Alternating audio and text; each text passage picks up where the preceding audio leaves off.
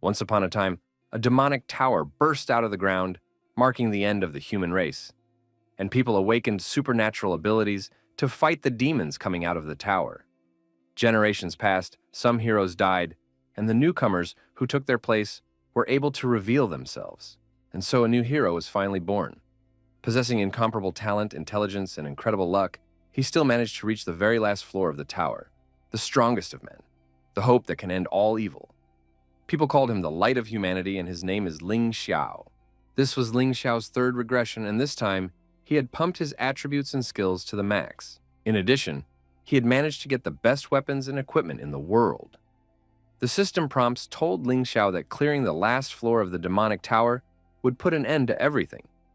And he could only get to this point thanks to the system prompts he had received over the years. However, this time he was unable to find any information about the creatures on the top floor, and even the system was unable to give him a clear answer to that. The hunter noticed that their head was staring into the air again, which made the priest laugh and assume that he was thinking about some girl again. Hearing what those were talking about, Ling Xiao explained that he was actually thinking about what would happen after they defeated the Demon King. The priest wondered why this sounded like an excuse, while the hunter said that it was exactly what was expected from their great and wise head. This was exactly what happened every time Ling Xiao looked at the interface. But there was nothing he could do about it, after all. He was the only one who could see it, hence he could only concoct a silly excuse. The enchantress was encouraged to see what the top floor of the demonic tower looked like. Looking around, the priest wondered if this was really the last floor of the tower. The knight then remarked that it was a bit empty, and asked if this place was supposed to be guarded by the Demon King. The hunter admitted that it was hard for him to even imagine what he would look like. The enchantress said that this place was strikingly different from the dark and creepy atmosphere of the lower floors, because it was bright, clean, and luxurious. To which Ling Xiao replied that it was logical, because angels were scary because they wanted to scare away demons, while demons were very beautiful because they wanted to let their enemies' guard down. But no matter how beautiful the place was, they still shouldn't let their guard down. The hero squad members agreed with the commander and promised to be more careful. This was the first time Ling Xiao had managed to get this far in his 3 regressions, and therefore he himself doesn't know anything about this floor. The priest said that they were able to climb so high only thanks to the efforts of the commander. The knight immediately agreed because their leader was confronting the demons of the lower levels, as if he had fought with them many times, and knew all their weaknesses and strengths, as if he knew his own 5 fingers. The hunter said that only one chance separates them from triumph, and that the fate of all mankind will depend on them. The enchantress ran up to Commander Ling Xiao and addressed him. Afterwards, she said with a smile that they would definitely be able to win with him. Ling Xiao smiled back at her and motioned for her to start, as blood suddenly splashed in front of Ling Xiao. All of his comrades who had reached the last floor of the demonic tower with him were killed in an instant. After leaving the hero alone, the enemy said hello to him. Only at this moment did Ling Xiao feel an ominous presence behind him, which gave him goosebumps. Preparing his sword, Ling Xiao asked the enemy who the enemy was? He wanted to know if it was a demon. After all, she hadn't even managed to sense its presence. With all his might, Ling Xiao slashed at the enemy, but he blocked the attack using his arm. The enemy gasped because it was such a good sword, but unfortunately it was too fragile. Ling Xiao wondered if it was an attempt to play a joke on him. After all, the enemy had broken his sword. The best weapon in this world had been destroyed with a single finger. Ling Xiao asked his enemy who, as he suddenly said in his ear that he was looking at the wrong place. Immediately after which, with a single sweep of his hand, the enemy sealed Ling Xiao into the wall. The injured man fell to the floor and began to cough painfully. Ling Xiao had already guessed that his current enemy was none other than the Demon King. But that's just impossible, because how could a demon be in human form? The Demon King answered that he was the embodiment of all human fears. He was born from the dark aspect of humanity, and by nature received the body of a human being. Ling Xiao activated the maximum level eye of truth ability to see the status of the enemy. But what he saw amazed him, because the enemy's health had not changed at all. He had hit him as hard as he could, but he hadn't done any damage to him, which was unthinkable. Suddenly, he noticed that the Demon King had a passive skill, unlimited survivability, that gave him constant and unconditional infinite health. And his mana, what could this symbol mean? Does the Demon King really have an infinite supply of mana? Because if so, he is simply invincible. The system sounded the alarm and started shouting that the disparity between them was too great and that there was only a 0.0000001% chance of victory, and so the system started calculating the best escape plan. In all the time, this was the first time the system had warned Ling Xiao of danger so vehemently. This meant that he had absolutely no chance of winning. Realizing this, Ling Xiao tried to calm himself down, to think of what he should do now. But to his misfortune, the Demon King started to act. He raised his hand and reached towards Ling Xiao. Suddenly, halfway to Ling Xiao, the Demon King grabbed the system interface. Immediately afterward, the system was smashed to splinters by him. The Demon King assumed that he had seen some garbage that only a hero could see, and asked if this was what had been guiding him all this time. And was it really the thing that was showing him where these unique items were? The Demon King admitted that he did not know what it was. However, it would not happen again. Ling Xiao asked the Demon King with a shout, "What had he just done?" After all, his system. But the man noticed that even though his eyes were unable to see the thing, it didn't stop him from crushing it. After all, he's invincible. Ling Xiao realized that this was where he was going to die, and that he no longer had the strength to resist. Although, this was not the first time he had died. But this time, he was much more scared than any other time.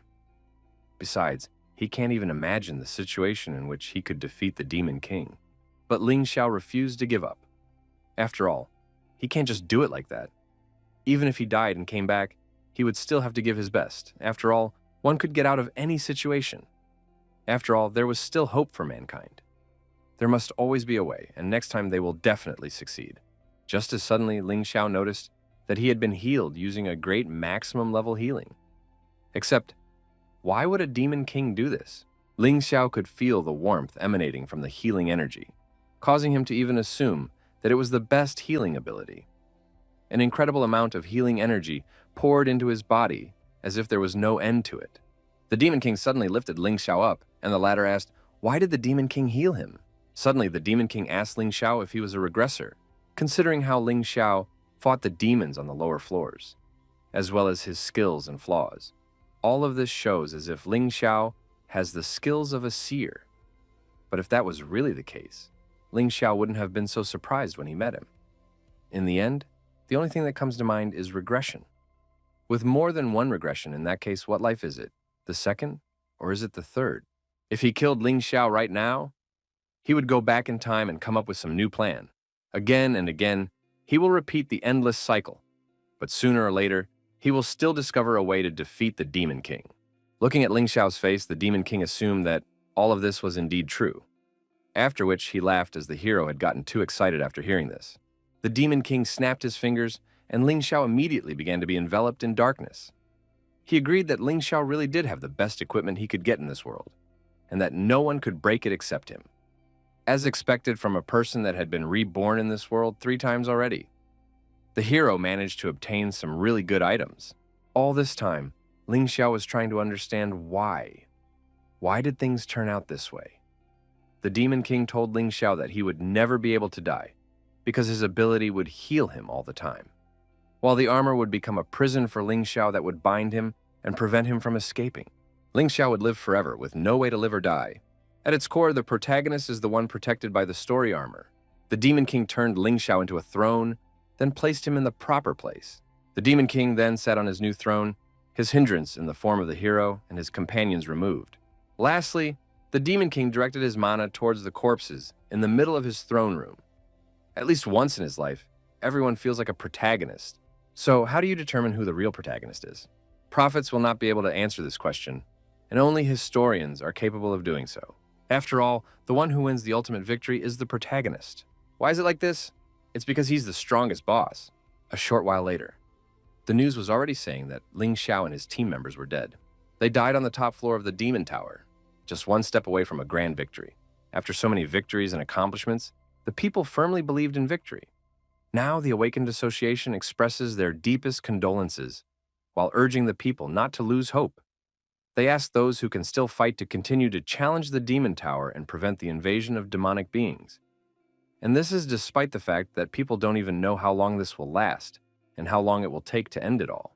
Looking at the anomaly nearby, Tianqian asked Qing Feng if it wasn't a secret S-rank dungeon. Dungeons are places where the Demon Tower connects to some human settlements. Dungeons can appear anywhere in the city. and it is through them that demonic creatures enter the human world, after which they begin wreaking havoc throughout the neighborhood. The job of the Awakened Association is to explore these dungeons. That's why most of the time the members of the association are busy cleaning up the dungeons, searching for rare goods, and ensuring safety inside and outside. After passing through the gate, Tiantian and Bai Qingfeng found themselves in a completely different place from the city, which was an S-rank dungeon. Tiantian asked Qingfeng if he was sure that the blood spike was right here, and that it was the item they would be able to defeat the Demon King with. Blood spike is a law-based artifact, and the law of this artifact allows you to deal at least 1 unit of damage with each attack. Bai Qingfeng reminded Tiantian that justice will always triumph over evil, and that Tiantian herself should realize this. Tiantian apologized for her foolishness, and said that she believed in him. Although Qingfeng is a genius, but he's still too young, it's worth it for him to train for a few more years, and he'll be able to far surpass Ling Xiao. But still, Qingfeng is her idol, and therefore she will always try to support him. Suddenly, Tiantian and Qingfeng noticed that there was someone else here who had already dealt with the monster. Tiantian wondered if this person had already obtained the blood spike. The Demon King said that just as he had anticipated, there would always be clever people among the humans who would try to defeat the Demon King using weapons based on laws, and that's why he came here beforehand, to force these lowlifes to give him the bloody thorn. Bai Qingfeng praised the stranger for killing the monster and obtaining the blood spike, after which he asked if he could give him the spike. The Demon King remarked that Bai Qingfeng didn't even know who he was, but he decided to rob him anyway, to which Qingfeng replied that it was for the sake of humanity. So could it be called robbery in that case? He then introduced himself as Bai Qingfeng and assumed that the stranger must have already heard of it. Bai Qingfeng explained that this item would be much more useful in his hands than in anyone else's, and it was all to defeat the Demon King, all in the name of justice. Suddenly, the stranger's eyes sparkled and he began to gather magic. For a moment, Bai Qingfeng was still surprised, but he quickly realized what was going on and used absolute protection at the last moment, managing to defend himself from the enemy's attack. Absolute protection is also a law-based artifact, and its rule is as follows. Within a radius of 2 meters, an indestructible shield is created that can protect a single person, regardless of the level of attack. While covering himself with his shield, Qingfeng wondered how a magic attack could be so strong. Could it mean that the person in front of him wasn't human, and that it was actually... Looking at the enemy, Qingfeng noticed that he had missed something during the enemy's attack. After all, the Demon King had already captured Tiantian. Hearing that the one named Bai Qingfeng, the Demon King asked if he was Ling Xiao's successor. After that, he decided to propose a deal. He would let his fan go, but only if Bai Qingfeng dispelled his cube. The Demon King assured Qingfeng that he would always keep his word, but if he didn't believe him, he could... Without letting the Demon King speak, Bai Qingfeng asked Tiantian not to be afraid, for she would die for the glory of mankind. And preparing his attack, he promised to build a memorial in her honor. Immediately after, Bai Qingfeng fiercely attacked the Demon King, but the latter managed to dodge. The Demon King was surprised that Bai Qingfeng didn't even hesitate for a moment, leaving his assistant to her fate. It also confirmed that his understanding of human nature was still far from perfect. But Bai Qingfeng explained to him that the strongest heroes were always loners, because sacrifices alongside heroes were inevitable, while the Demon King is the source of all human troubles. To which the Demon King replied that some people think otherwise. With tears in her eyes because of Qingfeng's betrayal, Tiantian asked why he had suddenly become so cold-blooded. After all, she had been following him for so many years. But even if he had always been like this, Tiantian shouted to Bai Qingfeng to not think about her anymore. She asked him to just run, using the magic cube to do so. But Bai Qingfeng was clearly not going to back down, after all. He was blessed by the heavens themselves and the new hope of mankind. Bai Qingfeng asked, how could he escape so easily? Justice would always prevail only because people like him always had the determination and will to win no matter what. And it's all for the sake of humanity, for the future, and for the world. After listening to this nonsense, the Demon King suddenly started laughing with Bai Qingfeng. Afterwards, he laughed and asked if he was really not going to run away, for in that case, he was responsible for his own death. Immediately after his words, Bai Qingfeng was surrounded by the Demon King's energy. Before he could react, the ground beneath Qingfeng suddenly collapsed. Bai Qingfeng wondered how he had lost, and how was such a thing even possible? Was this really the end of him? Looking at Bai Qingfeng falling into the abyss, the Demon King offered him a drink of water from the river of the lower world, since he was so impatient. Besides, such a knight of justice should have been willing to sacrifice himself long ago. The Demon King admitted that he hoped that Bai Qingfeng would consider his death heroic enough. Except Bai Qingfeng didn't wish for that. He shouted that he couldn't die here. He didn't wish to be a victim, and he didn't want to end up like this. Falling through the boundless abyss, Qingfeng begged the Demon King to spare him, but it was all in vain. After dealing with Bai Qingfeng, the Demon King turned around and walked away. Since Bai Qingfeng was dead, Tian Tian already realized that she would be the Demon King's next victim. But, to her surprise, the man was in no hurry to kill her. On the contrary, the Demon King was just about to leave this place. Not understanding what was happening, Tian Tian asked if he was really letting her leave. The Demon King recalled that he had promised to let her go on the condition that Bai Qingfeng dispelled his cube. Besides, he always keeps his word. Of course, he was sorry that Qingfeng wouldn't be able to leave this place anymore. The Demon King said goodbye to the little girl and said that the next time he saw her, he would definitely kill her, even though the Demon King had left. But Tiantian still found it hard to believe that the Demon King had let her go. Meanwhile, in the human world, a black-haired youth emerged from the dungeon, whereupon he was almost instantly lost among the passers-by. The headquarters of the Awakened Association. A while later, the secretary asked the gentleman if he was sure he wanted to join their association. Suddenly, another guild secretary jumped out in front of her and said with a twinkle in her eyes that it was very cool. Recently, the monsters have been getting bigger and bigger, and they even managed to penetrate from the dungeons into the city. That's why they warmly welcome all the Awakened to join them, especially handsome men like him. She asked his name, level, and abilities, so she could help him register. The young man replied that he was that genius Bai Qingfeng, and suggested that they must have heard of him. Bai Qingfeng then said that he was very happy to join the Association of Awakened People, headquarters of the Awakened Association, Hall of the Seven Elders. One of the elders said that only 6 of the 7 elders were left, after which he admitted that he would never have thought that Ling Xiao, who possessed the Regression ability, would also be defeated in the fight against the demonic tower. The president of the Awakened Association asked the elders to listen to him. He then explained that while the Demon King was in the tower, he was blessed with infinite life and infinite mana. Therefore, they could no longer let the heroes sacrifice themselves in the tower. Instead, they should come up with a new plan. He had already warned people not to go into the tower without thinking. Instead, everyone must search for an object that can seal the tower. They must make it so that dungeons can no longer appear in their cities. By doing so, they will finally be able to keep the population safe. One of the elders interrupted the president, saying that she had already summoned the Chosen One from the parallel world. From now on, they would address him as Traveler from Earth. And of course, they should keep it a secret, because even he doesn't know that he was called to save this world. Besides, travelers have always done nothing but save other worlds. At the moment, the soul of the traveler is in the body of Ling Xiao's younger brother, Linfun. Rumor has it that after entering this world, he began to behave with restraint, and even has thoughts about everything that is going on. Right now, he is leading an albeit small but strong squad, and advancing through the dungeons in search of artifacts that conceal the demonic tower. An old seer intervened in the discussion, taking a break from his flask, to tell him that on the night of last month's full moon, he had made a prediction for Linfun, and his prediction said that Linfun would be able to find an artifact capable of sealing the demon tower. With a smile to his ears, the old seer advised not to worry about it, as it would all be over soon. Right after the elders' meeting, a girl from the staff asked if what the old prophet said was true, and did it mean that the demon tower would be sealed soon? After all, this is just fine, as people will finally be saved. The old seer approached the young lady sharply, which startled her, and asked her if she had thought about it well. After all, what would happen if the Demon King was not in the tower during the sealing, but instead wandered among them?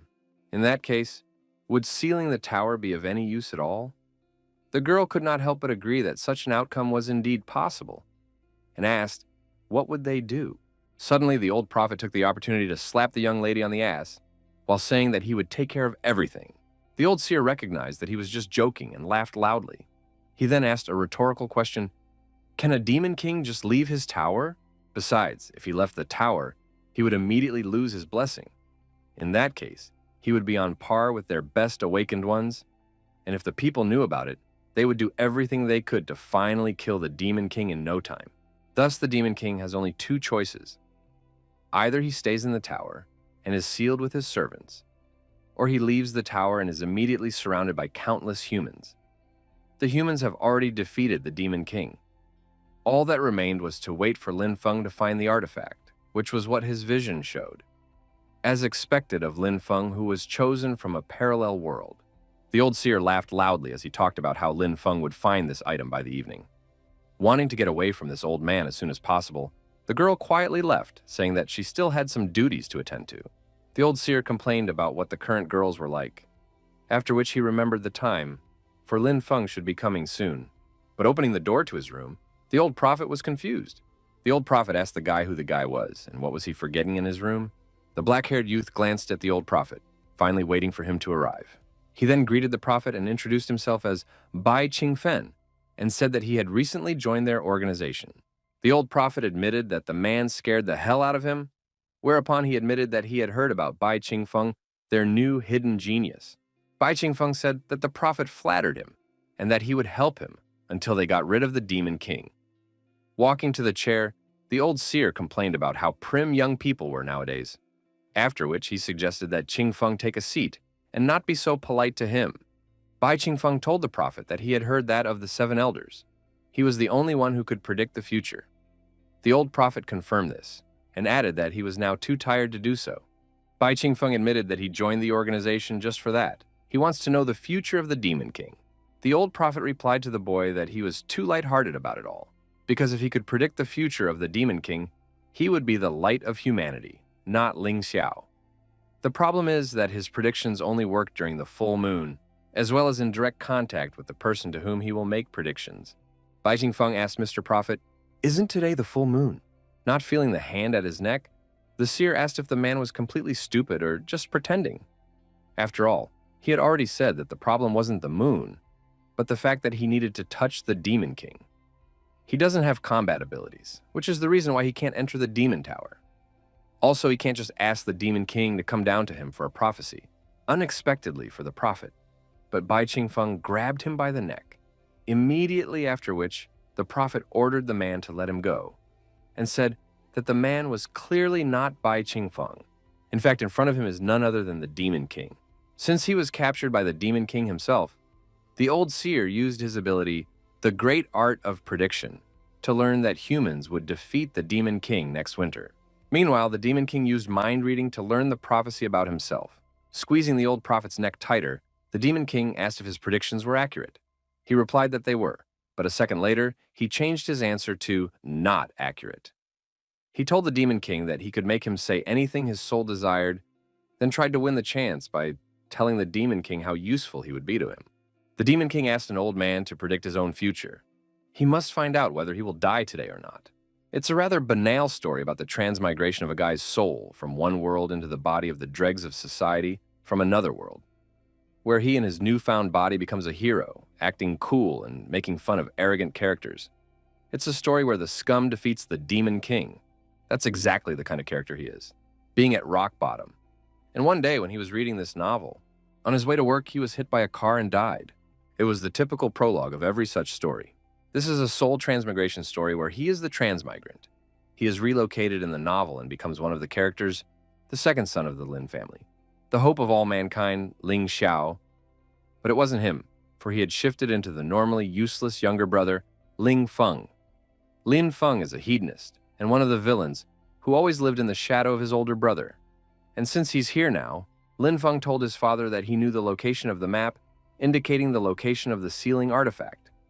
He then asked his father to provide him with a strong squad so that he could find the artifact. Since he was already familiar with the storyline of the novel and had an omniscient point of view, he knew the location of the map that showed the item that could seal the Demon Tower. That's how he managed to get the card in his hands, the main hall of the Awakened Association's headquarters. Linfun knew that, although his older brother had died, the real protagonist of the story had still yet to appear, and now is the hour when he will be the savior of this world. He will be a true hero. Linfun turned to Xiaoya and said that with his help, they would definitely be able to obtain the sealing artifact. Leah is a cold beauty. In his past life, he couldn't even dream of being intimate with such a beauty. Thinking about it, Linfun mentally laughed, because in this life, Leah was his fiancée. Along comes a girl he recently ran into. She looks like a rabbit, just as scared. She was looking for him to protect her from danger. Linfun petted Tian Tian and said that it was okay, because they were now at the headquarters, where there were no dangers. Not understanding what was going on, Tian Tian thanked Brother Linfun for his concern, immediately after which this weirdo walked forward with a satisfied face. Linfun felt very comfortable with this frivolous beauty, and he also realized that this kind of person had nothing but butterflies in her head. Linfun clenched his fist contentedly, because soul transmigration could really be called cheating. Leaving ahead of the group, Linfun said that he would go as he still had things to do, and he asked his companions to handle the remaining things here. Tian Tian asked her brother where he was going. He replied that he was going to the great prophet to talk to him about something. Since he would be the hero who sealed the demonic tower, could he do whatever his soul desired? And does he have time for girls? Xiaoya greeted the secretary and said that there was something they wanted to discuss. Specifically, she wants to recommend someone to join the association. The secretary asked who she wanted to recommend, after which Xiaoya pulled Tian Tian up by her arm and introduced Tian Tian, who they had rescued together with Linfun during the dungeon sweep. After which, she revealed that she was the only person who was able to survive the encounter with the Demon King, which stunned the secretary. Tian Tian assumed that the secretary had already heard of Bai Qingfeng, who everyone thought was a hidden genius, and said that she was his follower. She then revealed that they had encountered the Demon King when they were passing through a dungeon, but the Lord had been killed and she had somehow managed to escape.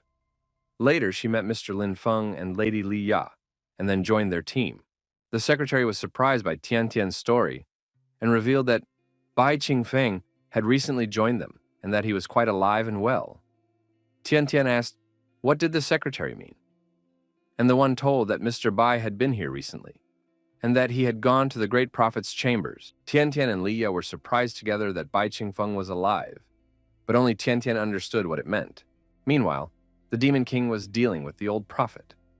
The old prophet begged the Demon King to spare him. The Demon King asked him if he had learned his future, but he only pleaded to the great Demon King and promised that he would do anything for him. Whatever orders he gave him, he would fulfill them. The Demon King tisked unhappily and asked the prophet if that was really all he had to say. He then complained about how boring the prophet was. The Demon King said that he used to think that all humans were just like Ling Xiao, full of courage, justice, and strength, but apparently he still hadn't fully recognized humanity. So, he should learn even more about his enemies. But at the thought that he could find people like the prophet amongst the humans, the uneasiness in his heart is greatly reduced. In gratitude for this, he agrees to finish off the prophet as soon as possible. Hearing this, the prophet asks for the last time not to kill him, after which he finally subsides. After dealing with one of the elders, the Demon King quietly left the great prophet's room. Once he returns to the Demon Tower, Linfun will get hold of the sealing artifact and he will be trapped. On the other hand, if he dares to thwart Linfun, he might not just fail, but even be killed by the hero. Just as the prediction said, the Demon King wondered what he should do now. Leaving the Demon Tower is even more risky, since he knows the contents of the prophecy. So the Demon King decided that it would be better to return to the tower with the thought that perhaps he will someday have the opportunity to change the prophecy. Bai Qingfeng recalled that there must be an emergency exit somewhere around here. Suddenly, a stranger grabbed him by the shoulder and asked him who he was. After all, he had never seen him here before. The Demon King panicked, for he had been discovered so soon. Bai Qingfeng replied that he was just one of the awakened ones that had recently joined the association, and asked what the one needed. Linfun was surprised at what he heard and was about to reply to Bai Qingfeng, but the man interrupted him, saying that only those who had reached S rank could have a badge, like the one on his chest. Bai Qingfeng asked the stranger if he was really that strong. Linfun asked the S ranker if he would like to join his team. After all, they were just looking for an item that could seal the Demon Tower. After which, he introduced himself as Linfun. Linfun assumed that he had never heard of him, but promised that he would soon become world famous. Hearing that this guy's name was Linfun, Bai Qingfeng suddenly smiled and agreed to Linfeng's proposal. The Demon King wanted to know if the great prophet's prophecy would really come true. Next, Linfun and Bai Qingfeng headed towards the great prophet. Linfun explained to the newcomer that he was very lucky to have met a leader like him. If he waited a little longer, the whole world would only talk about him. Linfun said that if Bai Qingfeng would obediently follow him and be attentive. But at the same time, he asked Qingfeng not to be afraid as he wasn't going to mistreat his companions. Suddenly, Linfun remembered that during his last mission, he had managed to rescue a beautiful girl who had previously been Bai Qingfeng's partner. She had also told him that she was the only survivor of the encounter with the Demon King. Bai Qingfeng decided to ask about that girl who managed to survive after meeting the Demon King, and Linfun told him that her name was Tian Tian and that she was currently a member of his team. Linfun promised that he would introduce them soon. Upon hearing this name, the Demon King tried to quietly run away, but Linfun noticed this and asked the newcomer, where was he going to run off to? Bai Qingfeng justified himself by saying that he had just remembered that a pig from his village was about to give birth, and that he needed to return to help with the postpartum care. Linfun was surprised to hear this and wondered, what kind of pig was it, and what kind of care did it need? Just as suddenly, Linfun was called out by his team members. Tian Tian, along with Liya, walked towards Captain Linfun while trying to attract his attention. Linfun told the girls to come to him, right after which he whispered to Bai Qingfeng that being surrounded by beauties all the time actually tiring. However, he had no choice as they really liked being around him.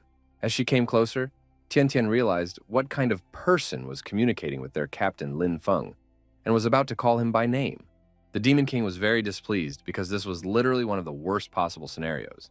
Only the Demon King, represented by Bai Qingfeng, was about to say hello to Tian Tian as she suddenly hugged him and told him how overjoyed she was when she heard that he had survived and even managed to escape from the Demon King. Only now did Linfun realize that this was the same Bai Qingfeng, except that according to the plot of the novel, he should have already died. Embarrassed to meet him, Tian Tian told Bai Qingfeng that he couldn't even imagine how much she was worried about him. She revealed that all she kept thinking about was how much she wanted to meet him again. The Demon King could hardly understand what was happening after all. Tian Tian should have already realized that he was the Demon King and not her Bai Qingfeng. Tian Tian said that she was very grateful to him for protecting her from the Demon King back then. So she asked him to make sure that she would definitely repay him for his kindness and care. That's why she promised that from this day on, she would follow him again, because she has always admired strong people, and besides, she always repays her debts. Upon hearing that she admires the Demon King and even wishes to repay him for his kindness, the Demon King roughly realized what the matter was. This was the first time he was seeing someone who willingly wished to follow him, which intrigued him greatly. Bai Qingfeng praised Tian Tian's wisdom and asked her not to be afraid, as he wasn't going to mistreat her. Realizing where this was going, Linfun asked, who else would be following who here? And hadn't they forgotten that he was the leader of the group? Upon hearing that it was the same Bai Qingfeng, Liya said with a smile that she had heard of him and that she was pleased to meet him. Linfun turned to Xiaoliya and reminded her that she was his fiancée, but Liya didn't let him finish. Recalling that he had already met the Demon King and asked what was he like, Bai Qingfeng replied that the Demon King looked like an ordinary villain, and Tian Tian said at the same time as him that the Demon King was ferocious and terrible. Afterward, the three of them laughed off it. A vein swelled on Linfeng's cheek, for this brat was annoying him more and more. According to the plot of the novel, Bai Qingfeng was supposed to die at the hands of the Demon King, and only Tian Tian was supposed to stay alive.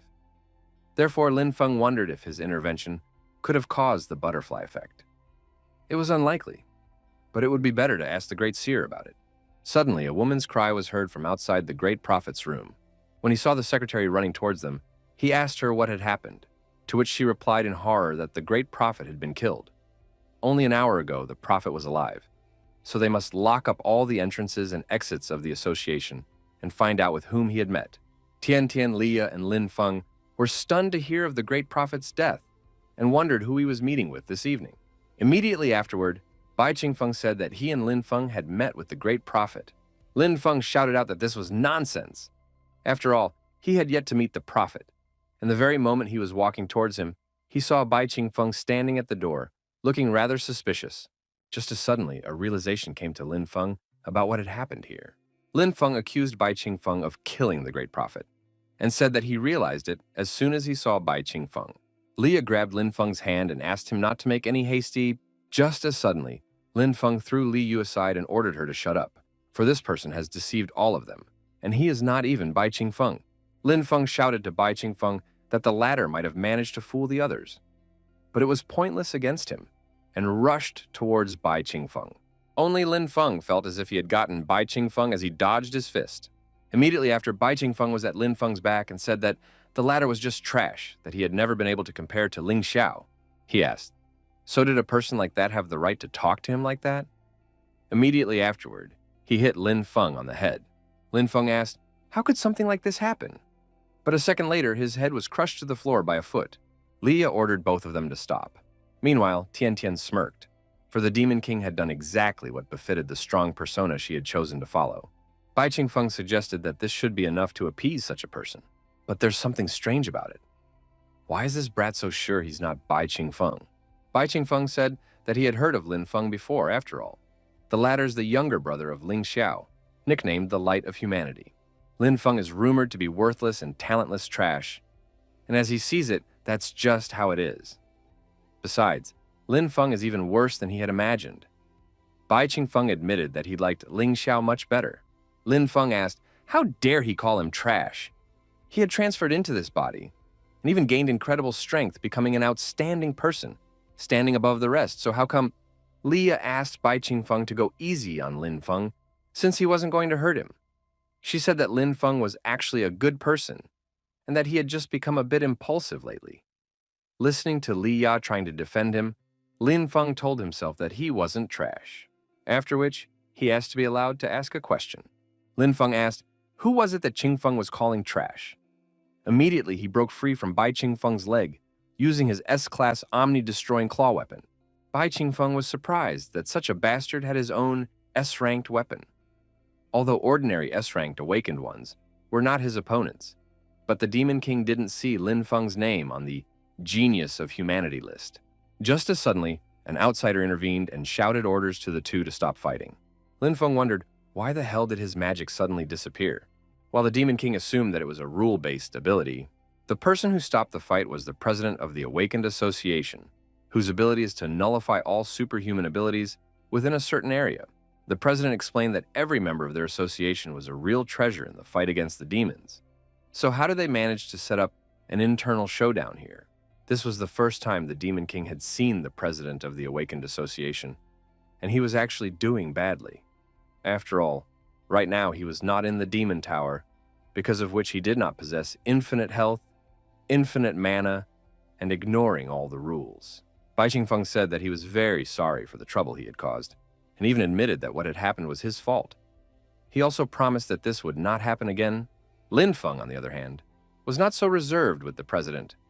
Calling him an old man, Linfeng asked why he didn't stop Qingfeng when he punched him in the face, but only decided to intervene the moment he dared to punch him back. Does this mean that the president has taken Bai Qingfeng's side? Or does he look down on him because he also considers him trash? Listening to Linfeng's embarrassment, the Demon King wondered if he was definitely the genius who had managed to get hold of an S-class weapon and a divine artifact map. After all, from the looks of it, this person has absolutely no brains or resilient character at all. The president asked Linfeng to stop talking nonsense, after all. He didn't take sides, and everything he does is only for the good of humanity. Linfeng interrupted the president, asking if he really thought he would believe that. As he left, Linfeng complained about how they all looked down on him. He asked them to wait because they had no idea how valuable he was yet. After all, the sealing artifact would soon fall into his hands, and then they would know who the savior of the world really was. The president sighed after talking to Linfeng, after which he put his hand on Bai Qingfeng's shoulder and admitted that he admired him a lot, for he was not only strong, but also polite and calm. Feeling relieved, Bai Qingfeng replied with a simple yes. But was he only thinking that this was really some kind of damn thing? Because people admired him too much for some reason. The president said that he had already conducted a preliminary investigation into the death of the prophet, and in the process, he had found traces of demonic power at the scene of the crime. This means that there is no human involvement, and that it was probably the work of a demon who has already escaped. As for the final verdict, it will require more in-depth investigation. But what is heartening is that they will soon have a divine object in their hands, and so the president advised Bai Qingfeng to go along with Linfeng. After all, Bai Qingfeng also carries the cross for the future of humanity. Bai Qingfeng could only squeeze out an awkward, yes, of course. The Demon King was indeed carrying the cross for the future of mankind, except he was carrying the cross on the other side.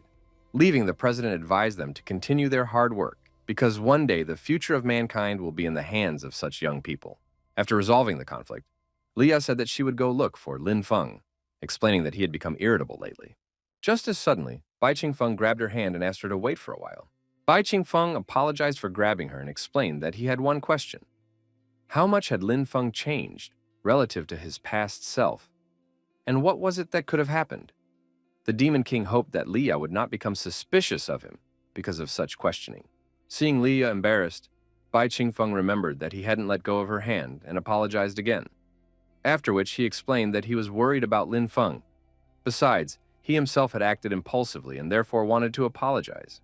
Realizing what the latter meant, Li Ya mentally recognized Bai Qingfeng as not a bad person who even cared about Linfun. In reality, Linfun was an honest but cowardly brat. Until one day he woke up and became a completely different person. That day, he started saying strange things about books, soul transmigration, cheat codes, and parallel worlds that made her think he was still dreaming. But after that, he became a completely different person. Not only did he become bright and bold, but he also unknowingly learned the location of some first-class items and weapons. He even found a map of divine artifacts, as if he possessed a gift and could obtain anything. This was the reason why, even being weak, relying on S-ranked weapons and items and weapons, he barely managed to reach the S-rank threshold. Leah also revealed that the elders from both of their families said that Linfun had obtained enlightenment. Perhaps he had awakened an incredible skill, however. He didn't answer them. Enlightenment? Awakening skill? The Demon King was certain that something didn't add up here. After all, Linfun was certain that he wasn't the real Bai Qingfeng, but he never dared to tell the reason why he accused him. And considering his temper, what possible reason could there be for him not to tell it? It was something he couldn't even tell his family or fiancé. Unless it's because he's not the real Linfun.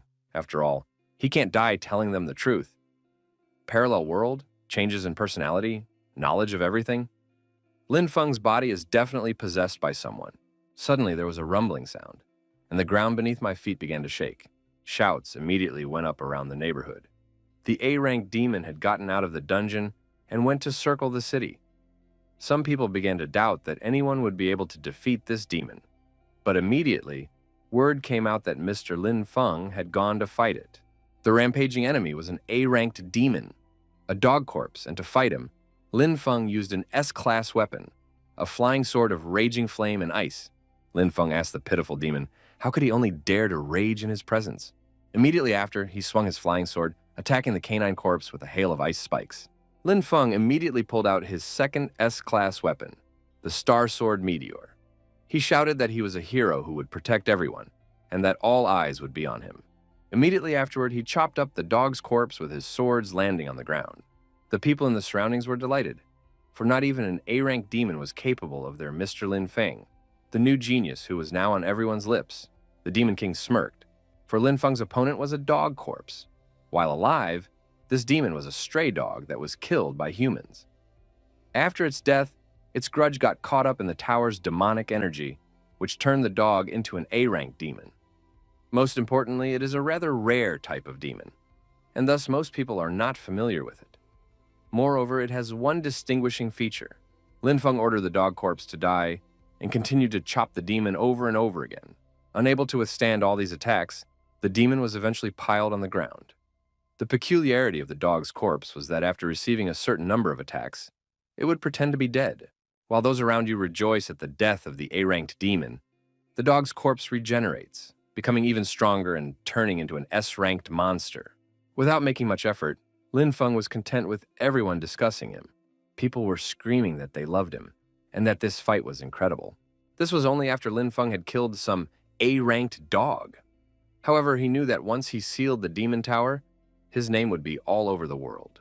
Suddenly, Linfun heard a growl behind him, and an eerie aura began to emanate from the demon he had recently killed. Upon recovering, the corpse of the dog mutated into a SS-ranked demonic hellhound.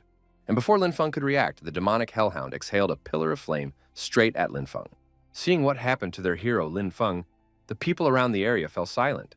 But after a few seconds, panic broke out and people began to save themselves while they could, because the fact that the demon is not dead can only mean one thing. Meanwhile, Linfun wondered how such a thing could happen. This beast had managed to fell him using only one attack, which meant that the corpse dog he had recently defeated had become a legendary SS rank demon. The demonic hell dog raised its paw and was about to crush Linfun. Suddenly, Leah jumped out to them and asked the gentleman to lean on her to help him escape. After picking up the master, Leah tried to run away, but it was already too late. Leah was already despairing when suddenly one of the awakened jumped out to help them. The Demon King was unwilling to kill Linfun right now, after all. He needed him to find the divine artifact to destroy it. That was why he couldn't allow Linfun to die, and would have to endure it. Gathering his energy into a fist, Bai Qingfeng attacked the demonic dog. At the same time, he asked the dog if he didn't recognize his master. Suddenly, the demonic dog lay on the ground and began to shiver right in front of Bai Qingfeng, after which the Demon King ordered the dog to get the hell out of here. And to the surprise of those around him, the demon dog that had just defeated Linfun cowardly ran away from Bai Qingfeng. Did people try to understand what had just happened? After all, the demon had only fled once after looking into Bai Qingfeng's eyes. So could a demon be so cowardly? And that wasn't the only oddity, because the A-rank demon had suddenly become so strong. Or it wasn't that the demon had become stronger, but rather Linfun had become weaker. In any case, Bai Qingfeng is very cool, because even that demon ran away after being scared of his power. Leah thanked Bai Qingfeng for saving her and asked, how did he manage to scare away that demon so easily? Bai Qingfeng replied that perhaps it was because, although this demon looked strong, he was still a weakling on the inside. In any case, it didn't matter to him because the most important thing was that Linfun was fine, and it was possible that he would become like Li Tiantian in the future. Suddenly, Linfun jumped up and grabbed Bai Qingfeng by his clothes, asking if he had done it on purpose. After all, this A-rank demon probably had some secret, and Bai Qingfeng had decided to use that knowledge to equal him. Bai Qingfeng must have known that the demon would become stronger, but he purposely chose to keep silent about it. Instead of helping him, he chose to just watch his face get dipped in the mud. Linfun asked, was he satisfied after taking all the glory for himself? Did he enjoy being under the rays of fame? After all, it was all because of Bai Qingfeng. Linfun started blaming Bai Qingfeng for all the trouble in front of everyone. Linfun asked this scumbag, how could he only dare to put his own life before that of his comrade in front of everyone? After all, it was because of his viciousness that he chose to watch him get beaten up. The Demon King finally realized that he was wrong to decide that Linfun would become like Li Tiantian, and that not everyone deserved to be saved. Linfun kept blaming Bai Qingfeng for everything, until the latter grabbed his hand and forcibly unhooked Linfun, taking his hand away. Bai Qingfeng asked, what secret could the latter still be talking about? After which he said that Linfun was really an idiot, because not only did he fail at portraying a hero, he was also trying to take out his anger and resentment on him.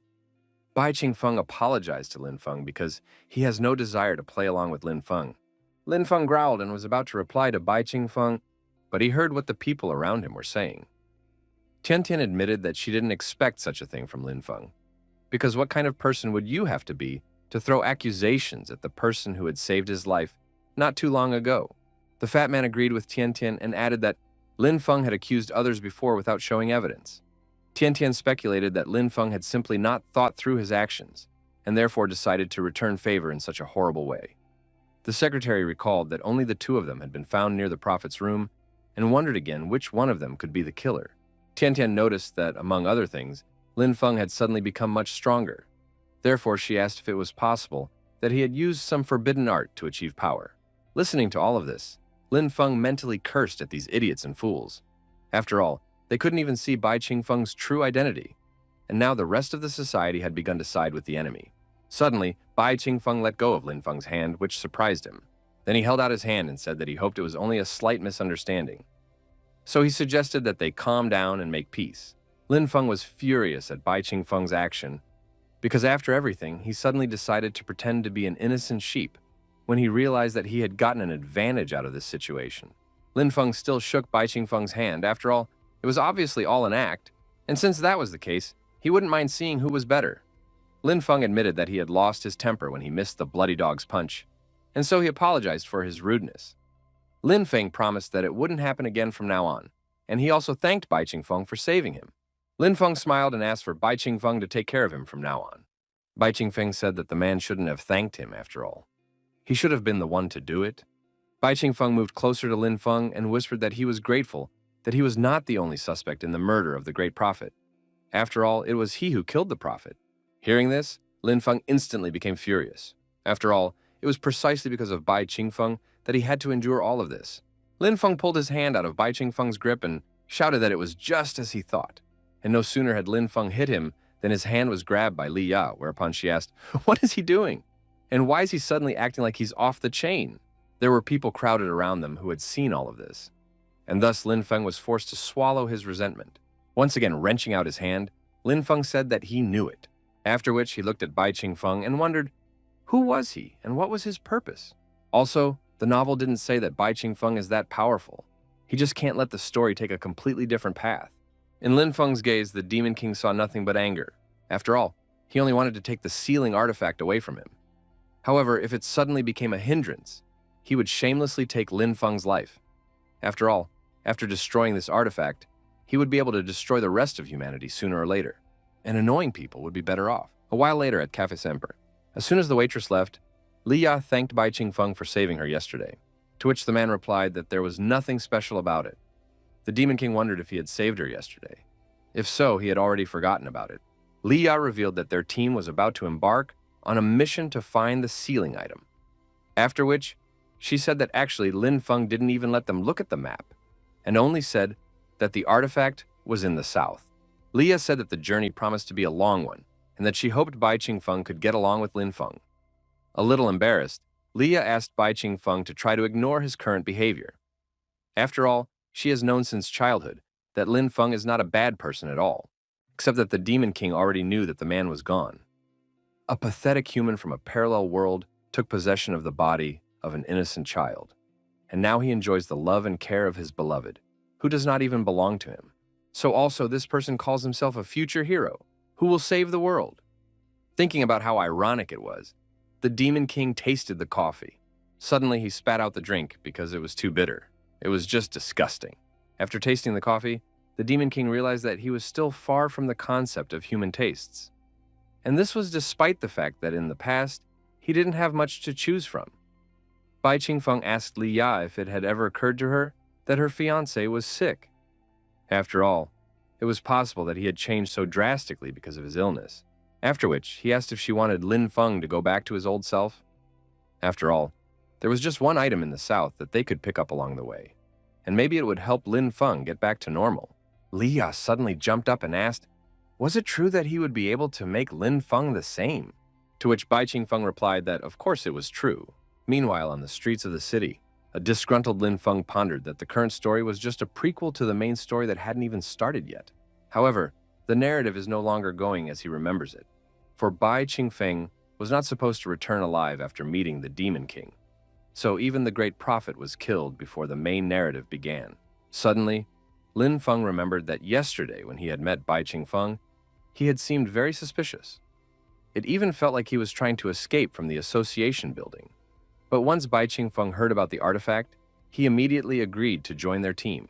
Was it really because of him that the story started to unfold differently, and Bai Qingfeng was actually supposed to leave that day? And that's why there was no mention of the man who impersonated Bai Qingfeng for a day or two in the novel. In addition, the culprit who had killed the great prophet in the original story had never been found precisely because he was supposed to have disappeared silently yesterday. No one was able to find him, because he was no longer pretending to be Bai Qingfeng.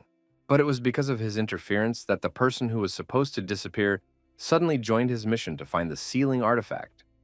Reflecting on all of this, Linfun wondered, would this affect the ultimate story?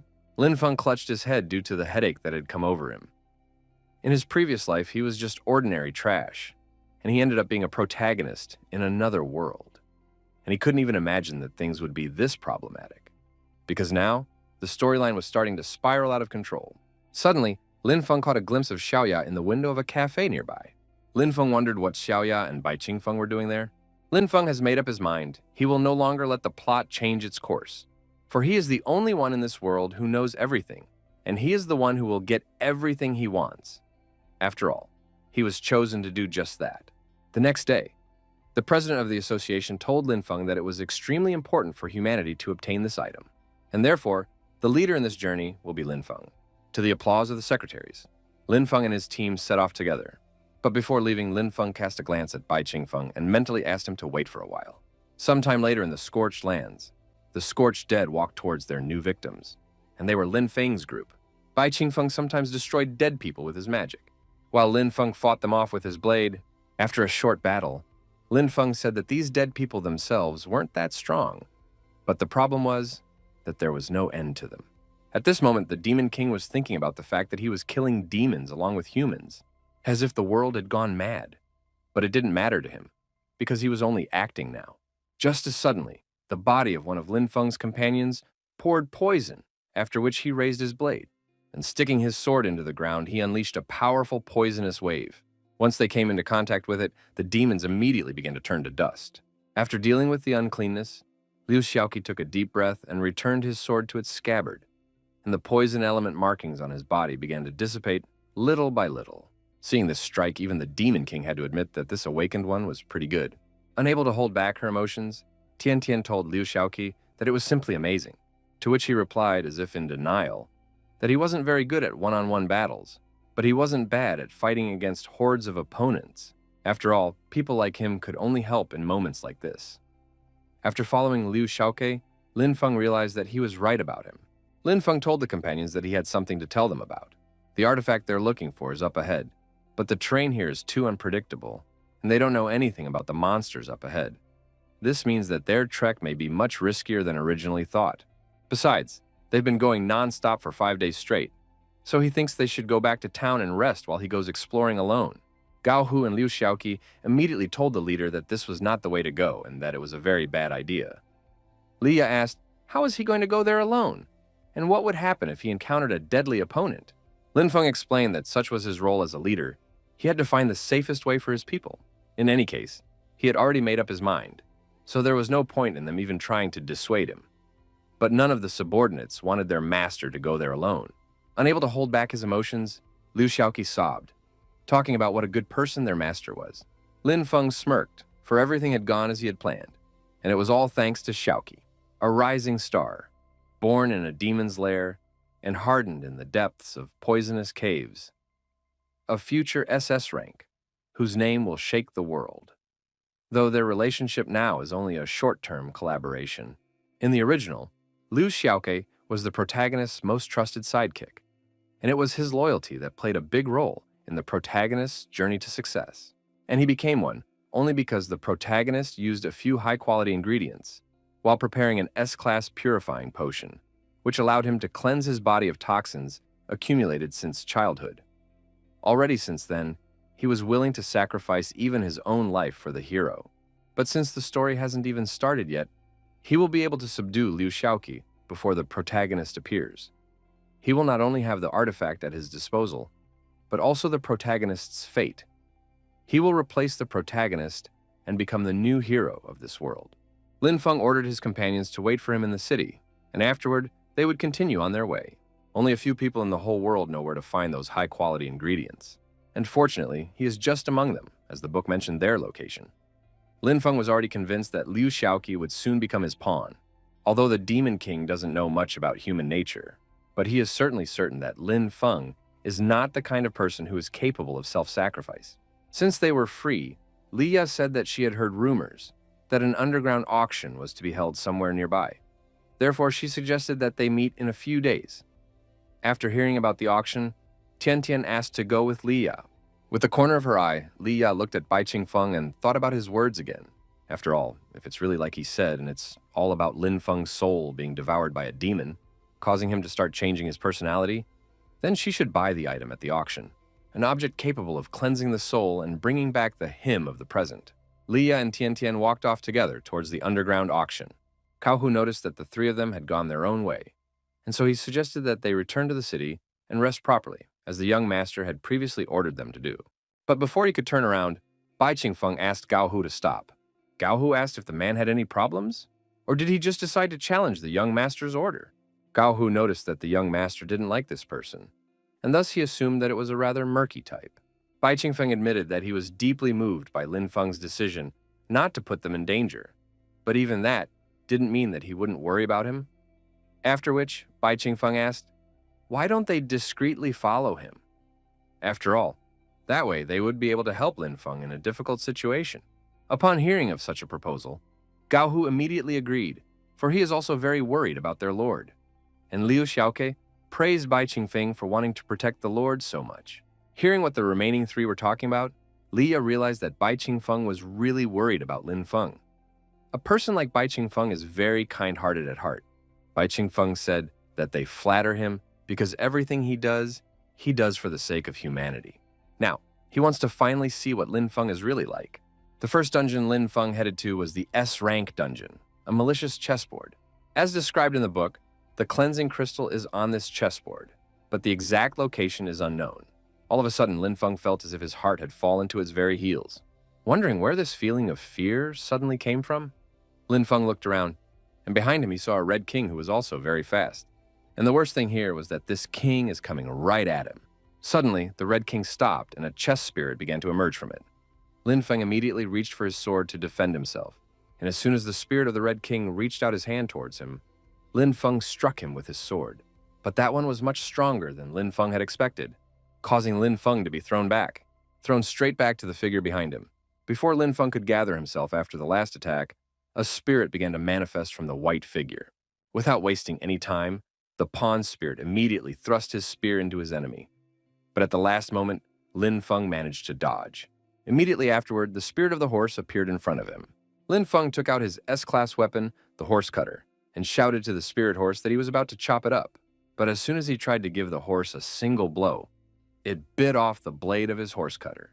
All those countless souls who had fallen here had been absorbed by the chess pieces and would remain here as long as the battles continued.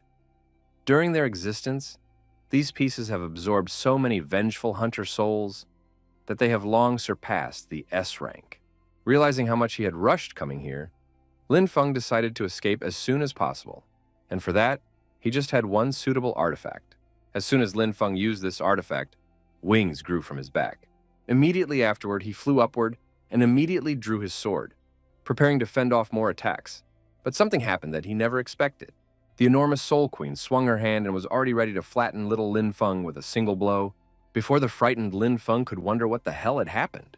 How the spirit of the queen brought him back to Earth so quickly he couldn't even notice it. Only after a single strike from the White Queen, Linfun was defeated. And what was worse for Linfun was that he landed right between the two figures. Looking at the ghosts of the Red King and White Queen, Linfun realized that he had come to an end, and that he could not escape from here. The king slowly pulled his huge hand towards Linfun, and Linfun covered himself with his hands after screaming. He was unwilling to die in this dungeon after all. He had been moved here to become a hero. Just as suddenly, a huge clawed hand came down on the Red King's head, and a moment later, the figure of the Red King was destroyed. Taking cover from the wreckage of the red figure, Linfun wondered who it was. In fact, it was so fast that he didn't even have time to notice the movement. Meanwhile, the savior destroyed the figure of the White Queen. In fact, in the blink of an eye, he destroyed not even two, but all the chess pieces. So who the hell could have done this? Suddenly, Linfun heard Liu Xiaoke and Gao Hu calling out to him worriedly. Running up to him, Gao Hu asked Linfun if he was all right, to which Linfun replied that he was fine, and asked why they followed him. Gao Hu said that Bai Qingfeng was very worried about him, and although he wasn't very helpful, he was also worried about the Lord, so he decided to follow him together with Bai Qingfeng. They waited nearby in case he needed their help, after which Liu Xiaoke confirmed Gao Hu's words and asked Linfun, didn't he say that he was just going to go for reconnaissance? So in that case, why was he going to the S-class dungeon alone? This was utter madness, but fortunately, Bai Qingfeng asked them to join him. Linfun was dumbfounded when he heard about Bai Qingfeng. After all, this meant that it was him. Not far from them, Bai Qingfeng stood amidst the debris of chess. Suddenly, a multitude of souls began to fly out of the destroyed chess pieces, and one of the souls held out a crystal-shaped object to Bai Qingfeng. The Demon King assumed that these were the souls of all those hunters who had died in the battle against the chessmen, and now they thank him for freeing them, even though they know his true identity. The ghost gave him a rare material, a purifying crystal. Meanwhile, Linfun was mentally cursing over what had happened, for this was literally the worst possible outcome of events. For Bai Qingfeng had now taken possession of one of the materials for the elixir. The Demon King noticed the look Linfun was looking at him with, and with a little tinkle of his crystal, Bai Qingfeng asked Linfun, Was this what he so desired? After which he said that it was no good, for it now belongs to him. Although the Demon King doesn't know the true value of this item, but since Linfun wanted it, it must be very useful. Gao Hu said that they were very lucky to have Bai Qingfeng in the same group with them, and offered to continue working with him. The veins on Bai Qingfeng's face swelled with anger. He was unwilling to stoop to fighting for this item in public, after all. Everyone now believed that Bai Qingfeng had gotten it deservedly. This was despite the fact that he didn't even need any help, for if he had a little more time, he would surely be able to defeat the king. Linfun loudly told the guys that they shouldn't have worried about him. Immediately after that, he ran away shouting that they had better go back while he would handle everything himself. Even though he hadn't managed to get the crystal, he would still be able to prepare a half-purification potion. Its effect wouldn't be as good, of course, but even that should be enough. But the longer Linfun tried to hide it, the more suspicious he became. Therefore, the Demon King was already eager to find out what he was up to.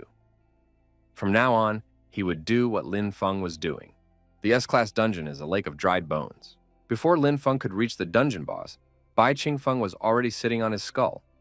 Bai Qingfeng said that he was happy to see him here, and even asked how Linfun was doing. While doing so, he tossed a rare material, the Three Fires pill. Out of anger, Linfun growled through clenched teeth at Bai Qingfeng for once again meddling in his affairs, whereupon he cursed and walked away disgruntled to his next destination. The A-Class dungeon was the Bone Cliff. Once again, Linfun was late. Bai Qingfeng pretended to be surprised by Linfeng's appearance and said that he hoped he hadn't injured himself. Looking at the bone dragon scales in Bai Qingfeng's hands, Linfun asked why he had followed him. S-Class dungeon, the breath of the abyss.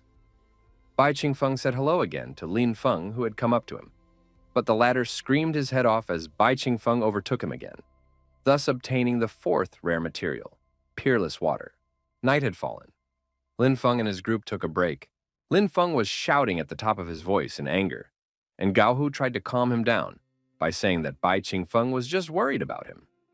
Linfun was angry because he couldn't even get one material, while Bai Qingfeng had taken them all. And what was worse was that he couldn't even say anything to him. Bai Qingfeng, who had just gotten his hands on all those rare materials, was watching all of this. After examining the materials, the Demon King still couldn't understand what Linfun was trying to collect them for. Although they are rare and expensive, but Linfun clearly doesn't need the extra money. While the Demon King was trying to figure out what Linfun wanted to do, Liu Xiaoke approached him and asked him to convince Linfun, but noticing Liu Xiaoke's materials, he suddenly cried out. It was because it might be the materials he had been looking for all these years. Liu Xiaoke approached Mr. Bai Qingfeng and asked to let him look at these materials, which surprised him. The Demon King used refinement and combination on the materials he received, thanks to which he obtained an S-Class refining potion. As soon as Bai Qingfeng created a cleansing potion, Liu Xiaoke cried out once again. With tears in his eyes, he said that it was the same S-Class cleansing potion that he had asked many alchemists about, but none of them could make it. Bai Qingfeng asked if he needed the potion. After dropping the potion, he offered to take it away because he didn't need it. Strongly nervous about the value that was given to him for nothing, Liu Xiaoke asked if he was really sure about it. Liu Xiaoke cried out in shock and asked, did Bai Qingfeng just give him the potion without asking for anything in return? Thanks to this potion, he will finally be able to cleanse his body of the toxins that have accumulated over the years. Unable to hold back his emotions, Liu Xiaoke hugged Bai Qingfeng's leg and shouted that he was a very good person. Liu Xiaoke vowed that from now and forever, he would be his most loyal follower. Bai Qingfeng asked this fool to get off his back, after which he asked, where did this much passion come from? After all, this was just an ordinary S-Class potion. But Liu Xiaoke squeezed Bai Qingfeng's leg even harder and added that he was very selfless, since he didn't even ask for anything in return. Therefore, he promised that he wouldn't let go of him again. Bai Qingfeng said that this was just disgusting and tried to unhook Liu Xiaoke. He is none other than the Demon King, so why then did he have another human follower? He was really annoyed by this. Meanwhile, Linfun watched from the sidelines as Bai Qingfeng tried to shake off Liu Xiaoke, who was grateful to him. And looking at this, Linfun could barely contain his anger. After all, Bai Qingfeng had helped Liu Xiaoke after all. The Demon King sensed how angry Linfun was and wondered, what was it with him all of a sudden? More importantly, why did the materials that Linfun was collecting turn out to be needed for the potion that Liu Xiaoke had been searching for all this time? Only now did the Demon King realize that this was Linfung's way of trying to get Liu Shaoqi comfortable with him. But in the end, it was him who did it. That sounds pretty plausible. Except how could Linfung know where to look for these ingredients? Also, he still can't understand why Linfung is so sure that Bai Qingfeng is already dead. The Demon King assumed that he would have to wait until Li Ya returned with the soul-restoring artifact anyway. Realizing that there was nothing he could do about it, Linfung took a deep breath. After that, he suggested that they go back and rest. At the same time, they would wait for Li Ya and Tian Tian to return, after which they could go together to search for the divine artifact. And biting his lip, Linfung told himself that he could no longer let Bai Qingfeng ruin his plans. A while later at the hotel, arriving at the second young master, Gao Hu bowed to him. Immediately after, Linfung ordered him to kill Bai Qingfeng in an emotionless voice. Gao Hu was amazed at what he heard, and reminded the Lord of how Mr. Bai Qingfeng had saved him many times, and even called him a good guy. But Linfung, without changing his face, ordered him to do as he said, and not to talk too much. He reminded Gao Hu that he had been with him since he was a child, then asked if he was his strongest servant. Gao Hu reminded the Lord that Bai Qingfeng had a strength that was unfathomable to them, which meant he was no match for him. Linfung asked Gao Hu with a smile, couldn't he use a forbidden technique that would elevate him to a legendary SS rank for a short time?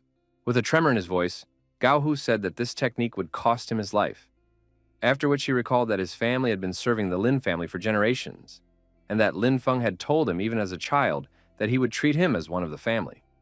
Linfung asked, so what of it? What of it? And had Gao Hu already managed to forget about his loyalty oath? Linfung assumed that Gao Hu shouldn't have forgotten that he was about to become the hero who had obtained the sealing item, which meant that he carried the burden of responsibility for all of humanity. So why wouldn't Gao Hu sacrifice himself for the future of mankind? Gao Hu was about to answer the young master, but in the end, he humbly said he understood. Gao Hu said that he was willing to make this sacrifice, but he was not doing it for the sake of humanity, but to fulfill the vow he had made to his master. Linfung mentally chuckled. After all, this loyalty was utter nonsense. A short while later, Bai Qingfeng was strolling through the city park. As he got closer to the fountain, Bai Qingfeng noticed that there was something wrong with the water in it, as suddenly, the water from the fountain rushed towards him, turning into a huge block of ice. But Bai Qingfeng managed to dodge. The Demon King realized that someone was clearly trying to kill him, but leaving him no time to ponder, the invisible enemy attacked Bai Qingfeng again, this time raising the water from the fountain into the air. After that, all that water in the air instantly turned into ice blocks. The Demon King wondered why the hell the pond had frozen over in an instant. He assumed it was SS rank. Except, when did he have time to insult someone of that caliber? Without giving Bai Qingfeng any extra time, the enemy attacked him, bringing down all the ice, after which Bai Qingfeng was completely buried under the ice. Guo Hu was able to obtain this kind of power thanks to the forbidden SS rank technique, giving the user immense strength in exchange for an exorbitant amount of life energy. Unexpectedly, Bai Qingfeng was alive and even managed to get out from under the ice. And what amused him was that Gao Hu's attack managed to do him any harm at all. Bai Qingfeng told Guo Hu that the latter was the first person who had managed to injure him. However, that's all he'll be able to accomplish. Gao Hu turned to Mr. Bai and explained that out of respect for him, he wished to end everything in one blow so as not to cause unnecessary suffering, after which he used the endlessly exuding life force. Bai Qingfeng couldn't agree with Gao Hu's words, but he was still curious to see what the SS rank could do. Suddenly, the blood that dripped from Bai Qingfeng's face turned into bloody ice, immediately after which it attacked him. But Bai Qingfeng managed to dodge such a sudden attack. The Demon King was surprised that Gao Hu was even able to freeze his blood because it meant, before he could think about it, he was bent over from the cold inside. He felt as if he were slowly turning to ice from the inside out. Gao Hu told Bai Qingfeng that he had gotten it right. He was able to control any liquid, including the blood inside the human body. Looking a little closer, Gao Hu was surprised as Bai Qingfeng's blood was somehow different from the rest of the people. More importantly, it's blood that's not even under his full control. Since that was the case, Gao Hu decided to use another, more brutal method. Gao Hu released his aura. The sky was covered in clouds, and an icy flame ignited in Gao Hu's hands. Seeing such a concentrated black-colored substance, the Demon King realized that it was mana. Bai Qingfeng asked Gao Hu how a person like him only dared to use mana like demons, and wasn't he afraid of going crazy because of it? To which Gao Hu replied that it was for the young master's sake and for the glory of the Lin family. The weather kept getting worse, and lightning began to strike in the sky, after which all of the water rushed towards Bai Qingfeng while turning into ice blades. Unable to dodge so many attacks, Bai Qingfeng only had to block them with his body, while taking damage little by little, until Gao Hu roared loudly and attacked Bai Qingfeng with everything he had, creating a huge ice blast. After that, the attack stopped and the entire park was strewn with blocks of ice. Having expended too much life force, Gao Hu fell to his knees and tremblingly tried to hold on. After overcoming his trembling, Gao Hu exhaled and said that it was finally over, which means his life is also over. But Gao Hu suddenly heard footsteps approaching, which clearly surprised him. Looking at the living Bai Qingfeng, Gao Hu asked, how was such a thing even possible? Shaking off the icy dust, Bai Qingfeng said that it was over, after which he replied that he hesitated. Bai Qingfeng even praised Gao Hu since he was able to reduce his health to such an extent. Although if you thought about it, he didn't take down that much. In any case, since Gao Hu was done, it was his turn to attack. Still unable to believe what was happening, Gao Hu said that it couldn't be. But Bai Qingfeng reached out his hand to the face of the panicking Gao Hu, whereupon he said that in that case realizing his fate, Gao Hu bowed down and asked Bai Qingfeng to just kill him, because he wouldn't be able to live much longer anyway.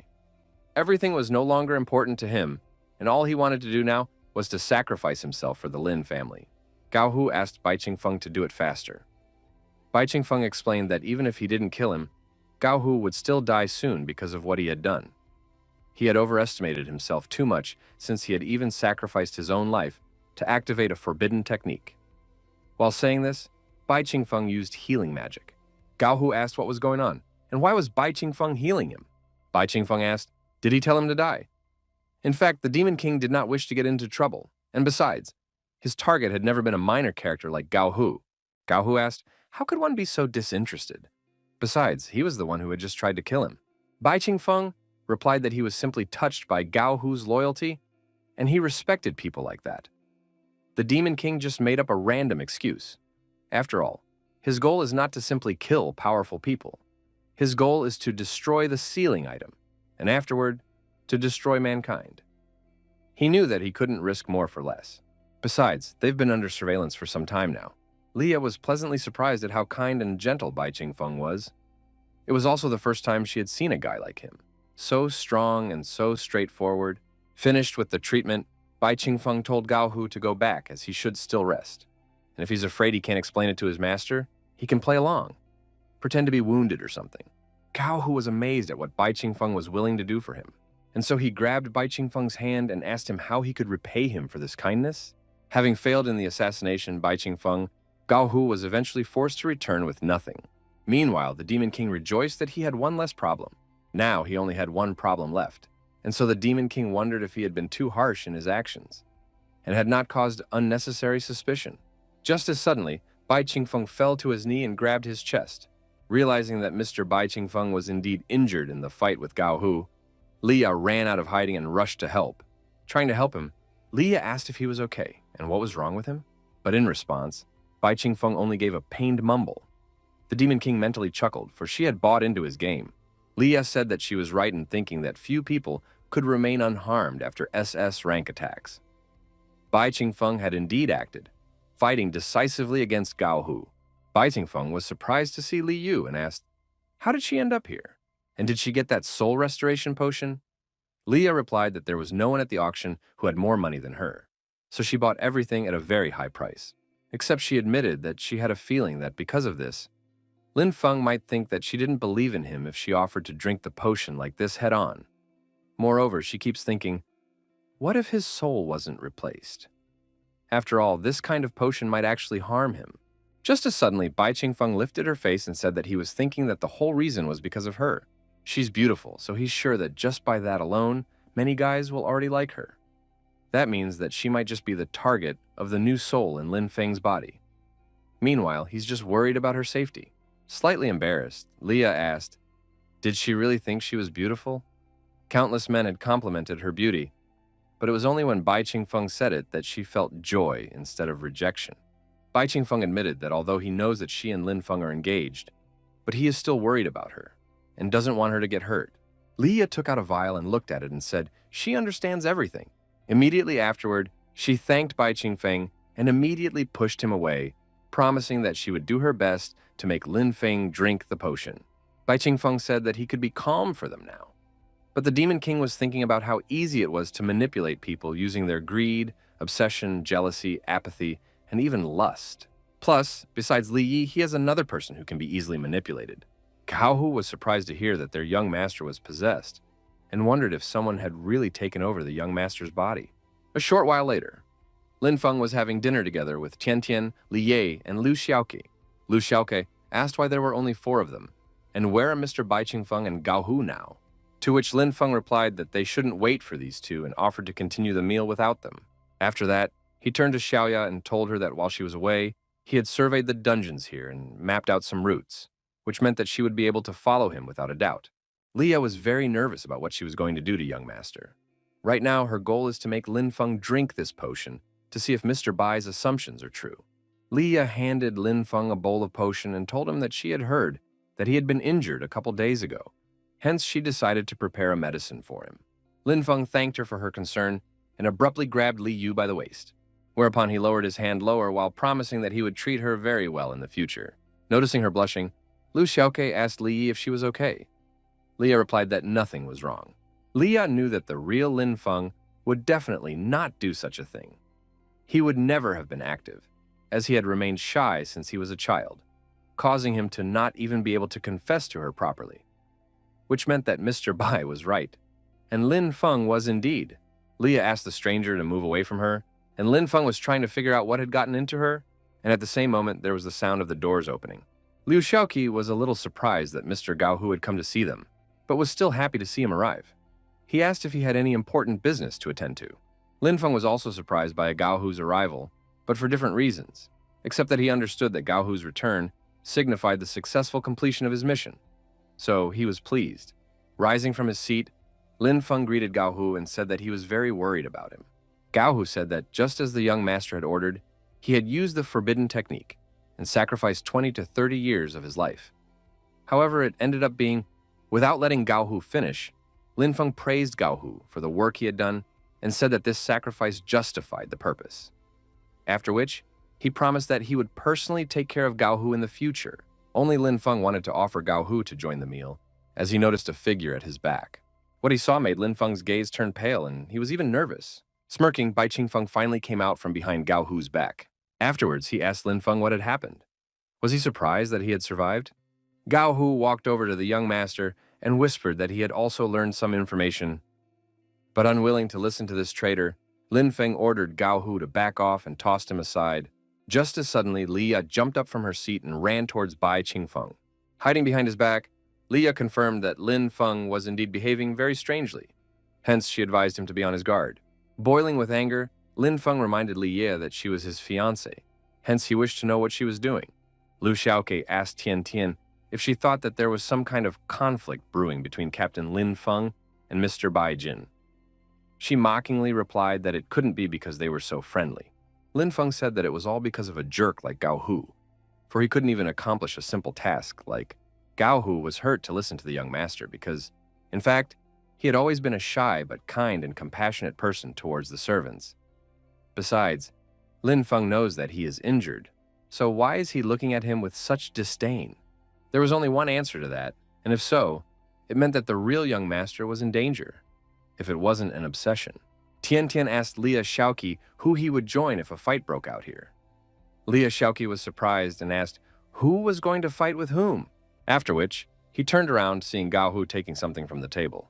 Gao Hu admitted that he had failed in his mission, and therefore he agreed to be beaten and scolded by the gentleman. But before doing so, he advised the gentleman to think about his body. And so Gao Hu asked him to take some medicine, as he was very worried. Without listening to Gao Hu, Linfeng snatched the bowl and growled that in the end, trash would always remain trash. If he couldn't fulfill his mission properly, then all he could do was bring him medicine. Linfeng drank the medicine since they are in plain sight, causing him to not be able to lose face completely. Just as suddenly he felt the fight and veins swelled up all over his body. Immediately after that, Linfeng started strangling himself. The real Linfeng explained to the fake that he was the one that Li Ya was taking care of. The fake was amazed that such a thing was even possible. Li Ya, Gao Hu were astonished that something had really happened to the young master. Only Liu Xiaoqi, who did not know what the matter was, asked the captain what had happened and who was he addressing. The Demon King wanted Linfun to hurry up and play out a grand scene here, and the bigger the scene, the better. Even if Linfun was the only one who knew the location of the artifact, he didn't care anymore, because Linfun wouldn't be able to gain the upper hand anyway. Meanwhile, the real Linfun fought the fake one, demanding that he return his body. Just as suddenly, Linfun pulled the tablecloth, overturning all the dishes. Immediately after which, he ran away. Liu Shaoqi asked where he was suddenly in such a hurry. Right now, the real Linfun was fighting him for his body, while he couldn't let everyone know that he was a stranger in this body. Leah was now convinced that there was something wrong with Linfun. Gao Hu asked what should they do now. But Leah admitted that she didn't know it herself, and the Demon King and Tian Tian looked at each other as everything went according to plan. Meanwhile, Linfun went up to his room and began to write that he was the real Linfun, whose soul had returned to his body after coming from another world. However, he would soon disappear as he no longer owned this body. With tears in his eyes, he wrote that this might be the last time he uses this body as his own, and given that, he should leave behind something useful. Alternatively, it was a map of a bastard who came from another world. From his memories, he realized that the future of this world was spelled out in the book Hero Defeats Demon King, and since he had memorized everything from that novel, he would leave the details to someone he could trust. This story begins with a brilliant guy named Li Hei. In the future, he will be the hero of the story, and it was worth leaving his native place and coming to the big city, as he immediately came across one hopeless scum, which had to be killed. That scum was Lin Feng, and it was after that Li, he was hated by the Lin family. It was because of this that Li. He had a very hard time, however, in the end. Before the first snowflake fell to the ground, the chosen one, Li, he kills the Demon King.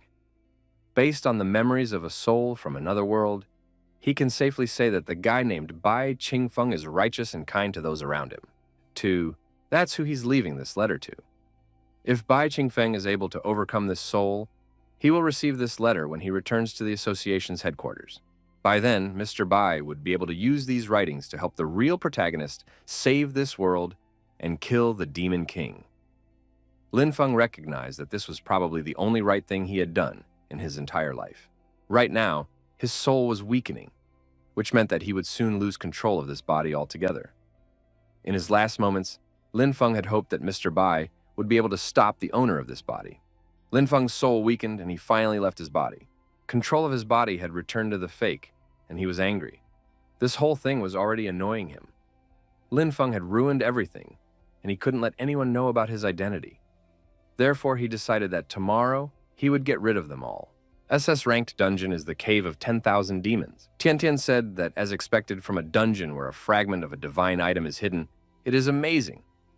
Looking at the statues, Liu Shaoqi asked, "Where are all the demons? And did Captain Linfun do something?" Without wasting any time, Linfun walked up to the divine artifact fragment. As planned before, he was finally able to obtain it. Realizing what was coming, Li Yao whispered to Gao Hu to be ready to snatch the fragment while trying not to hurt Linfun. Only when the fragment fell into Linfeng's hands did he immediately start bombarding his companions with magic. It was because the power of this fragment could give immense power to any awakened person. Barely dodging the young master's attack, Gao Hu asked why the latter was doing this to them. But he had already rushed past them and ran for the exit. He asked them if they thought he wouldn't know what they were up to, and if so, he advised them to stay here and wait for the dungeon demons to kill them. And since that was the case, he advised them to stay here and wait for the dungeon demons to kill them. Once he got rid of these guys, there would be no more who could doubt his identity. Feeling threatened, Leah ordered everyone to stand by. Immediately afterward, all the demonic statues dropped their stone shells and rushed towards the awakened ones. Bai Qingfeng ordered everyone to run away from here right now, to which Tian Tian replied that they wouldn't make it in time. Linfun had lured them here and badly harassed them, so they definitely wouldn't be able to outrun all those demons. Bai Qingfeng said that he would cover their retreat, and so he asked them to hurry up. Everyone was amazed at what they heard and wondered if he had decided to sacrifice himself for them.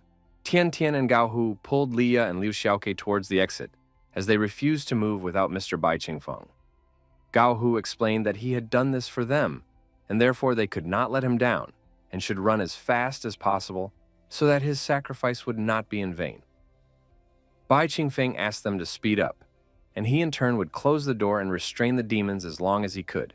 As she ran away, Tian Tian thought about the Demon King saving them. People, even though it was not beneficial for him.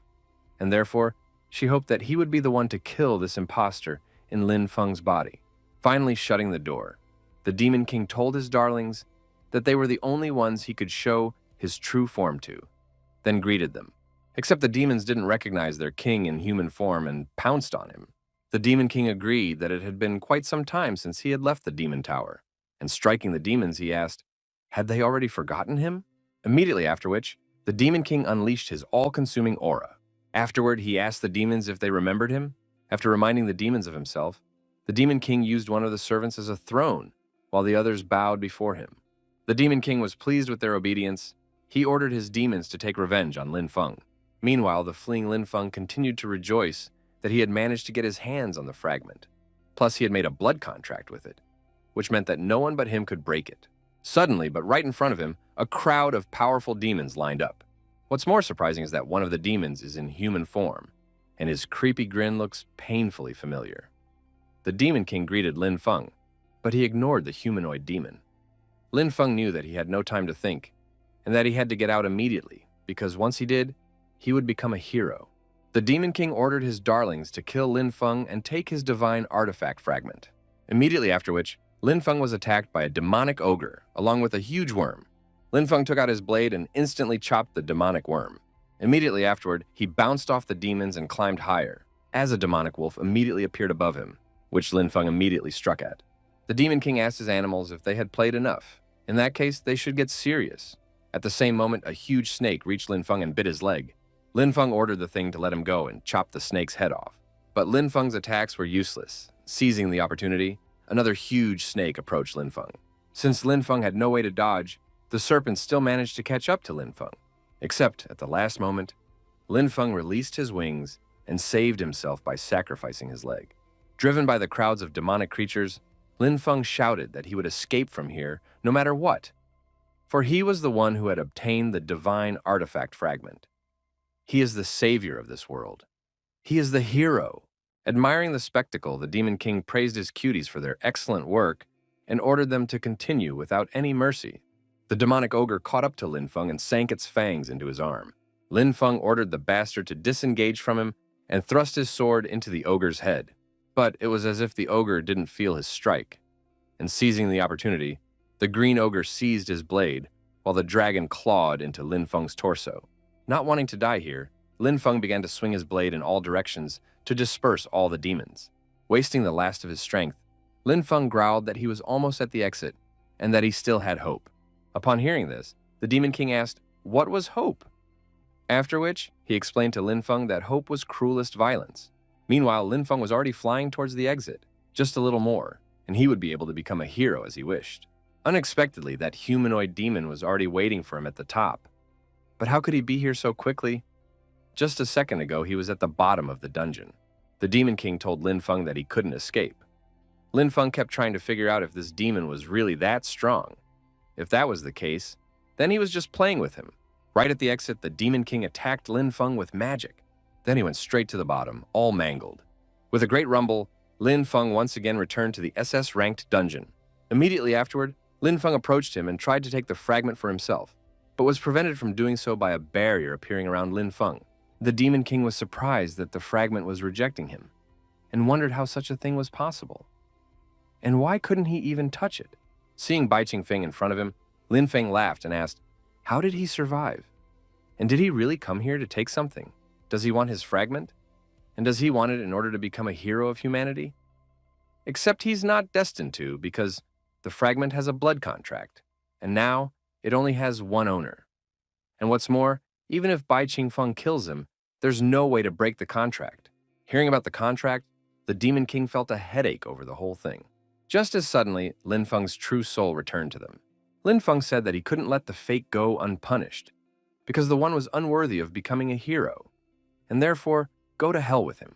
The Demon King assumed that the soul of the real Linfun had manifested because the soul of the migrant was unstable due to the wounds he had received. Linfun influenced the shard, after which the settler asked, what was that shard doing? Linfun asked the settler not to forget that they were both owners of this bloodline, which meant that he could also cancel the contract he had made. With True Linfeng's help, the contract was canceled, and the divine artifact fragment was returned to a derelict state. The immigrant told Linfun that he was just a crazy idiot and asked if he knew how much effort he had spent to obtain the fragment. The migrant explained that if he sealed the Demon King, he would be world famous. But he was thwarted by the body's true owner, who was a stubborn freak. The settler said that now it's no wonder everyone thought he was scum, because he fully deserved to be killed by the protagonist at the beginning of the story. Linfun explained that even though the migrant had the knowledge from the novel as well as the blessing of the fragment, he was still too corrupted.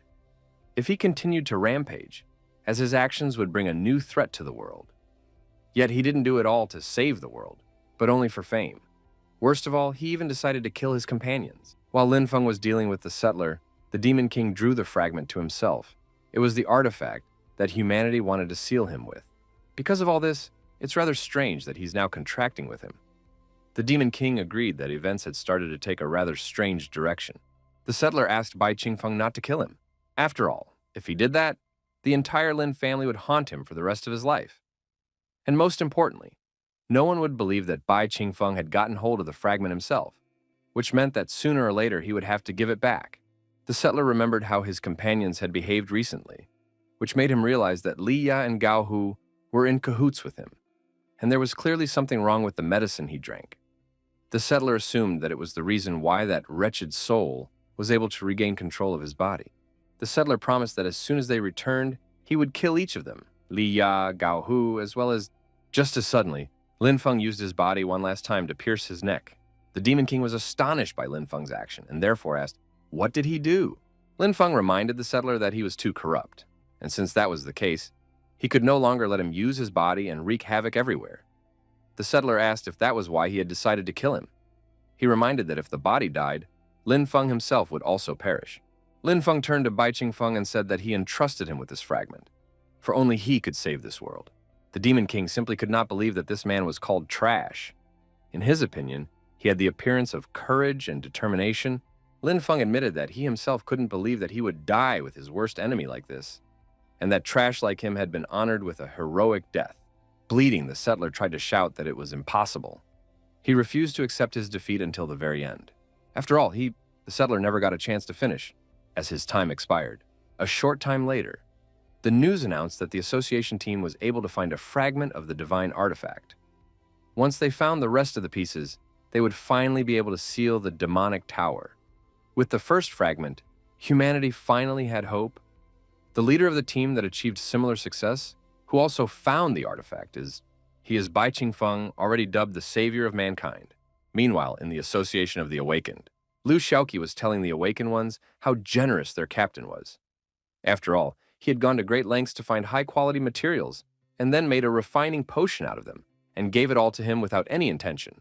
Gao Hu said that their captain was the kindest man he had ever met. He even forgave the murderer who had been sent after him and even helped him to see the truth.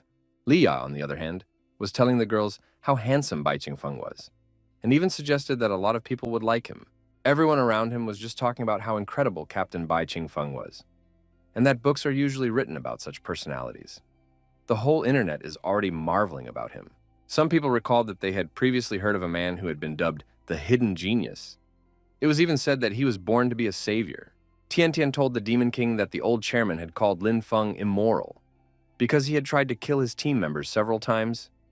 Therefore, the association decided to completely hide Linfeng's existence and declared that Bai Qingfeng had been the leader from the beginning, so all the glory belonged to him alone.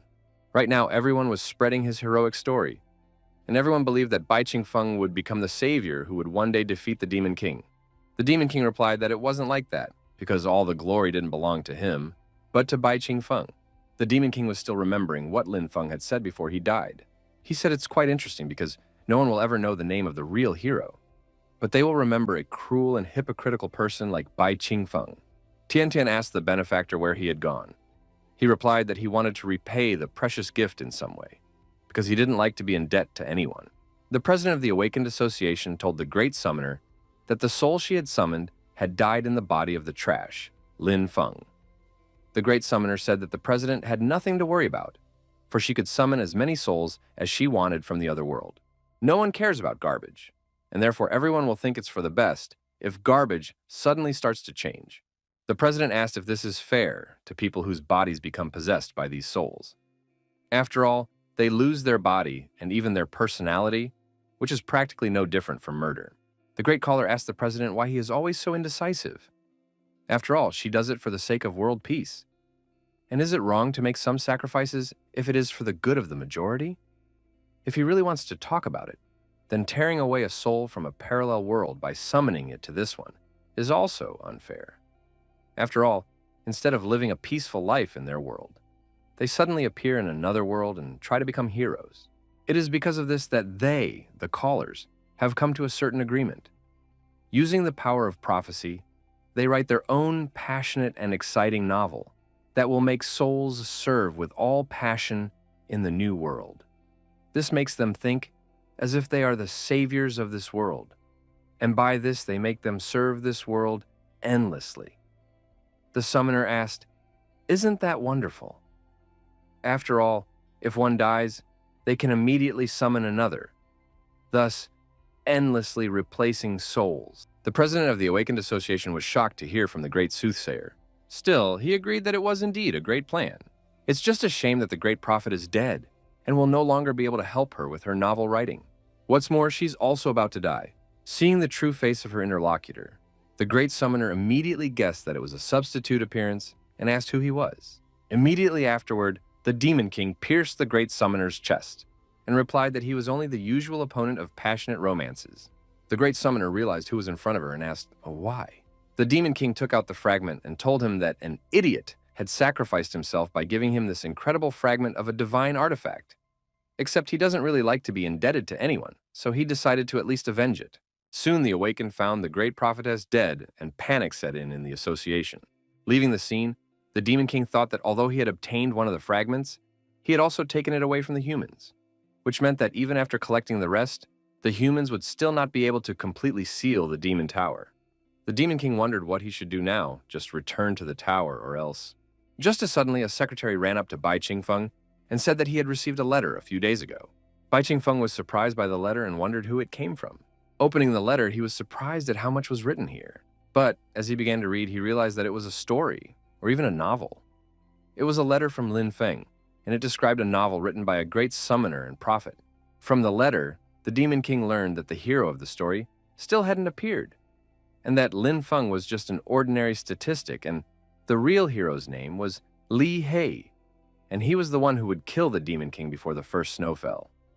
And since that was the case, why wouldn't he stay among the humans and kill this genius? A short while later, a huge demon attacked the group of awakened ones, but one of the awakened ones struck the demon with a bolt of lightning straight to the head, thanks to which he managed to defeat the demon with just one blow and returned to his group. The awakened recognized that they hadn't even expected that the little guy would be able to handle a C-rank monster. Well, since he had dealt with the demon, he could take his reward. Unexpectedly, the awakened man refused the reward, and so he suggested that the others split the reward amongst themselves. He wasn't interested in a reward of such a low rank. The awakened suggested that it was all about the young age, and the awakened one in armor asked Li Hai if he wanted to act together, but Li Hai refused them and explained that he didn't trust anyone and didn't even need teammates. After that, Li Hai and the awakened ones dispersed. Left alone, Li Hai reached for the interface window to collect the reward for killing the monster. This kid's name is Li Hai, and he comes from a small town in the suburbs. Half a month ago, a system panel appeared in front of his eyes. The system sends him new tasks every day, and if he completes them, he gets rewards. For killing the last monster, he received body enhancements 10 times. Li Hai tries to complete as many tasks as possible to become even stronger. After noticing how strange Li Hai was acting, the hunters began to discuss the fact that Li Hai was once again staring at one point and gesticulating. They had talked about Li Hai just half a month ago, but he was acting rather reserved and cautious in every action. They assumed that a happy future awaits such a person. Like any main character in the story, only Li Hai can see the system panel and the tasks to it. That is his specialty. But he knows one thing for sure. If he wants to become stronger, must keep a clear mind and be careful. He still has a long way to go, but he believes that one day he will be able to achieve what he wants.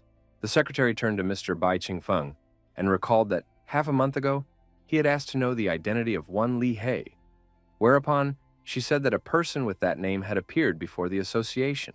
Upon hearing that Li Hai finally showed up, Bai Qingfeng said that he wanted to see him. In passing, Bai Qingfeng asked the secretary what time of year it was, to which she replied, fall.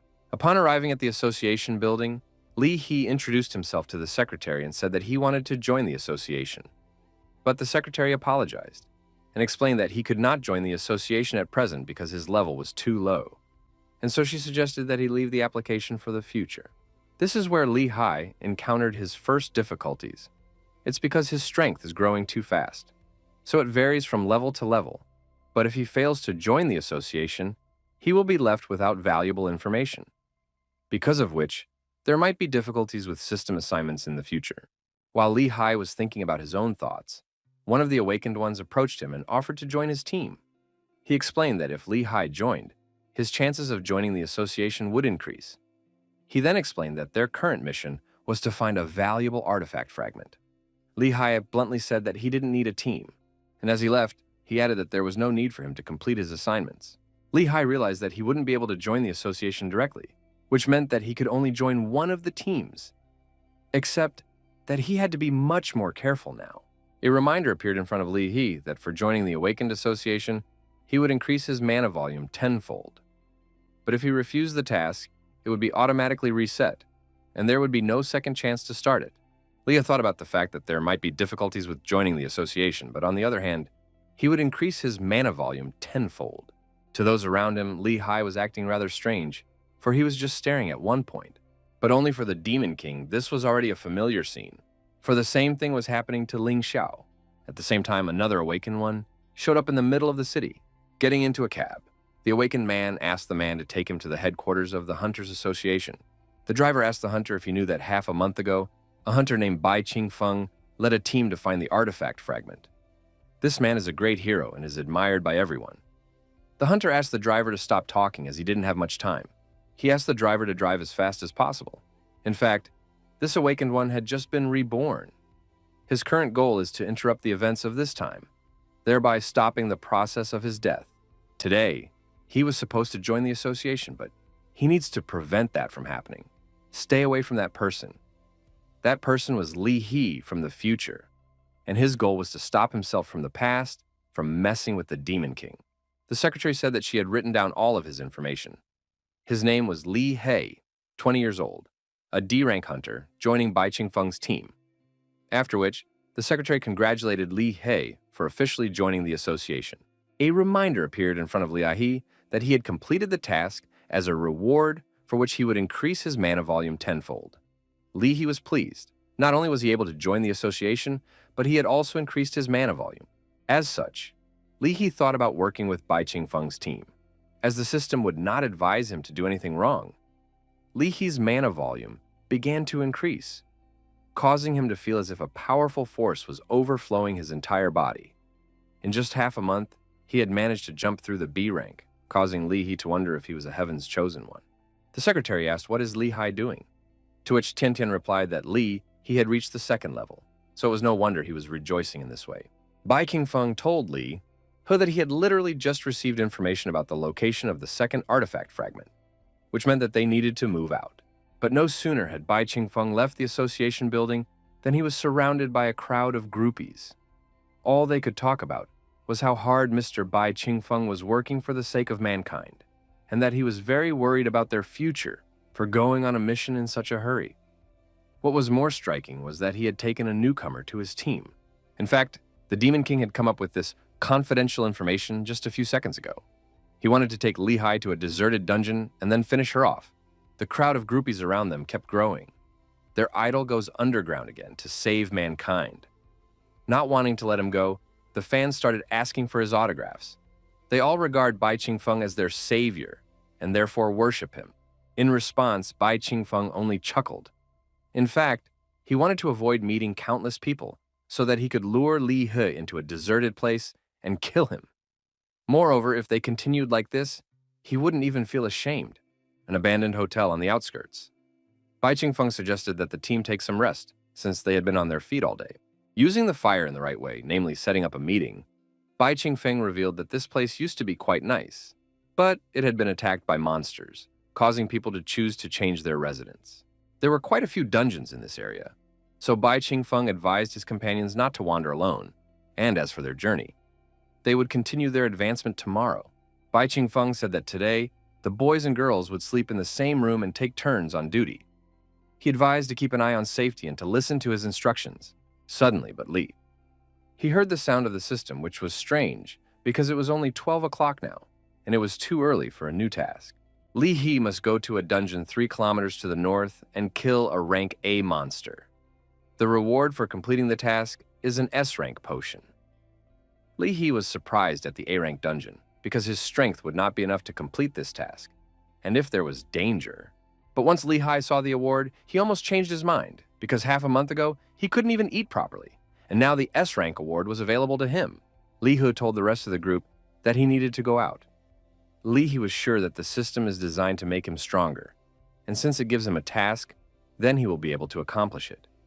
He believes in the system, and believes that maybe he is a god's messenger. Gao Hu asked the guy, did he really listen to the chapter? After all, it is quite dangerous outside. To which the guy replied that he had some business of his own, that he would return in the morning, and he couldn't put it off. Li He felt that if he intended to become stronger, he shouldn't do things the way most people do. Although he realizes that the others will criticize him, it's not that big of a deal. Leah said that the captain shouldn't have taken that scared chicken. But Tian Tian reminded that their head had noticed that Li He had talent, so he wished to take a closer look. Liu Xiaoke asked what would happen if he died. Then he reminded the chapter that there were quite a few A-rank dungeons here. The Demon King was pleased that Li Hai himself had taken the first steps. While the others would go to bed, he would help Li Hai solve everything. A ranked dungeon, paradox stage. Once in the dungeon, Li Hai began to look around for the puppet he should kill, and while Li He was looking for her, the puppet slowly descended behind his back. Immediately afterward, the puppet pounced on Li Hai, but he managed to block her blow. Almost taking the enemy by surprise, the puppet bounced back to prepare for the next attack. With only one strike, the puppet managed to wound Li He's arm.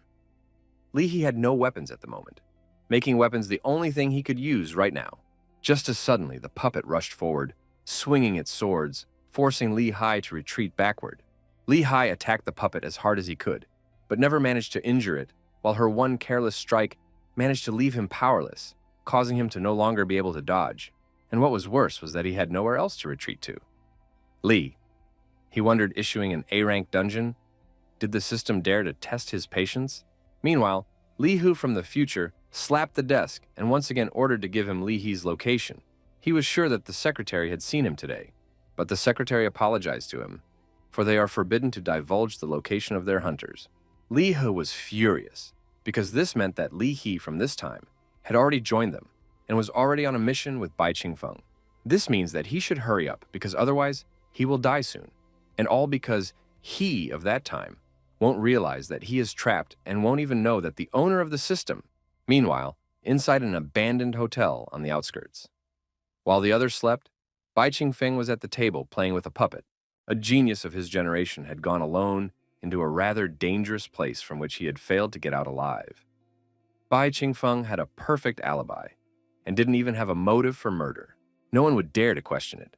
The puppet and the system panel are all just part of its attributes that help create the perfect trap. The central office asked the Lord, what would be the next task for Li Hai? To which the Demon King replied that there would be no next assignment, as this evening would be Li He's last. After so long, the Demon King finally returned home, making him feel much better. After killing Ling Xiao, he was already bored, but he had no idea that he would soon be the new hero. The Demon King picked up one of the shards of the so-called system left here since Ling Xiao's death. Thanks to the system, Ling Xiao was able to obtain quite a few good weapons and potions, relying on the advice from the system, which was simply amazing. After affecting the shards of the system, the Demon King reassembled the interface, and then the system recognized the Demon King as its new master. The Demon King ordered the system to find Li He, since she was so good at searching. And once the system finds Li He, it should bring him to him. The Demon King advised to give Li He better rewards, so that he would begin to consider himself a god's son, so that he would no longer waste time on constant training. The system should achieve the fastest results possible. The system obeyed the Demon King's order and said that it would need half a month to bring Li He.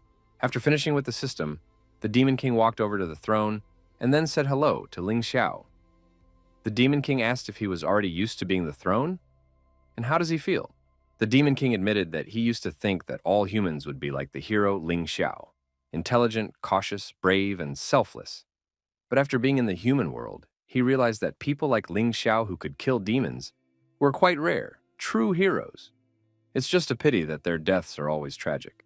As he was about to leave, the Demon King remembered something and told Ling Xiao that his brother Linfun had also become a hero. After which, the Demon King once again left the Demon Tower. Half a month ago, peaceful province, Li He village. Li He suddenly woke up due to a strange sound in front of him. Seeing something hanging in the air, Li He assumed that it was just a hallucination due to hunger. The system welcomed and also congratulated Li He on becoming the new owner of the system. It then explained to Li He that he would be able to receive rewards for completing daily tasks. The system asked if he was ready to change his destiny and become stronger. Li He was surprised by the system and what it offered. But what interested him was the possibility of becoming stronger. Li He fought and completed the tasks of the system as he wished to become stronger. After all, he believed that he was the chosen one. Reflecting the puppet's attacks with his bare hands, Li He shouted to himself that there was no way he would back down, for he believed in himself. Finally getting the chance, Li He attacked the puppet, except that the puppet was faster and therefore impaled Li He with his sword. Li He clamped down on the blade so that the puppet couldn't take it out. Immediately afterward, he cut the strings controlling the puppet. Li He defeated the puppet, which surprised even the Demon King. But unfortunately for him, the Demon King was already prepared for something like this. And so, he prepared an S-rank trap. The Demon King recognized that Li He was worthy of being called a hero of the future. And if he hadn't fallen for the system from the beginning, he might have been able to become the new Ling Xiao in 10 years. But it's too late for that, because Li He is in too much of a hurry to become strong, causing today to be his last day. After barely surviving the fight with the puppet, Li He wondered, wasn't it all supposed to be over? For unknown reasons, the system was in no hurry to give him an S-rank potion. A new figure appeared not far away from Li He and immediately drew the puppet's sword. The Demon King asked Li He what was the matter, and was he already thinking about the words he would say in the next life? Li He wondered, who was this person? He was amazed at how powerful the energy emanating from his enemy was, and wasn't even sure if he could handle it. Before Li He could even notice the movement, the Demon King chopped him with his sword. Meanwhile, in the main hall of the Awakened Association headquarters, the secretary asked the guy why he had come back, to which Li He, from the future, replied that he wanted to make an urgent order. He was willing to pay as much as she wanted, as long as he could get an awakened person with the teleport skill as soon as possible. He needs to get there as soon as possible before it's too late.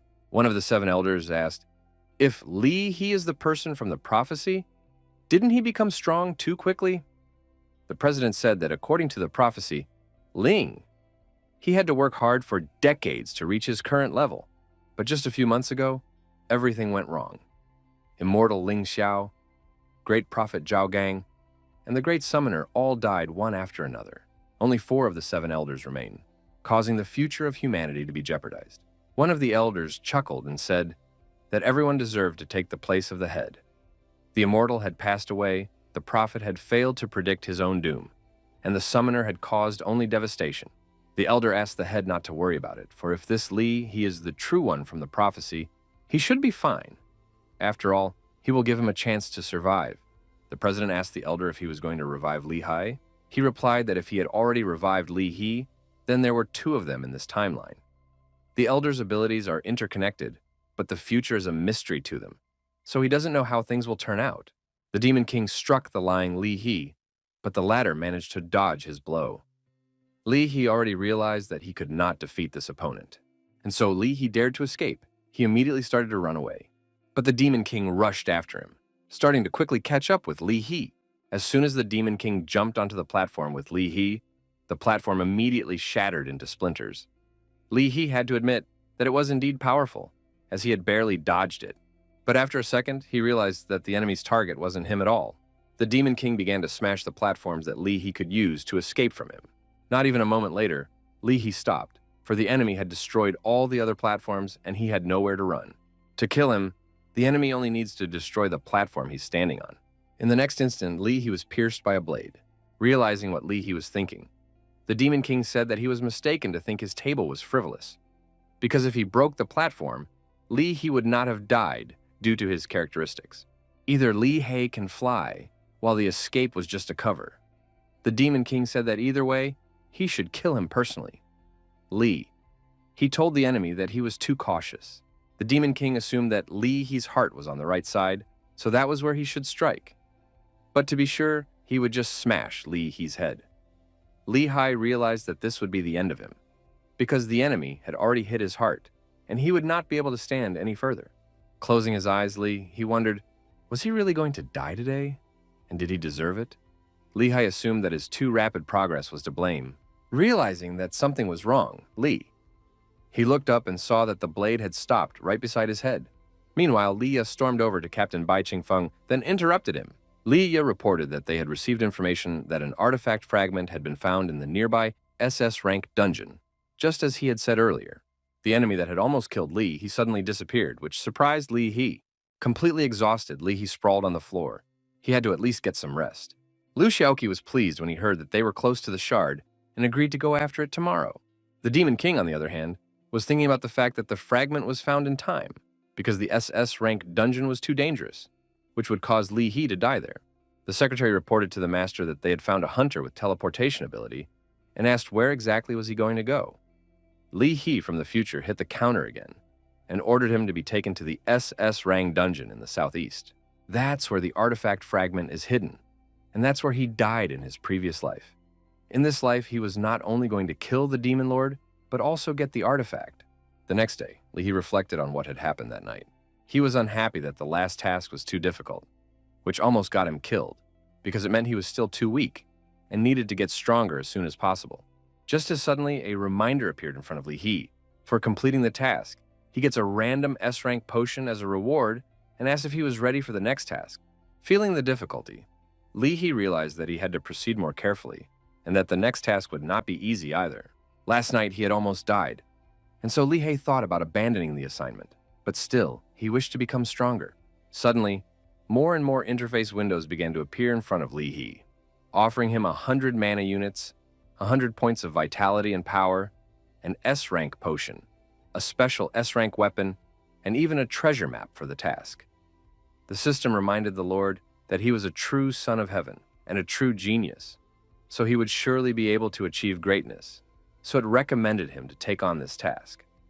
After that, the system continued to offer him more and more rewards. He was amazed at how many rewards the system was willing to give him, and was ready to accept, because now he would definitely be able to become the strongest.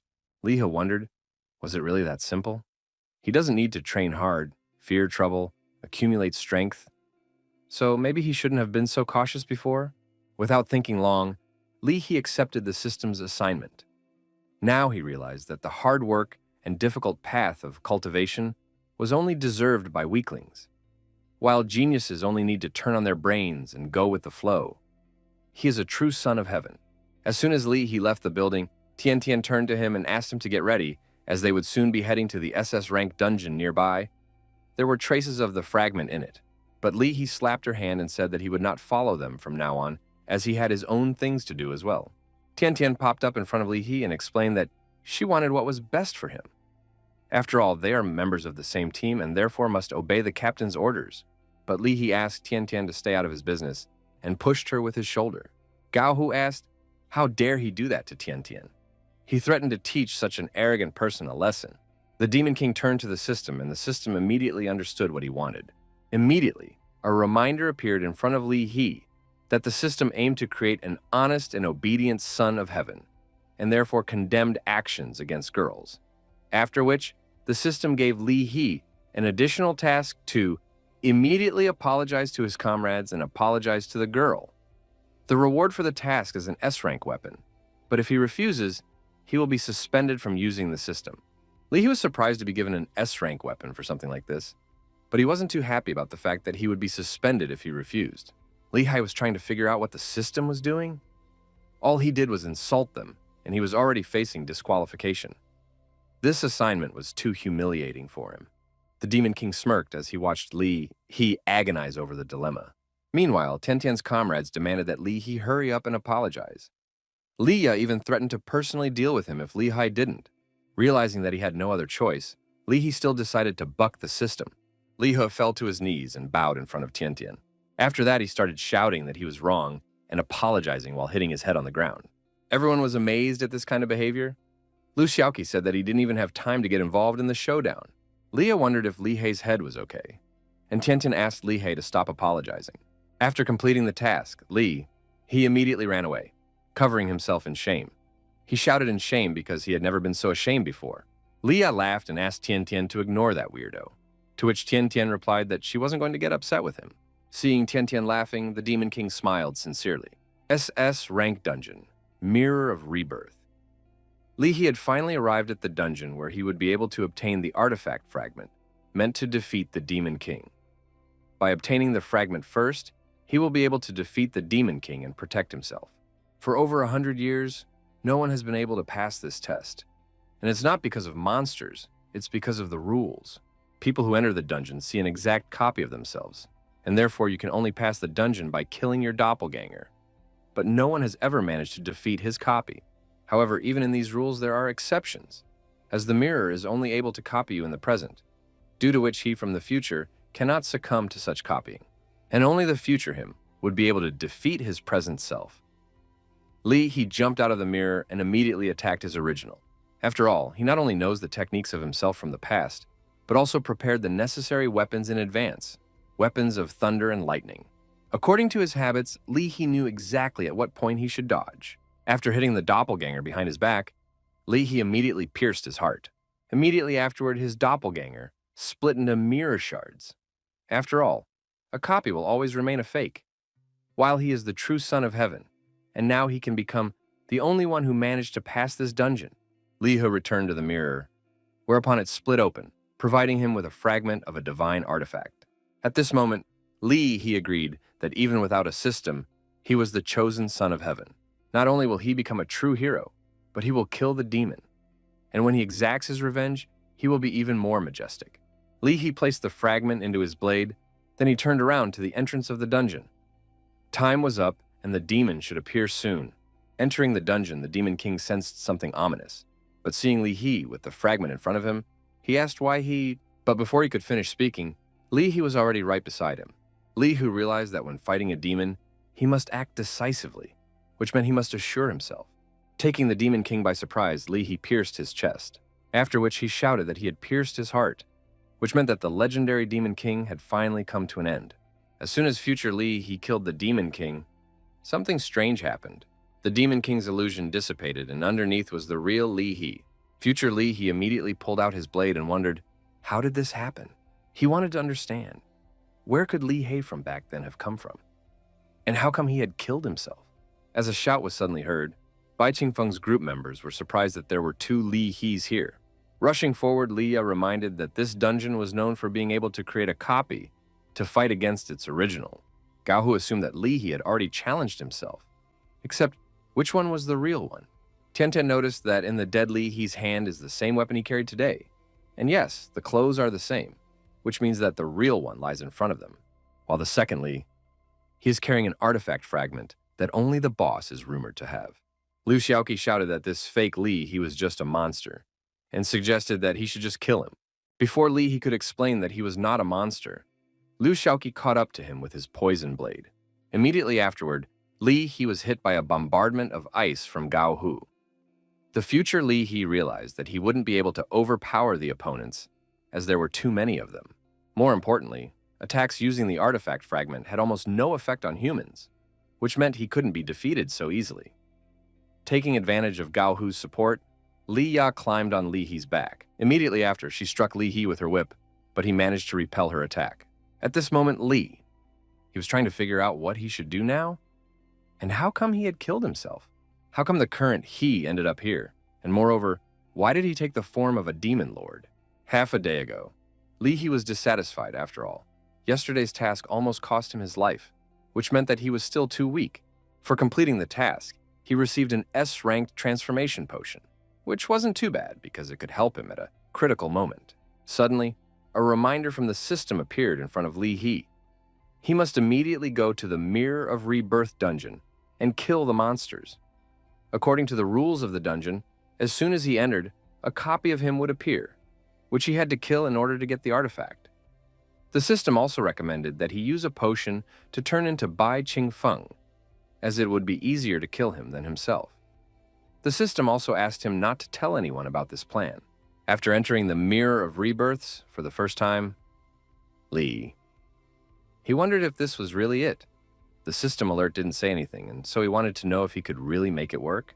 Suddenly, he noticed that there was a copy of him nearby. And since that was the case, the system had made the mistake of offering him a potion to drink. Also, he was trying to figure out why there were so many scars on his copy's face. After all, it could mean that there was something wrong here. If only it wasn't for the artifact fragment that the boss should have. Before he could realize anything, the copy stabbed through his chest, satisfied that he had finally killed the Demon King. He tried to figure out what his copy was talking about, calling him a demon lord? He wondered if he was dead, and why had everything happened so quickly. He still couldn't understand how everything had happened, after all. He had followed exactly the instructions of the system that said he was the chosen son of heaven. So he tried to understand at what point did he stumble. At the same time, the future Li He, caught under attack by Tiantian's fire, was trying to figure out what he had done wrong? And why was everything fundamentally different from his previous life? After all, in the past life, everything developed completely differently.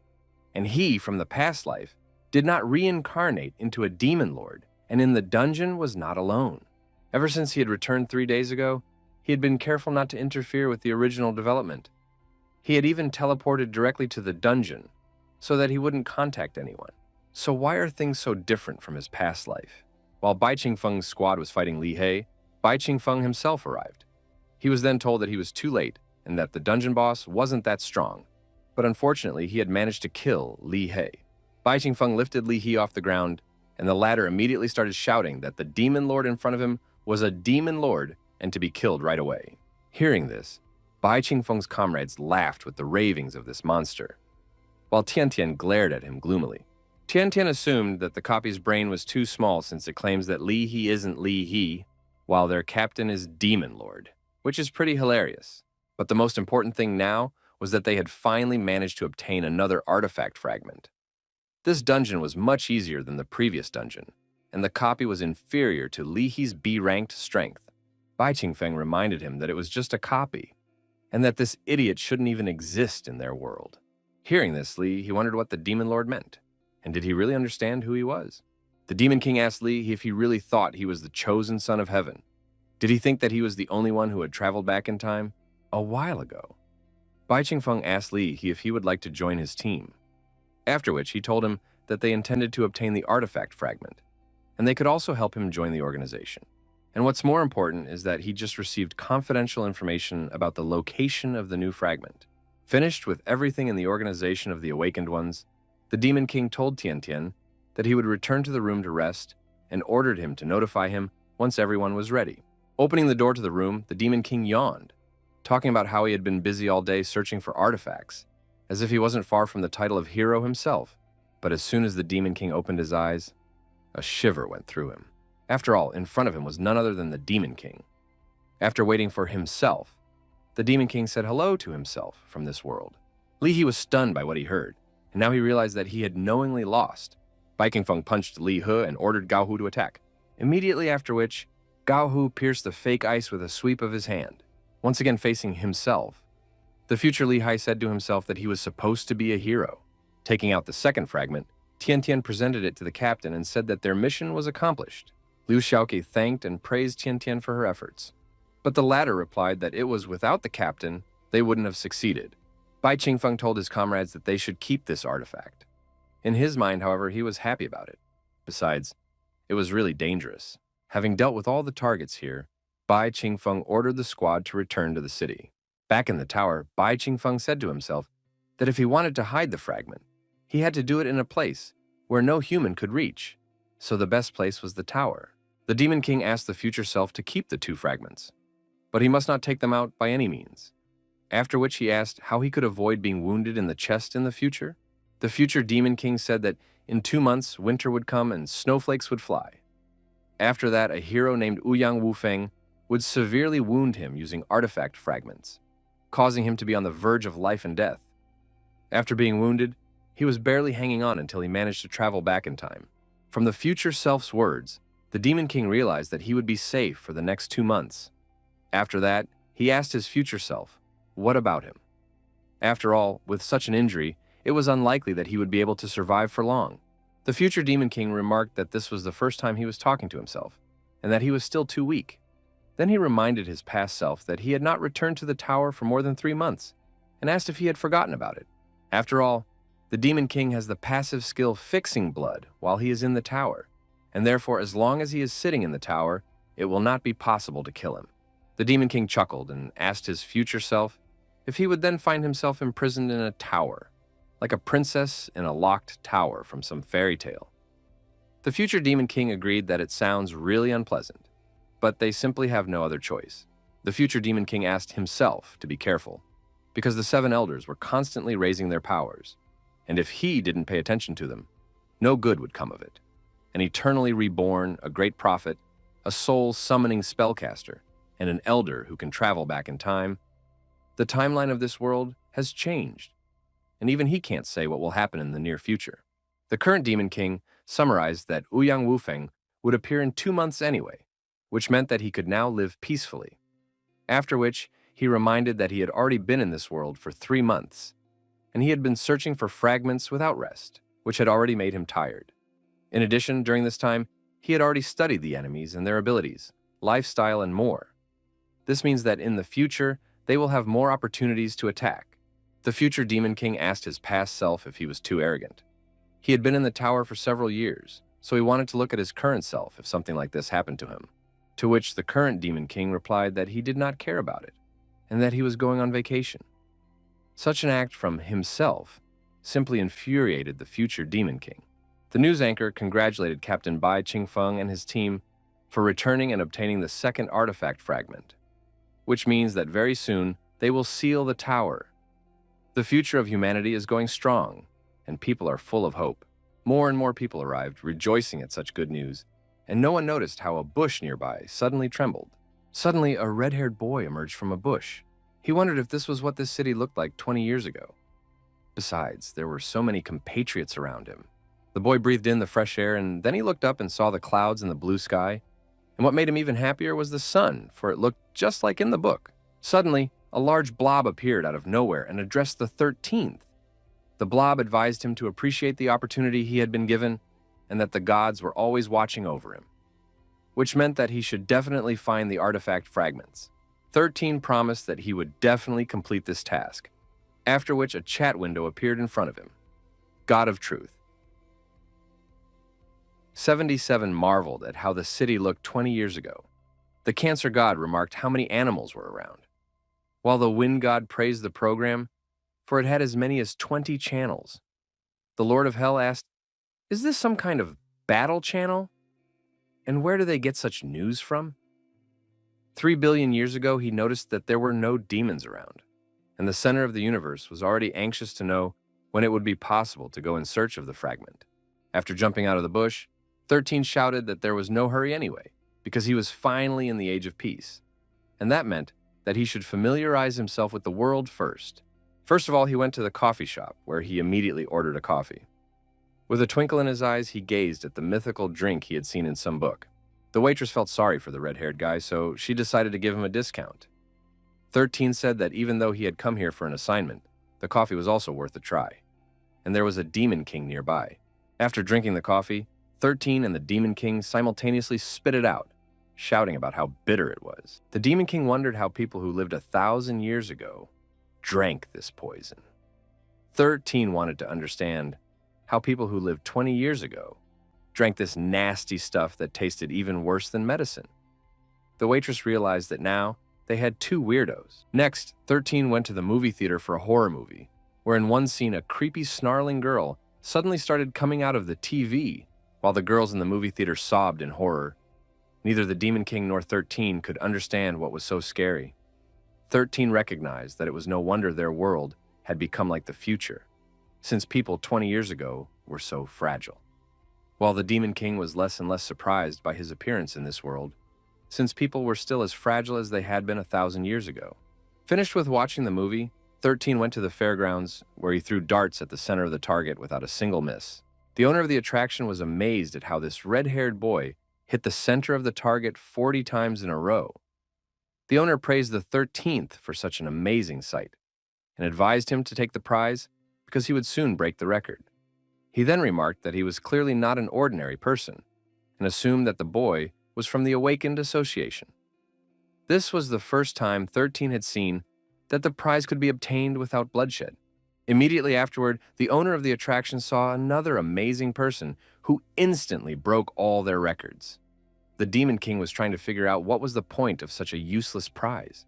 The people around admired the performance of the 13th, and the Demon King started getting hit on by girls.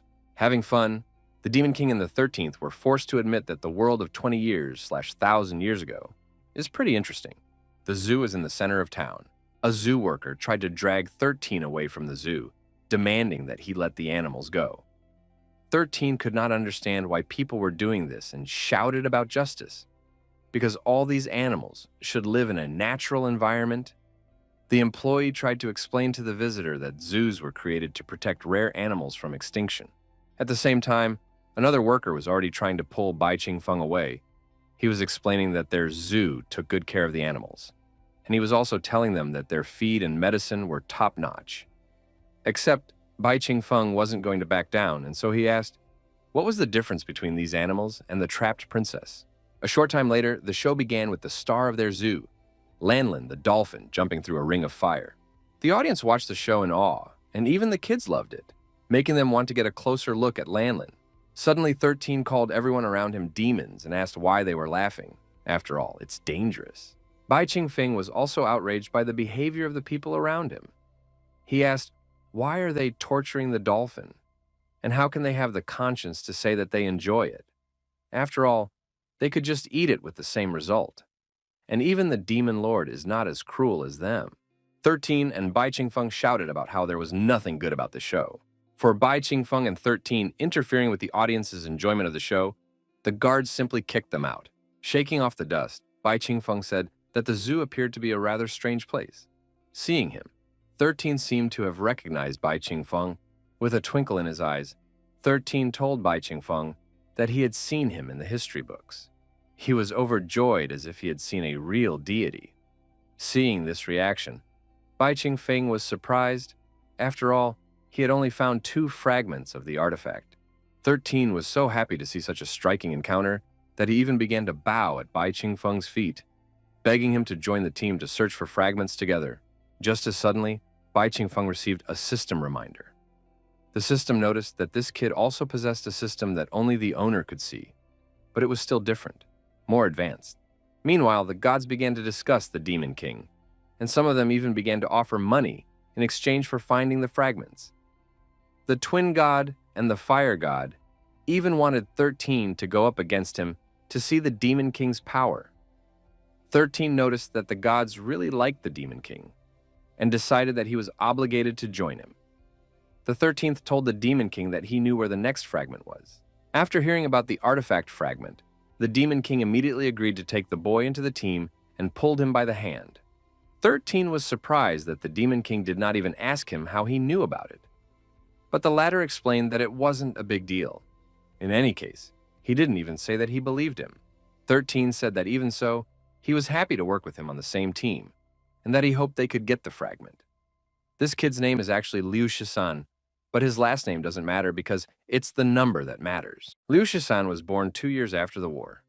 Since the Demon Lord would be seriously injured and killed in 2 months, the balance between the demon race and humans would be broken. The ensuing war was imminent, as demons that no longer felt in control flooded into the human world, after which the entire planet became a battlefield. For the next 5 years, the words "end of the world," "war," "death," and "survival" would take the place of bedtime stories for children. But the battle between demons and humans was expected. Later, humans discovered that while demons are not easy to kill, they can at least be dulled. Money, materials, enemies, weapons. humans turned out to be much scarier than demons. It is said that the demonic race emerged from the negative emotions of humans, but no one could have imagined that a very grand event would happen 5 years later. That year, when Liu Shisan was only 3 years old, a god suddenly appeared on their planet. Because of the fight between demons and humans, he finally decided to come out. God is a multi-dimensional being who is above all living things. He watches over all species of this world. Their planet became considered a hall for live broadcasts, and people were forced to fight for the amusement of the gods. The drop-shaped creature congratulated 13, for he had killed the remaining 99 players of this world and won first place, and as a reward, he received 1,000 coins.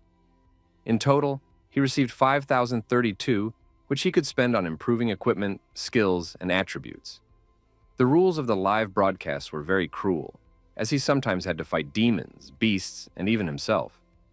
In the future, humans became mere toys in the hands of gods. The gods mocked the suffering of the humans. After a few years, the indigenous population had noticeably decreased. By the time the Demon King died, only a tenth of humanity remained. Almost all animals and plants were extinct, and 99% of the water and soil sources had become unusable. But after, God began to nourish human beings. People began to live in cages like animals in zoos, and the gods kept sending them into battle. Since the wilderness was no longer habitable, the cages protected the remaining survivors, who were given everything they needed to live. When Liu Shisan turned 10, he received his number, 13. He lived in Park 12, cage number 48. The children born after death were called the War Generation, and then they became slaves. Since God was not willing to just keep them alive, people were forced to create a show for them to get a chance to continue living. The planet had changed a lot. They lived as if they were living in the time of ancient Rome, when slaves fought wild beasts for the favor of their masters. Therefore, the generations that followed did only one thing. They strived to learn how to fight in order to kill their rivals. The gods showered 13 with coins since he was very strong. They even wondered if he would become the strongest. The twin gods suggested sending him to battle the Demon King from 20 years ago. Liu Shisan was happy that he was able to win the favor of the gods after all, and was even able to become a star player. Thanks to this, when he turned 18, he met an elder who has the ability to travel through time. He was previously one of the members of the Awakened Association. 13 has been given the task to go back 20 years into the past and find a fragment of an artifact that God left thousands of years ago, as he wants to use the fragments to gain access to a release 20 years from now. Liu Shisan wanted to go back to prevent the human and demon race from clashing. He was going to go back 20 years and start a live broadcast. All because 20 years ago, the planet was still prosperous, and the human population was large, while God needs a lot of slaves for his show, and he himself wants to save as many people as possible. Instead of letting 100,000 people die in a war, let them all become God's slaves, because at least that way they can survive. Before returning, the elder said, "Since everyone is dead in the future, why not at least try to save them in the past? Why not ignore the live broadcast and change the past so they don't have to walk under the gods? After all, it was better to fight against the Demon King than to fight against a whole wave of evil." 13 told the Demon King that he was honored to search for the fragments, and that he had heard of him since he was a child. Liu Shisan was much more comfortable here than in the future. He even thought about changing things. But would a caged lion be able to resist its master? The Demon King offered the newcomer to go home with him, where he would introduce the kid to the team. But Liu Shisan was surprised at what he heard and asked, "What is home?" The Demon King remarked that the boy was much less human than he was. In the future, 20 years from now, people have completely forgotten the meaning of the word home and hope. They have nowhere to go because they don't know the way home. Sometime later, 13 arrived at the headquarters of the Awakened Association and told the gods that it was now one of the most powerful organizations in the world, the God of Truth. M77 said that human civilization was magnificent, after which the Guardian of the Galaxy reminded that they were the ones who had destroyed it. The gods were already eager to see the battles between the humans and the Demon King, and also wished they had already visited this world 20 years ago. At the same moment, the Demon King received a reminder from the system. The system had tried to hack Liu Shisan's system, and the current progress had already reached 10%. The Demon King told the system that it was right in saying that Liu Shisan also had a system. The system told the Lord that he was very smart, but the Demon King corrected the system by saying that he was wise and humble. After that, he offered to watch Liu Shisan keep gesticulating in the air, which made anyone could realize that there was something wrong with him. The system reminded the Demon King that she wasn't even human. Looking at this, the secretary agreed with her colleague, the illness left behind by Li. He had already managed to spread to Mr. Bai Qingfeng and the young man beside him. Mr. Bai Qingfeng and that young man started talking to themselves. After completing Liu Shisan's registration, Bai Qingfeng took him to his teammates to introduce them. He said that they were good people and that they would definitely befriend him. Liu Shisan was pleasantly surprised that the Demon King even praised people. As soon as the team members saw Liu Shisan, they immediately greeted their newcomer. Liu Shisan greeted them and said that it was just as good here as at home. Liu Xiaoqi didn't expect their captain to bring a newcomer so soon, and Gao Hu remarked that this newcomer was just as strange as the previous one. Li Ya, on the other hand, laughed and explained to Liu Shisan that this place was not like home at all. It's actually a place where workers gather, which is why it can't really be called home. After all, houses are much warmer and cozier than here. Liu Shisan laughed and admitted that he was very comfortable here as well. After all, it's a lot warmer here than in his real life. Tian Tian welcomed the newcomer to their team and asked what he had done in the past, after which she said that she thought it was important for each of them to live warm, dress well, and never go hungry. That's when life is happy. Liu Shisan pondered the words, Tian Tian, a place to eat and wear warm clothes every day. In the future, God had given them food and shelter, and the inhabitants should have been grateful to him. Thinking back on it, Liu Shisan told Tian Tian that he already had a home. Thinking back to his tower where he from the future is located, the Demon King wondered if he also had a home. Tian Tian said that it was wonderful if everyone had a home.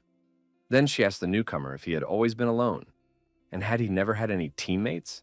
Hearing about the comrades, Liu Shisan once again fell into memories.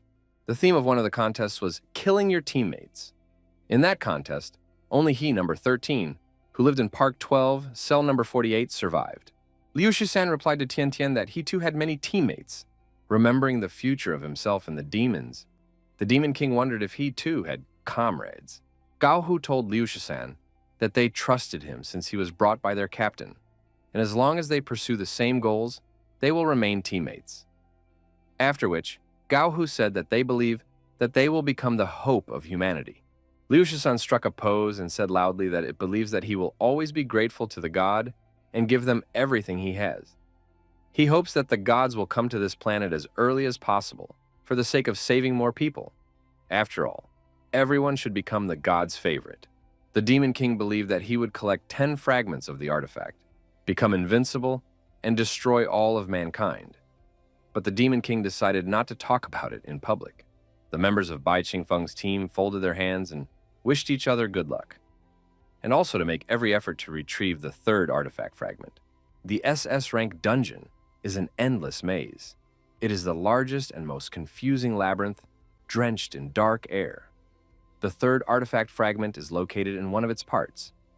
The labyrinth is very confusing and even somewhat similar to the SS ranked double mirror dungeon, as it has very strict rules that must be obeyed. The top floor of the demon tower also has its own laws, due to which the demon on the very top floor and applied bloodlock and unlimited magic power. Liu Shisan said that this was where the fragment of the third artifact he had read about in the book was located. First of all, they would have to pass through the labyrinth, but something surprised even Liu Shisan, namely the fact that all these people were here. It's all about the fact that there are about 100 entrances to the endless maze, because of which hundreds of teams can take part. 2 days ago, the television said that the artifact fragment was in this particular dungeon, and immediately after that, all the awakened people went crazy.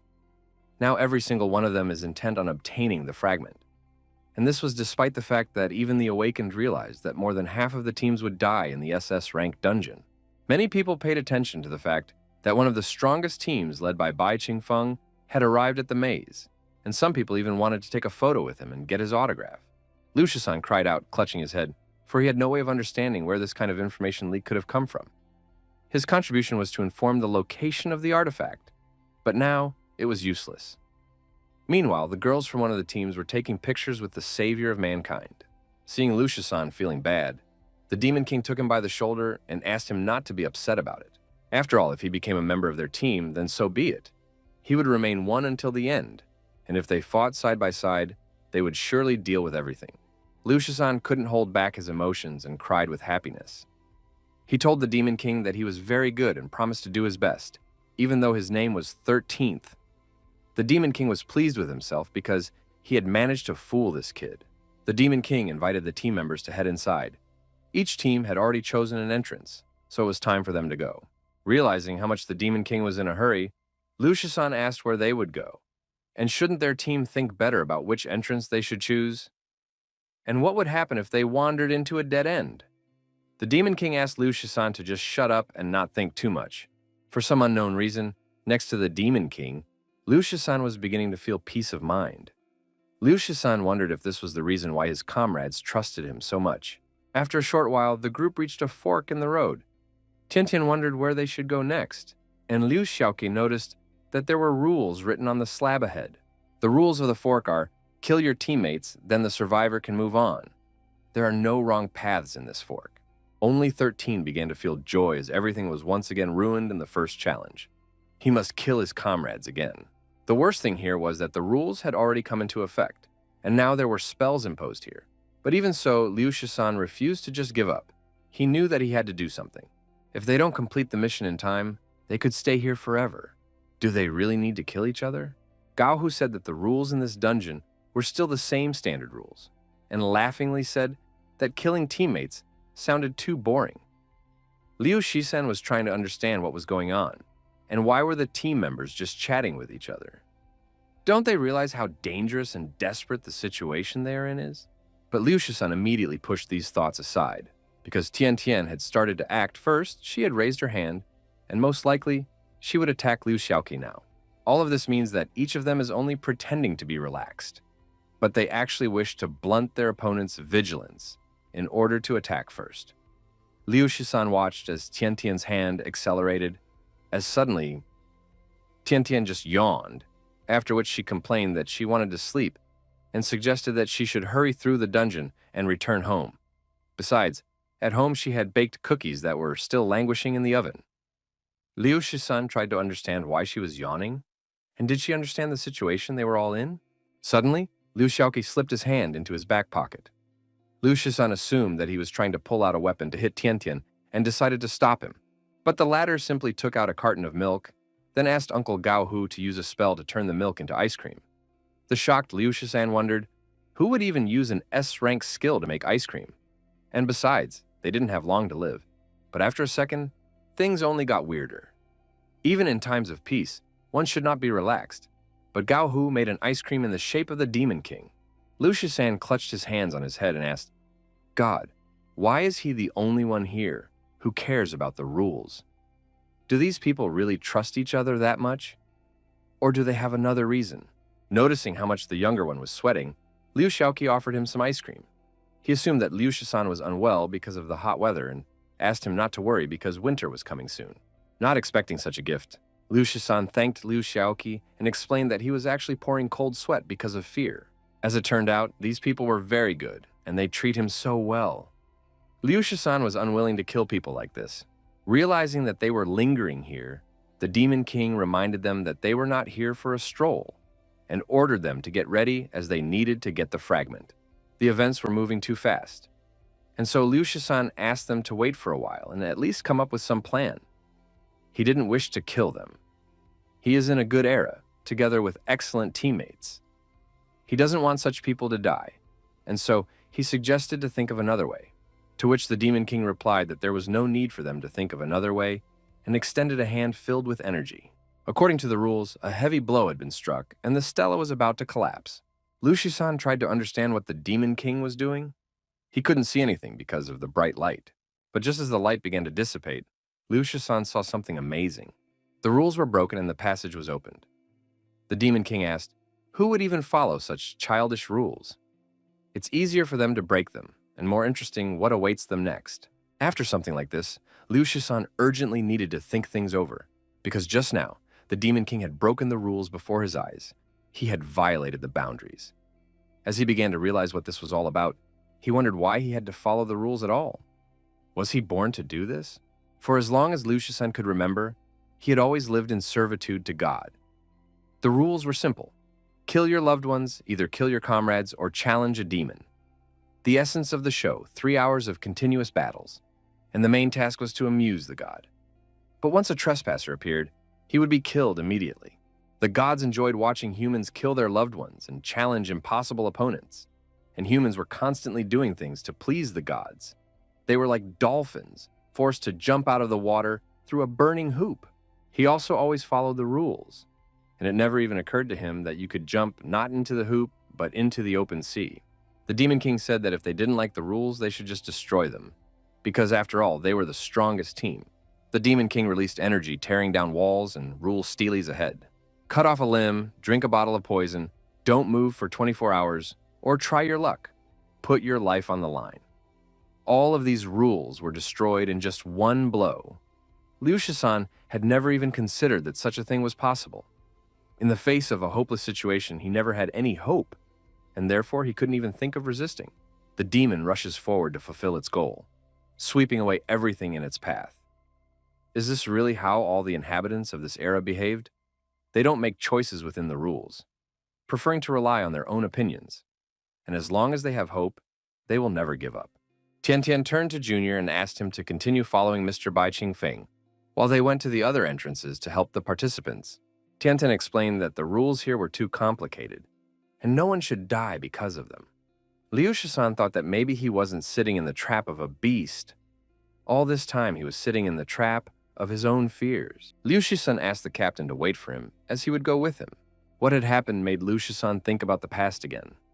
God had indeed sent him here. But who said he had to obey him now?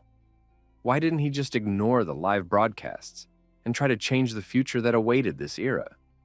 Perhaps he still has a chance to prevent the events that will unfold 20 years from now. At that moment, he replied to the elder that they had no hope, but now he sees it. And that hope is right in front of his eyes. Liu Shisan was eager to grasp this hope with both hands and pave a new future for mankind. Now, Liu Shisan didn't find it surprising that after the rest of the team contacted the Demon King, they stopped fearing anything, all because the demon is the strongest and smartest in this world, and only he can give those around him this kind of faith. Except something strange happened. Seeing that the fragment was gone, Liu Shisan immediately asked who had beaten them to it, and how dare he do it.